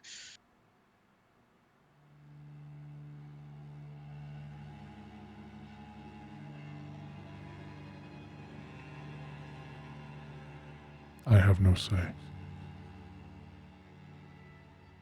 He listens to you. Your wisdom. Don't put him in a stew. Barbaric. We do not eat the flesh of mortals, or meat at all. Never thought you'd eat him. Just still put him in the stew for, well, the irony of it. The witch will issue her judgment, as she has done. If he will live, you will see him again. And if he dies, he will be returned, to be made one with the soil, to birth the new trees, the new grass, the new flowers and leaves.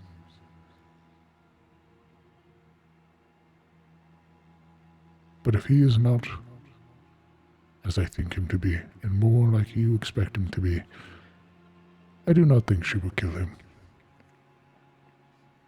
I'm calling out to Alaric from where he's at. He might have something on him that could be telling. Elric doesn't bother translating, he just lifts a brow at Maruk, assuming he understands. On who?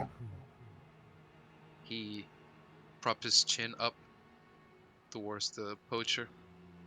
My friend wants me to search him, see if he has any leads for us that we could use. Oh. Who is that? My friend? One back there? Oh. Who are you?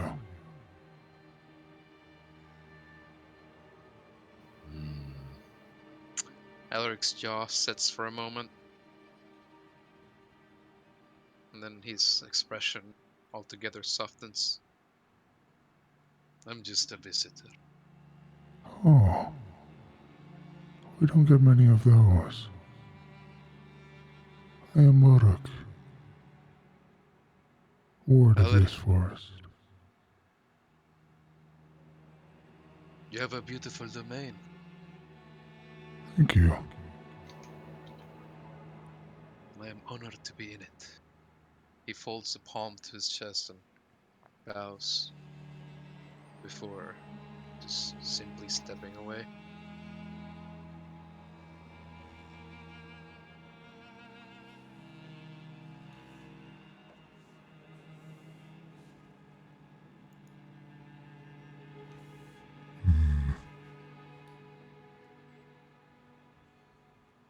Apologies. It appears that Muruk's mind today is as clouded as it usually is.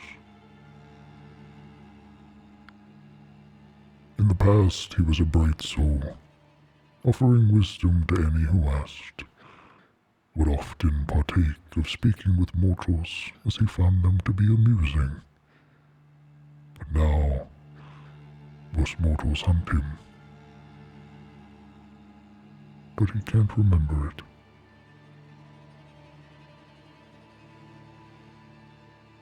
I apologize for disturbing him, disturbing you. Really. It has been quite some time since a mortal has come around to speak with Muruk, to offer a tongue beyond common. It was quite reminiscent of an older time, a better time. If nothing else, though he might not remember this exchange, I thank you on his behalf for uplifting his spirits with your compliments. It was an honor. Watch as a hand comes out and he very gently sort of pats alongside Muruk's body. Take any of them that you wish, but as I said, please return the bones and bury them beneath the tree before a day has passed.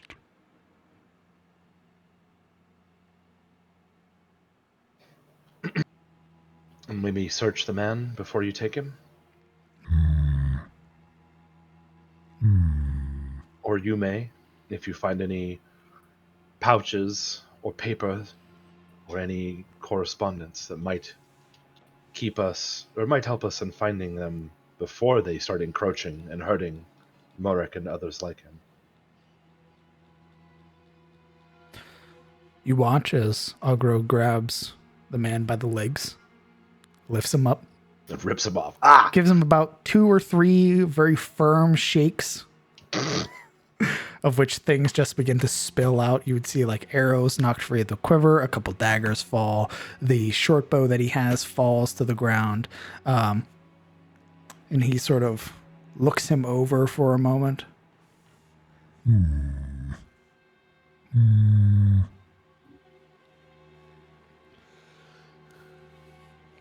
We did catch this one, wandering with others, but the others fled. It does not appear that he has much on his person, not even coin. Many mortals are greedy and hide coin amongst their person, but this one seems to lack it.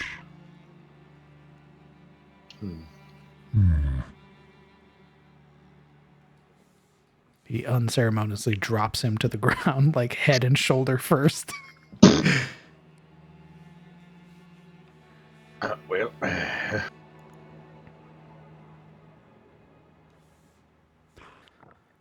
If the witch approves, you will receive a summon if you are so interested in these poachers. interested in them and interested in stopping them from committing what could only be described as an atrocity. There are few mortals that would say such things nowadays. So many of Tyros have forgotten their past, of their connection with nature and wild as a whole. But you are all different. Some of you. Others hide meekly behind the tall ones, saying nothing.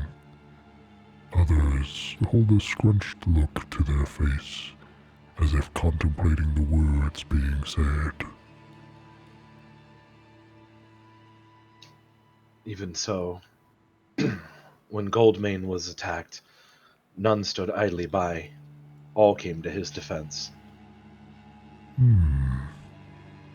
are heroes of Goldmane. That much is clear, judging by the tear that hangs from that one's neck. He speaks in giant, Siluril, to you. Siluril will grip it with her right hand. Make sure that you protect that. There are many and more who would seek to steal it from you, to rob you of Olwen's blessing.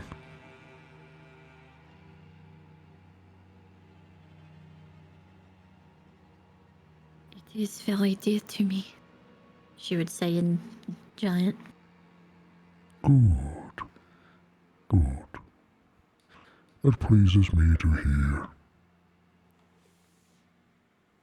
He turns to look to the rest of you. We will inform the witch as you requested, and inform her of your intent as Olwen's saviors. I imagine that will build some merit in your regard. She does not often speak to mortals nowadays, finding them greedy and self-obsessive. But you all are different. You may take a boar.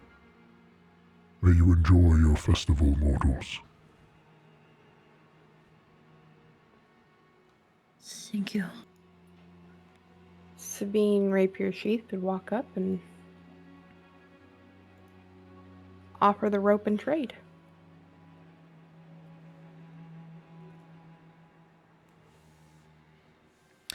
You may pick as many boars as you like, under the condition that you return their bones before midnight of the first of the next month.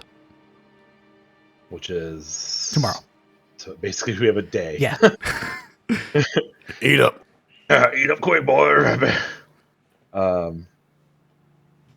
With that, he'll to Gerald, and how many did we need?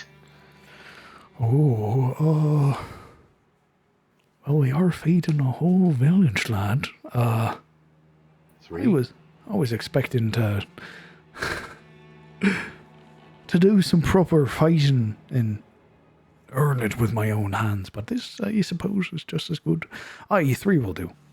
As long as I'll need your help bringing these bones back. Wait. Absolutely, I don't You mind. said it's just 3. 3, and we should take.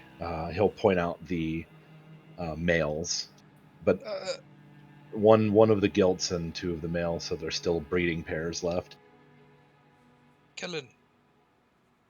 These are Merrick's children. I don't. And, I could don't we think not just... they're literally not his children, but I understand where you're coming from. He's However, taking care of them, give them something to do. which is why I'm suggesting we take 2 of the males and 1 of the gilts, so that they may reproduce freely. Or Boars reproduce rapidly, my friend. they just begun. We could still take to the forest. Find 3 boars. It wouldn't be too hard, no? I would think that this is essentially a gift that we're being given, and we shouldn't say no. Couldn't be gracious enough to refuse. We still have a duty to perform. And they are seeing fit to be gracious enough to help us fulfill it. And we will agree to bring the bones back. It doesn't feel right, regardless.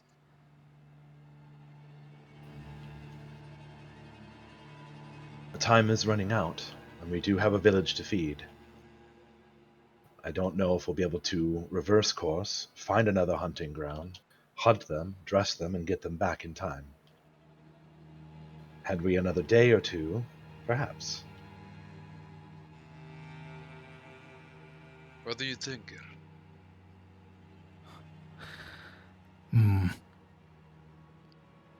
You're putting me in a tough spot, lad. I don't know what to say to the boar. Or Muruk. Apologies. But I heard what Argro said. As long as we're bringing back the bones. It's not as if we're hunting for pelts or anything like that. We're hunting to feed. Mm-hmm. Sabine kind of perks up. And she's going to ask,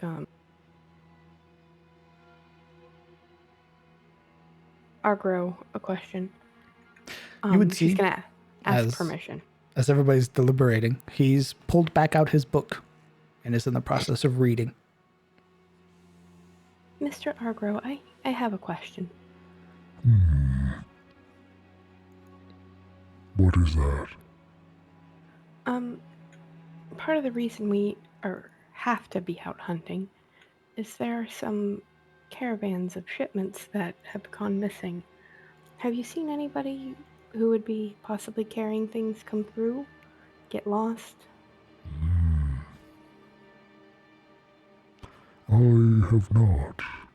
I do not possess the ears of the forest. But, as a friend of Olman Goldman, I will ask the witch on your behalf if she has seen any of these caravans go missing. I appreciate it, and she would offer him the rope. A gift? Yes. You're kind enough to allow us to use 3 boars. It only seems appropriate. I accept your gift.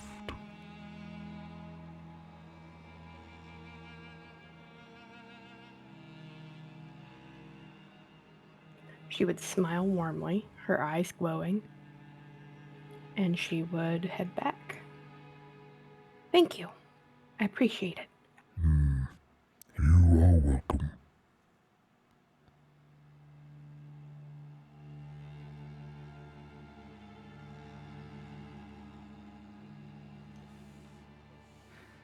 Gerald sort of pulls at his own length of rope and sort of fastens like a loop at the end and sort of looks between Kellen and Alaric. Raised brows. Is he waiting for one of us to pick? He's waiting to see what the agreement comes down to.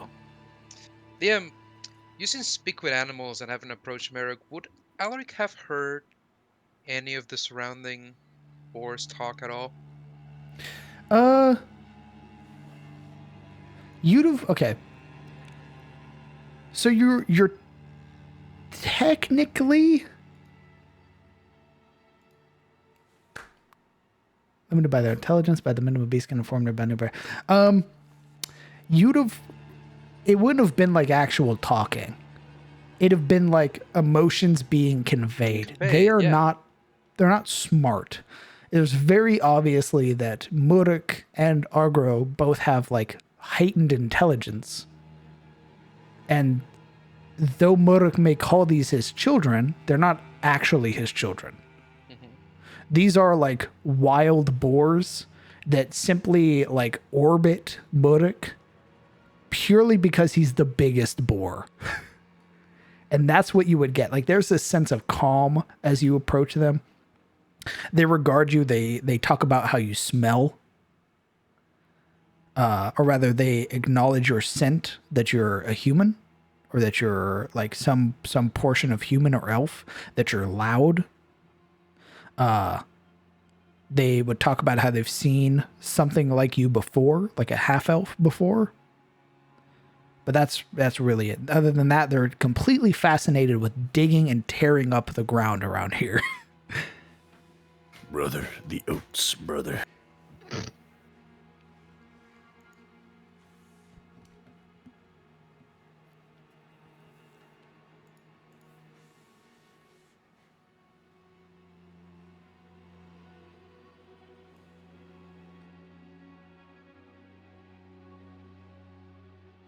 Gerald begins to step forward. Looks back to Kellen. I'll follow him. I'll go with him, actually. Just side by side, rather. Alaric doesn't. And he'll point out the ones that he means, the one gelt and the two males. Mm-hmm. And even as he sort of loops the rope around its neck, it doesn't like flinch or anything like that. Seems like they're pretty pacified for some reason. Indeed. Fair enough. And eventually, with anybody else who has rope, you'll be able to get 2 more. Kellen has rope, and can he just loop? Just need to loop 2 since he's the only one out here with it at this point, or just hit 1 at a time kind of thing? Is anybody else helping?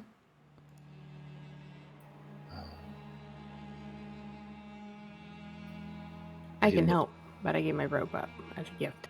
You did. Who has a rope and would like to help? I do not have rope. Seems to be like want to kind of help, but not have the means to do so. Morana will kind of go through a bit of her pack and say, "Oh, here," and offer the length to her. Thank you, Marana. I really appreciate it. There's just a nod.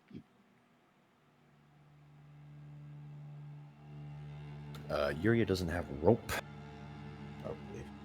But or a bedroll. Or a Should bedroll. sneak by Kellen. Which one? Scholar's pet.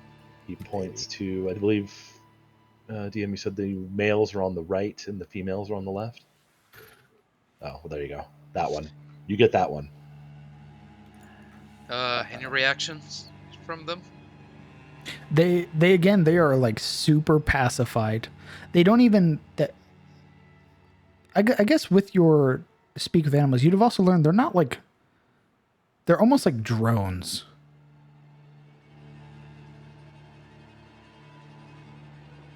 Like, head empty, no thoughts? Yeah. Like the most exciting part of their day thus far has been digging the carrots out of the ground. These are truly mindless beasts. Yeah, like you tune in and you can hear like the Wii theme music playing in their head. And as they're being led along, there's like no fight, nothing like that. Oh. Is this normal behavior from Absolutely boars? not. These are minion bars. Well, seeing that, feeling that, Alaric will move past the group and kind of face Argros. Could you explain to me why those little boars are not crying and whining or nothing at all?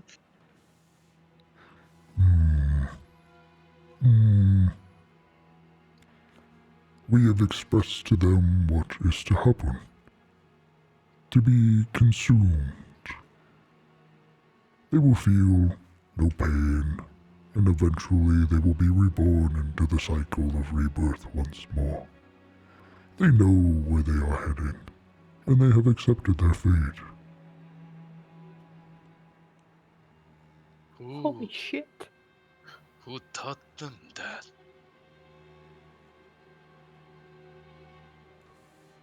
One more time. Who taught them that? Oh. I do not believe anybody taught them that. I believe it was something they were born with. I know boars. They're born with an instinct to gore a man if he comes to hunt them. They are They very fight. stubborn. What did he say? They are very stubborn. I wouldn't say they're stubborn because they don't want to be eaten. What about these? They're quiet. Given in. Who told them to give in? There's no fire to them. Oh, no, mortal, you misunderstand. It is not giving up. It is an acceptance of one's own mortality. They are fully aware that inevitably they will die, and be returned to the earth to be reborn again.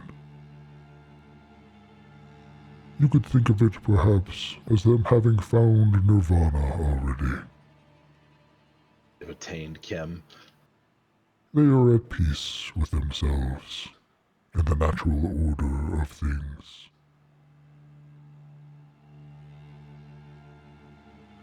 I'm not sure I agree with this natural order of things, but at least tell me this. How did they reach that conclusion? I imagine this much time around Muruk, something must have rubbed off on them. Madness, Yuria mutters. Or he kind of runs a hand across his forehead, realizing it's sweltering with sweat.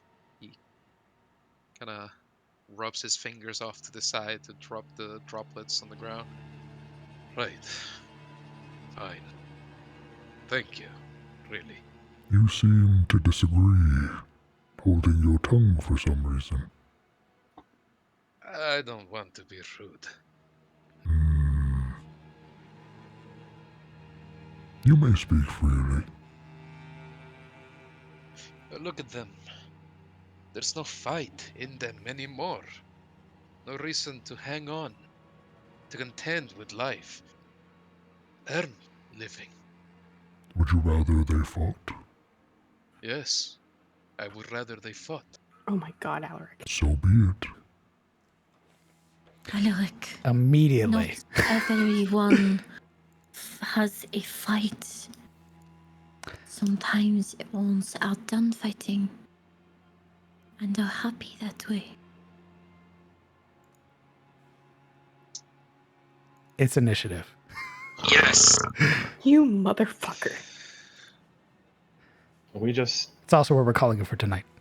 Just rotisserie Alaric for his hubris. Hubris? No, dude. These are the tenets of the Wildfather. What? Okay. Gotta bring the wild back to them. I, for one, understand Alex's decision. And I I think bring the Yuri wild would to agree. you. I ain't Good. eating no goddamn enchanted meat. If somebody's giving me meat as a gift, that means it's a trap. It's a commie curse. We will reconvene for the 18th episode on the 23rd of April. Thank you guys for playing. Thank you. Thanks for the meat. I know no combat or anything this session, but very roleplay heavy. I hope that's okay. Absolutely. Yeah, now we can test out the bleed function next session. Fuck you. Correct. You'll be fighting a bunch of boars. Well, Even the boars you couldn't see. oh no, they're in the trees. Then maybe we'll actually earn our meal. Everybody. God damn. Call yourselves Terosian. Terosian my ass. I actually don't. Fuck you, buddy. I actually don't call myself. It's sometimes rude to refuse the kindness of a witch. I don't think he's picked up on that part yet. Yeah, that's why Marana's now freaking the fuck out.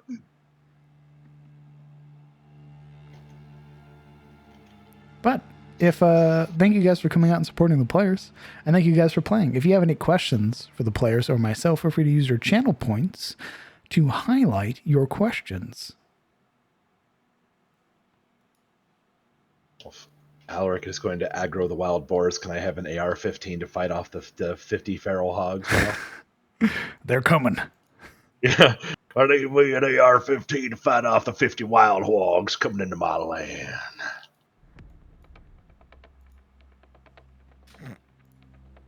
We shall summon an army. I cast gun.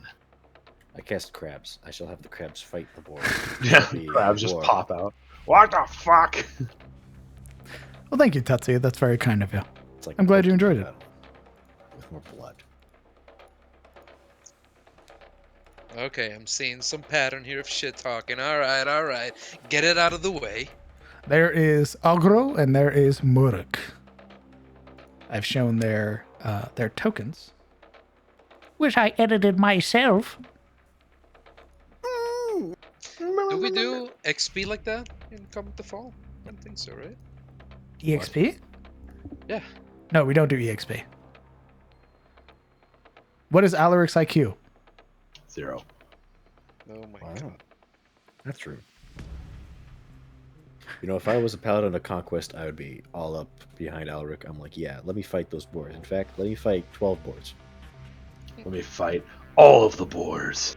Every single boar. How much generally, I can't tell you what their EXP is because they do have EXP values. We just don't use it. Each boar is worth 50 EXP. Now watch, we're gonna one-shot these boars because they're just pigs. They're gonna get obliterated, and then we won't have any meat. They'll Dude, just be the whole fried. fight will just teach us the whole minion mechanic for We cleaving. just point at the boars and we're like, fight, and then we cleave their head off. And then we nod. How long would it take for Crap. the players to dig a semi-defensive trench? I think it would come down to like rolls. Random question: is Talanos, the character, not the player, left or right-handed? The character? Yeah. He's ambidextrous, really. Although I suppose if you're asking what hand he eats with, it's his right. What hands he shoot with? His right. Are we sure Alaric isn't on a death march at this point? Unless he has two guns, then he shoots with both. Guys, they're pigs. Okay. Have they not been around for the Great Leveler episodes? Come on. Really gotta ask. When you describe the looks of an NPC/voice, is there something you write down? No. I generally I try my best to just describe how they would look in my own mind, and then go from there. You do a pretty good job of keeping all the voices in kind of order, though, I've noticed. It's really If hard. If that were me, I'd be like, what was his voice like again? It's really hard. And I do watch the VODs a lot, so I can try to remember the voices. Next thing you know, I tried to DM someone's voice, and they're like, that's what's his name's voice. I'm like, you shut up, okay? His voice is whatever I goddamn say it is. Oh. So meat back is on. So meat is back on the way. Indeed. Yeah. No, but now instead of killing 3 boars, we may end up killing more. I think the initiative was just for the 3 boars, wasn't it? You're about to find out. Son of a bitch. Jiblain. Oh, Jesus. I meant to thank you again. Thank you so much for your bits and your gifted sub during the whole game. That's incredibly kind of you. Thank you very much. What do bits do? Bits are another form of like donating to the streamer. Oh. Very neat. It's like instead of just hitting the subscribe button, you can bit donate instead. It's kind of like a tip almost. Yeah. That's cool. Oh, Marzi, thank you very much for the 3 months resub. I appreciate that. You know, I don't know if anyone's going to want to eat these boars. I'll just blast them. Yeah, it's just force damage. It's like a big punch, Yes. right? Now, if you hex them, Yeah, that's a whole different different. story. That's a the whole bonus. different- No, Hex Not- warriors, Chris. Hex. not allowed. Do not curse the meat. Arms of the funny time. No. it would be hard to remember a whole town's worth. Oh, thank you. That's very kind of you to say, Sin. That's why I've tried to introduce NPCs, but I'm not trying to give every NPC a unique voice. I go with very generic voices if I'm able. I can't do a woman's voice at all, so that's why all the females sound alike, much to my chagrin. But they all sound so hot. Wow. Okay. I Next appreciate question. that. That's very kind of you. welcome. Next question.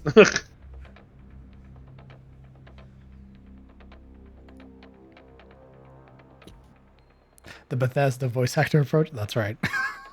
Oh, what's his name from who does all of the Elder Scrolls game ever? Jeff Goldblum or something like that, or something. Jeff Blum. Jeff Blum, or I think is the guy's name. He's like in every voice. He's like 3 or 4 characters in every Elder Scrolls game, always.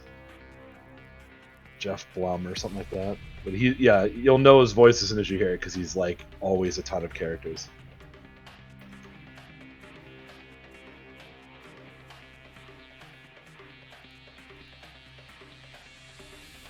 I just want to say that tiefling is a snack.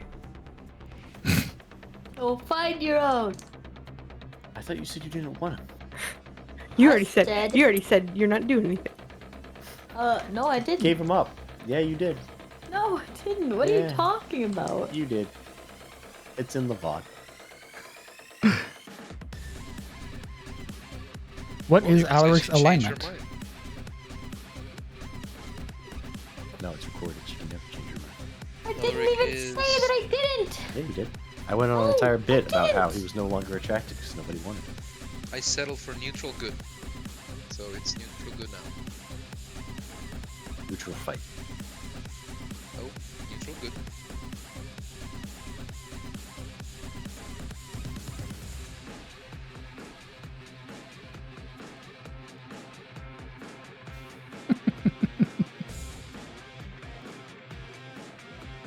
What do you guys think of Eliond's 2 so far? Wow. Little town. It doesn't deserve us. I really like it. We're gonna blow it up. It really gives me that source material vibe. You know what I'm talking about? Good. It's got a lot of people. It's well thought out. You know, it's very fleshed out. It feels very immersive. Good. And I feel bad for the residents in the coming week.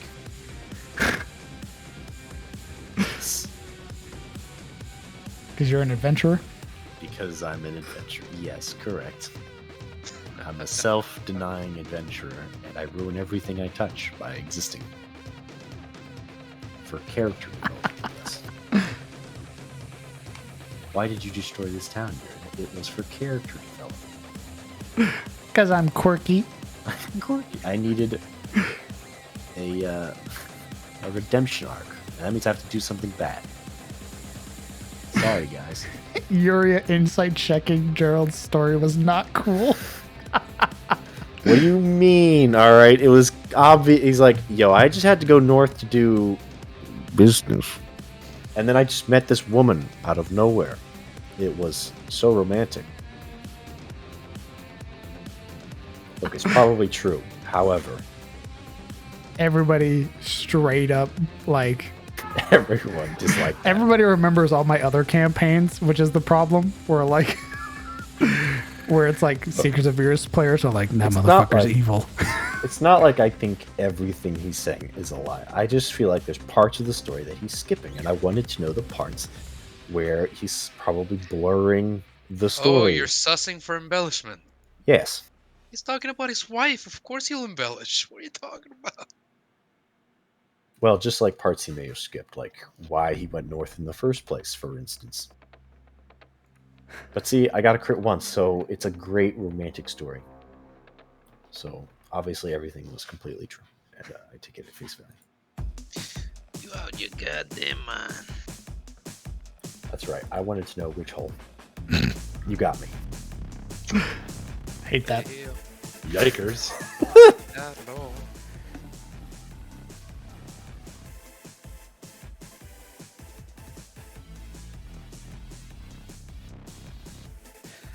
Do the players have any questions? I know we didn't do any combat or this session, so I apologize for that. It's fine. Doesn't always have to be combat. Don't worry, we'll get it next. Yeah, apparently first thing. Yay. Correct. We will be Nothing like- starting episode 18 with initiative. Nothing like having, 3 wild boars who are at one point docile and ready to be off to get eaten, suddenly just go fucking ape shit right next to you. They were mind controlled. Bullshit. True. Yeah, then how the fuck can they snap out of it like that? How? Because they told him to. Because you told him to. No. That's so- why. With their mind. Finally being themselves. You could have waited until we were out of range. That would have Nope. been nice. Cool. So if I get gored, I'm gonna kill you. My character, everything in the right place. If warm bloods need to be gored, then you had the heart of a weakling. Damn. They'll realize Remember these are like quarter challenge boars, right? Like unless they mutate to twice their size. Not you really guys- about the fact that they were hard or not hard. Look, just make Alaric carry the bodies back home. I'm definitely doing that. And he will do it with pride. All right, That's he the will. first mantle we're getting. I bet he will. the pig. Ugh. You gotta still bring the bones back. You can't wear it as a mantle. That's fine. That's not the fucking bone. It's my bone now. I fought for it. It's not the mantle's not the bone. Don't you keep the? I mean, I don't know how mantles work, but don't you keep the skull? Obviously don't fucking know. No, it's fucking more. You're gonna get our boy mauled before the great party. Nobody's getting mauled. Correct. They're getting gored. Yeah. There's a difference. Yeah, mauled is something that a bear does. You're about Boars do to- the gore. You're about to find out what your insides look like on the outside. Hey, how does that bleed stack? You're also about to find out. This is gonna be great. Next combat encounter, we're going to try out what Let's bleeding go. does and what minions do. This is basically. You're tutorial welcome, mode. guys. Thank you, Alaric. You I are appreciate it. welcome, guys. As the spellcaster who's far away from the pigs, I appreciate it. Dude, I always show up. You are far away from the tied up things. The other ones have 40 feet of movement and you're in range. Pretty sure if the I guess boars so. want to get to you, they'll get to you, son. Yeah, maybe.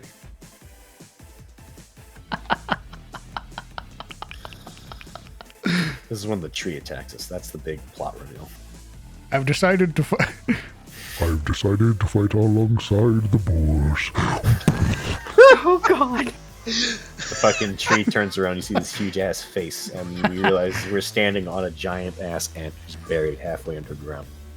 It goes from fighting 3 boars to fighting a giant tree man. Oh God. It escalates. Batter up. Literally. Oh my god. Yuria gets fucking pitched home run across the fucking woods. Oh my god! I cast darkness, and he just Oh, nope. falls on top. His man crusher, his giant club, rolled in that one. Ooh, unfortunate. But his man skewer, Finally. that's a 19. Ooh. I cast darkness. He just collapses on the 20 foot of darkness. The whole thing. Just literally standing above it. know you're in there. He just falls. Body slams into it. The fire giant from Elden Ring where he fucking Yes! elbow checks the ground. Correct. You can't hide from me. Taps his elbow twice.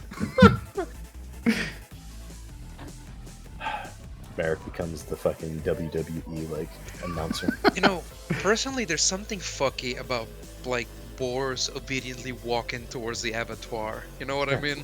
Because they're creatures of violence, much like man. They remind us of ourselves, our own sleep. Smile. Where's Kirby when you need them to fight a giant tree? Good question.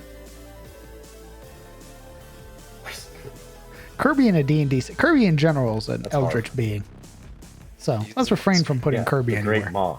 The ogres worship him in Warhammer. He's the Great Maw, the all-consuming void. He really is. Kirby's killed gods, so... He's Let's eating not. gods. Boyle! And he's stolen their hats after eating them. It's the worst part. Sierra, why do you want us to die? Boyle. What? Why do you want us to die and get mauled and I don't gored? want anyone to die. I'm just playing my character. Guys, if we can kill You can only hide behind that shield for so long, my friend.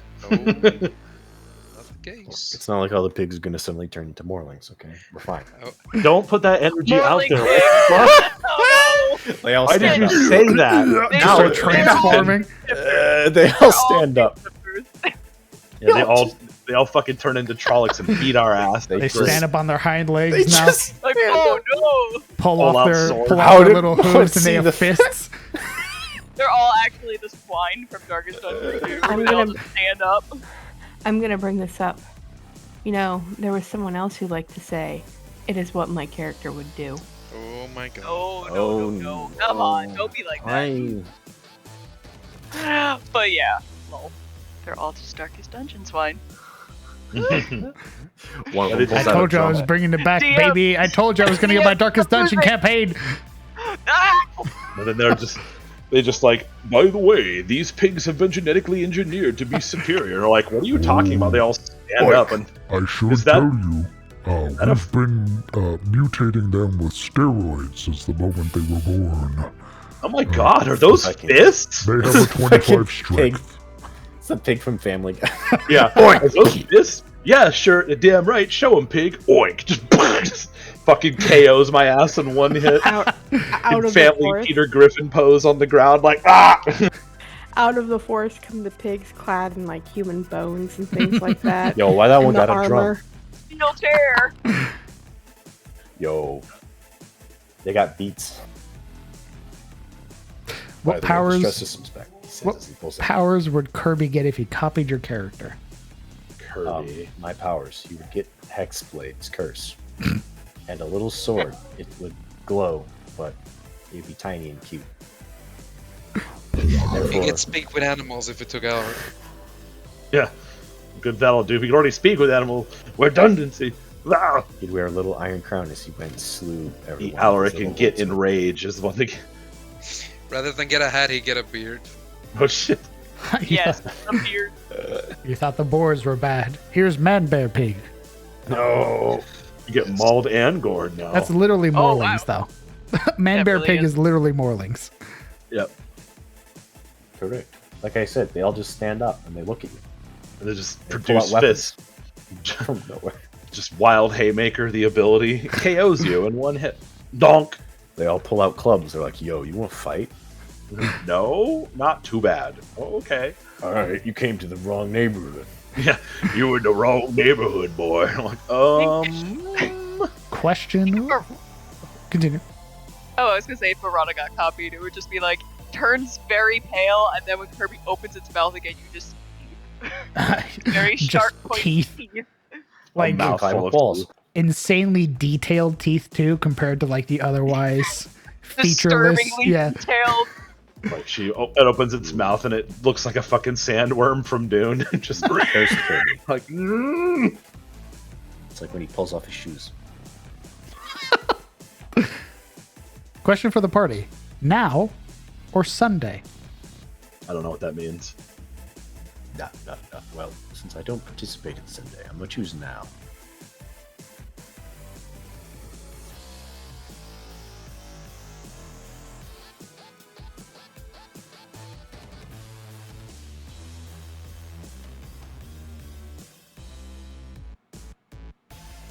Octobor. Yeah, we don't need that Octobor, Zoro Crusader.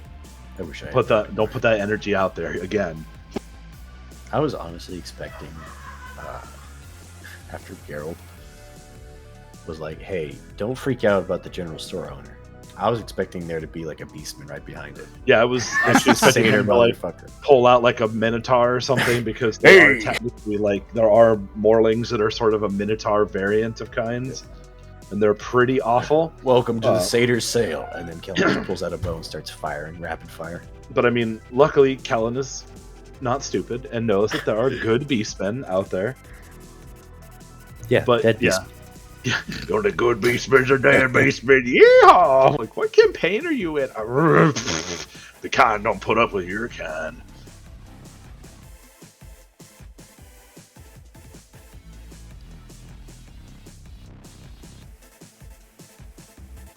Yo, that is a good tiefling. There's That's good a man, beastmen. Yeah, that wasn't a tiefling. That's a man. a toughling. Good lord, that's a manling boy. He's dummy thick. He's a thick lad.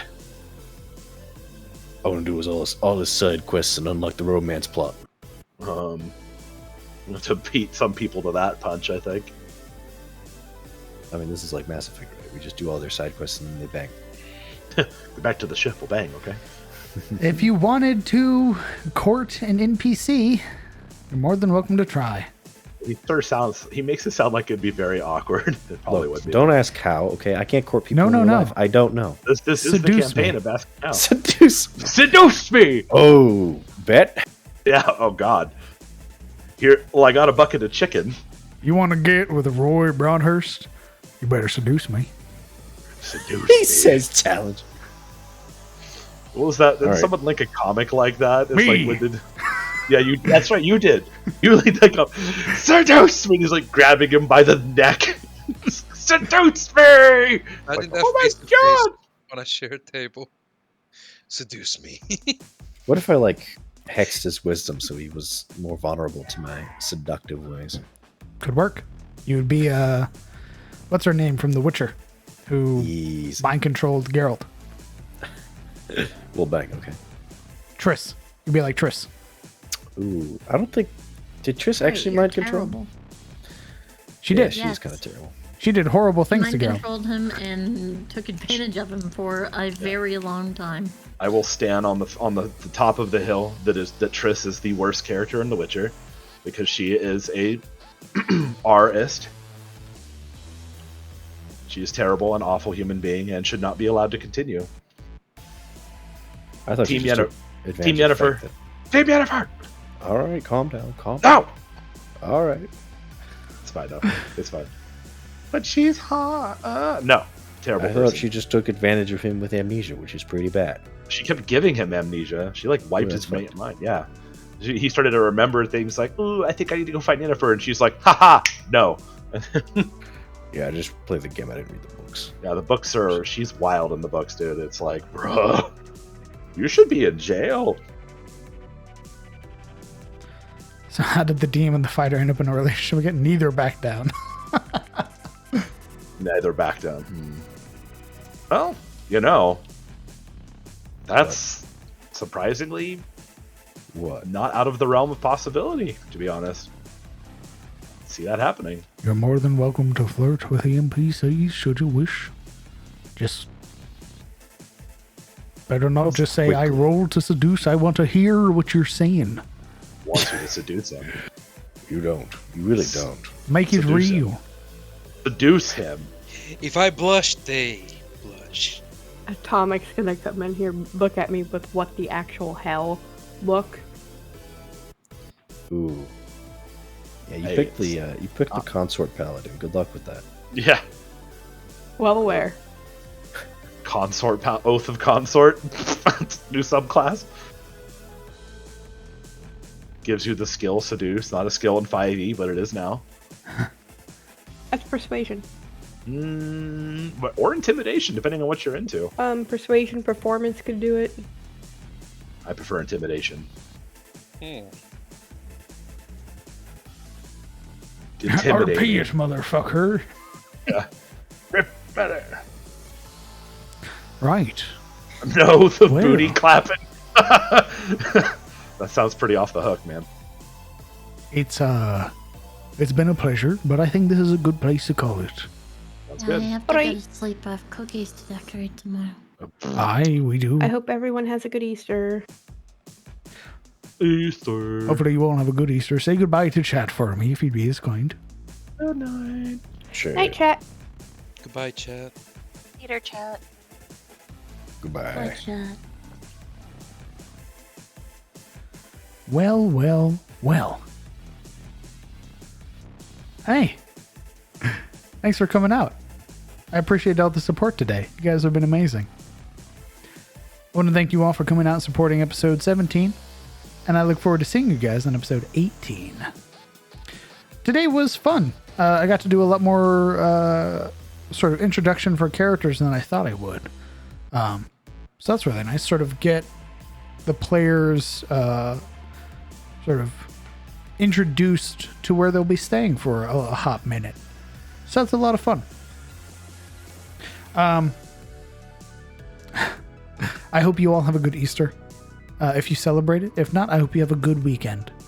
Thank you guys so much for coming out and supporting. And thank you guys so much for all of your kindness, your generosity shown during the stream. Words cannot express how thankful I am for that. I'm going to go rest.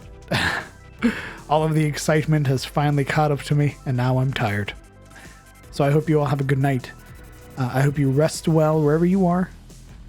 And I hope that I see you all this Sunday for the Secrets of Erist, where the players deal with one freshly christened god named Ibrahim. Take care, and have a good night.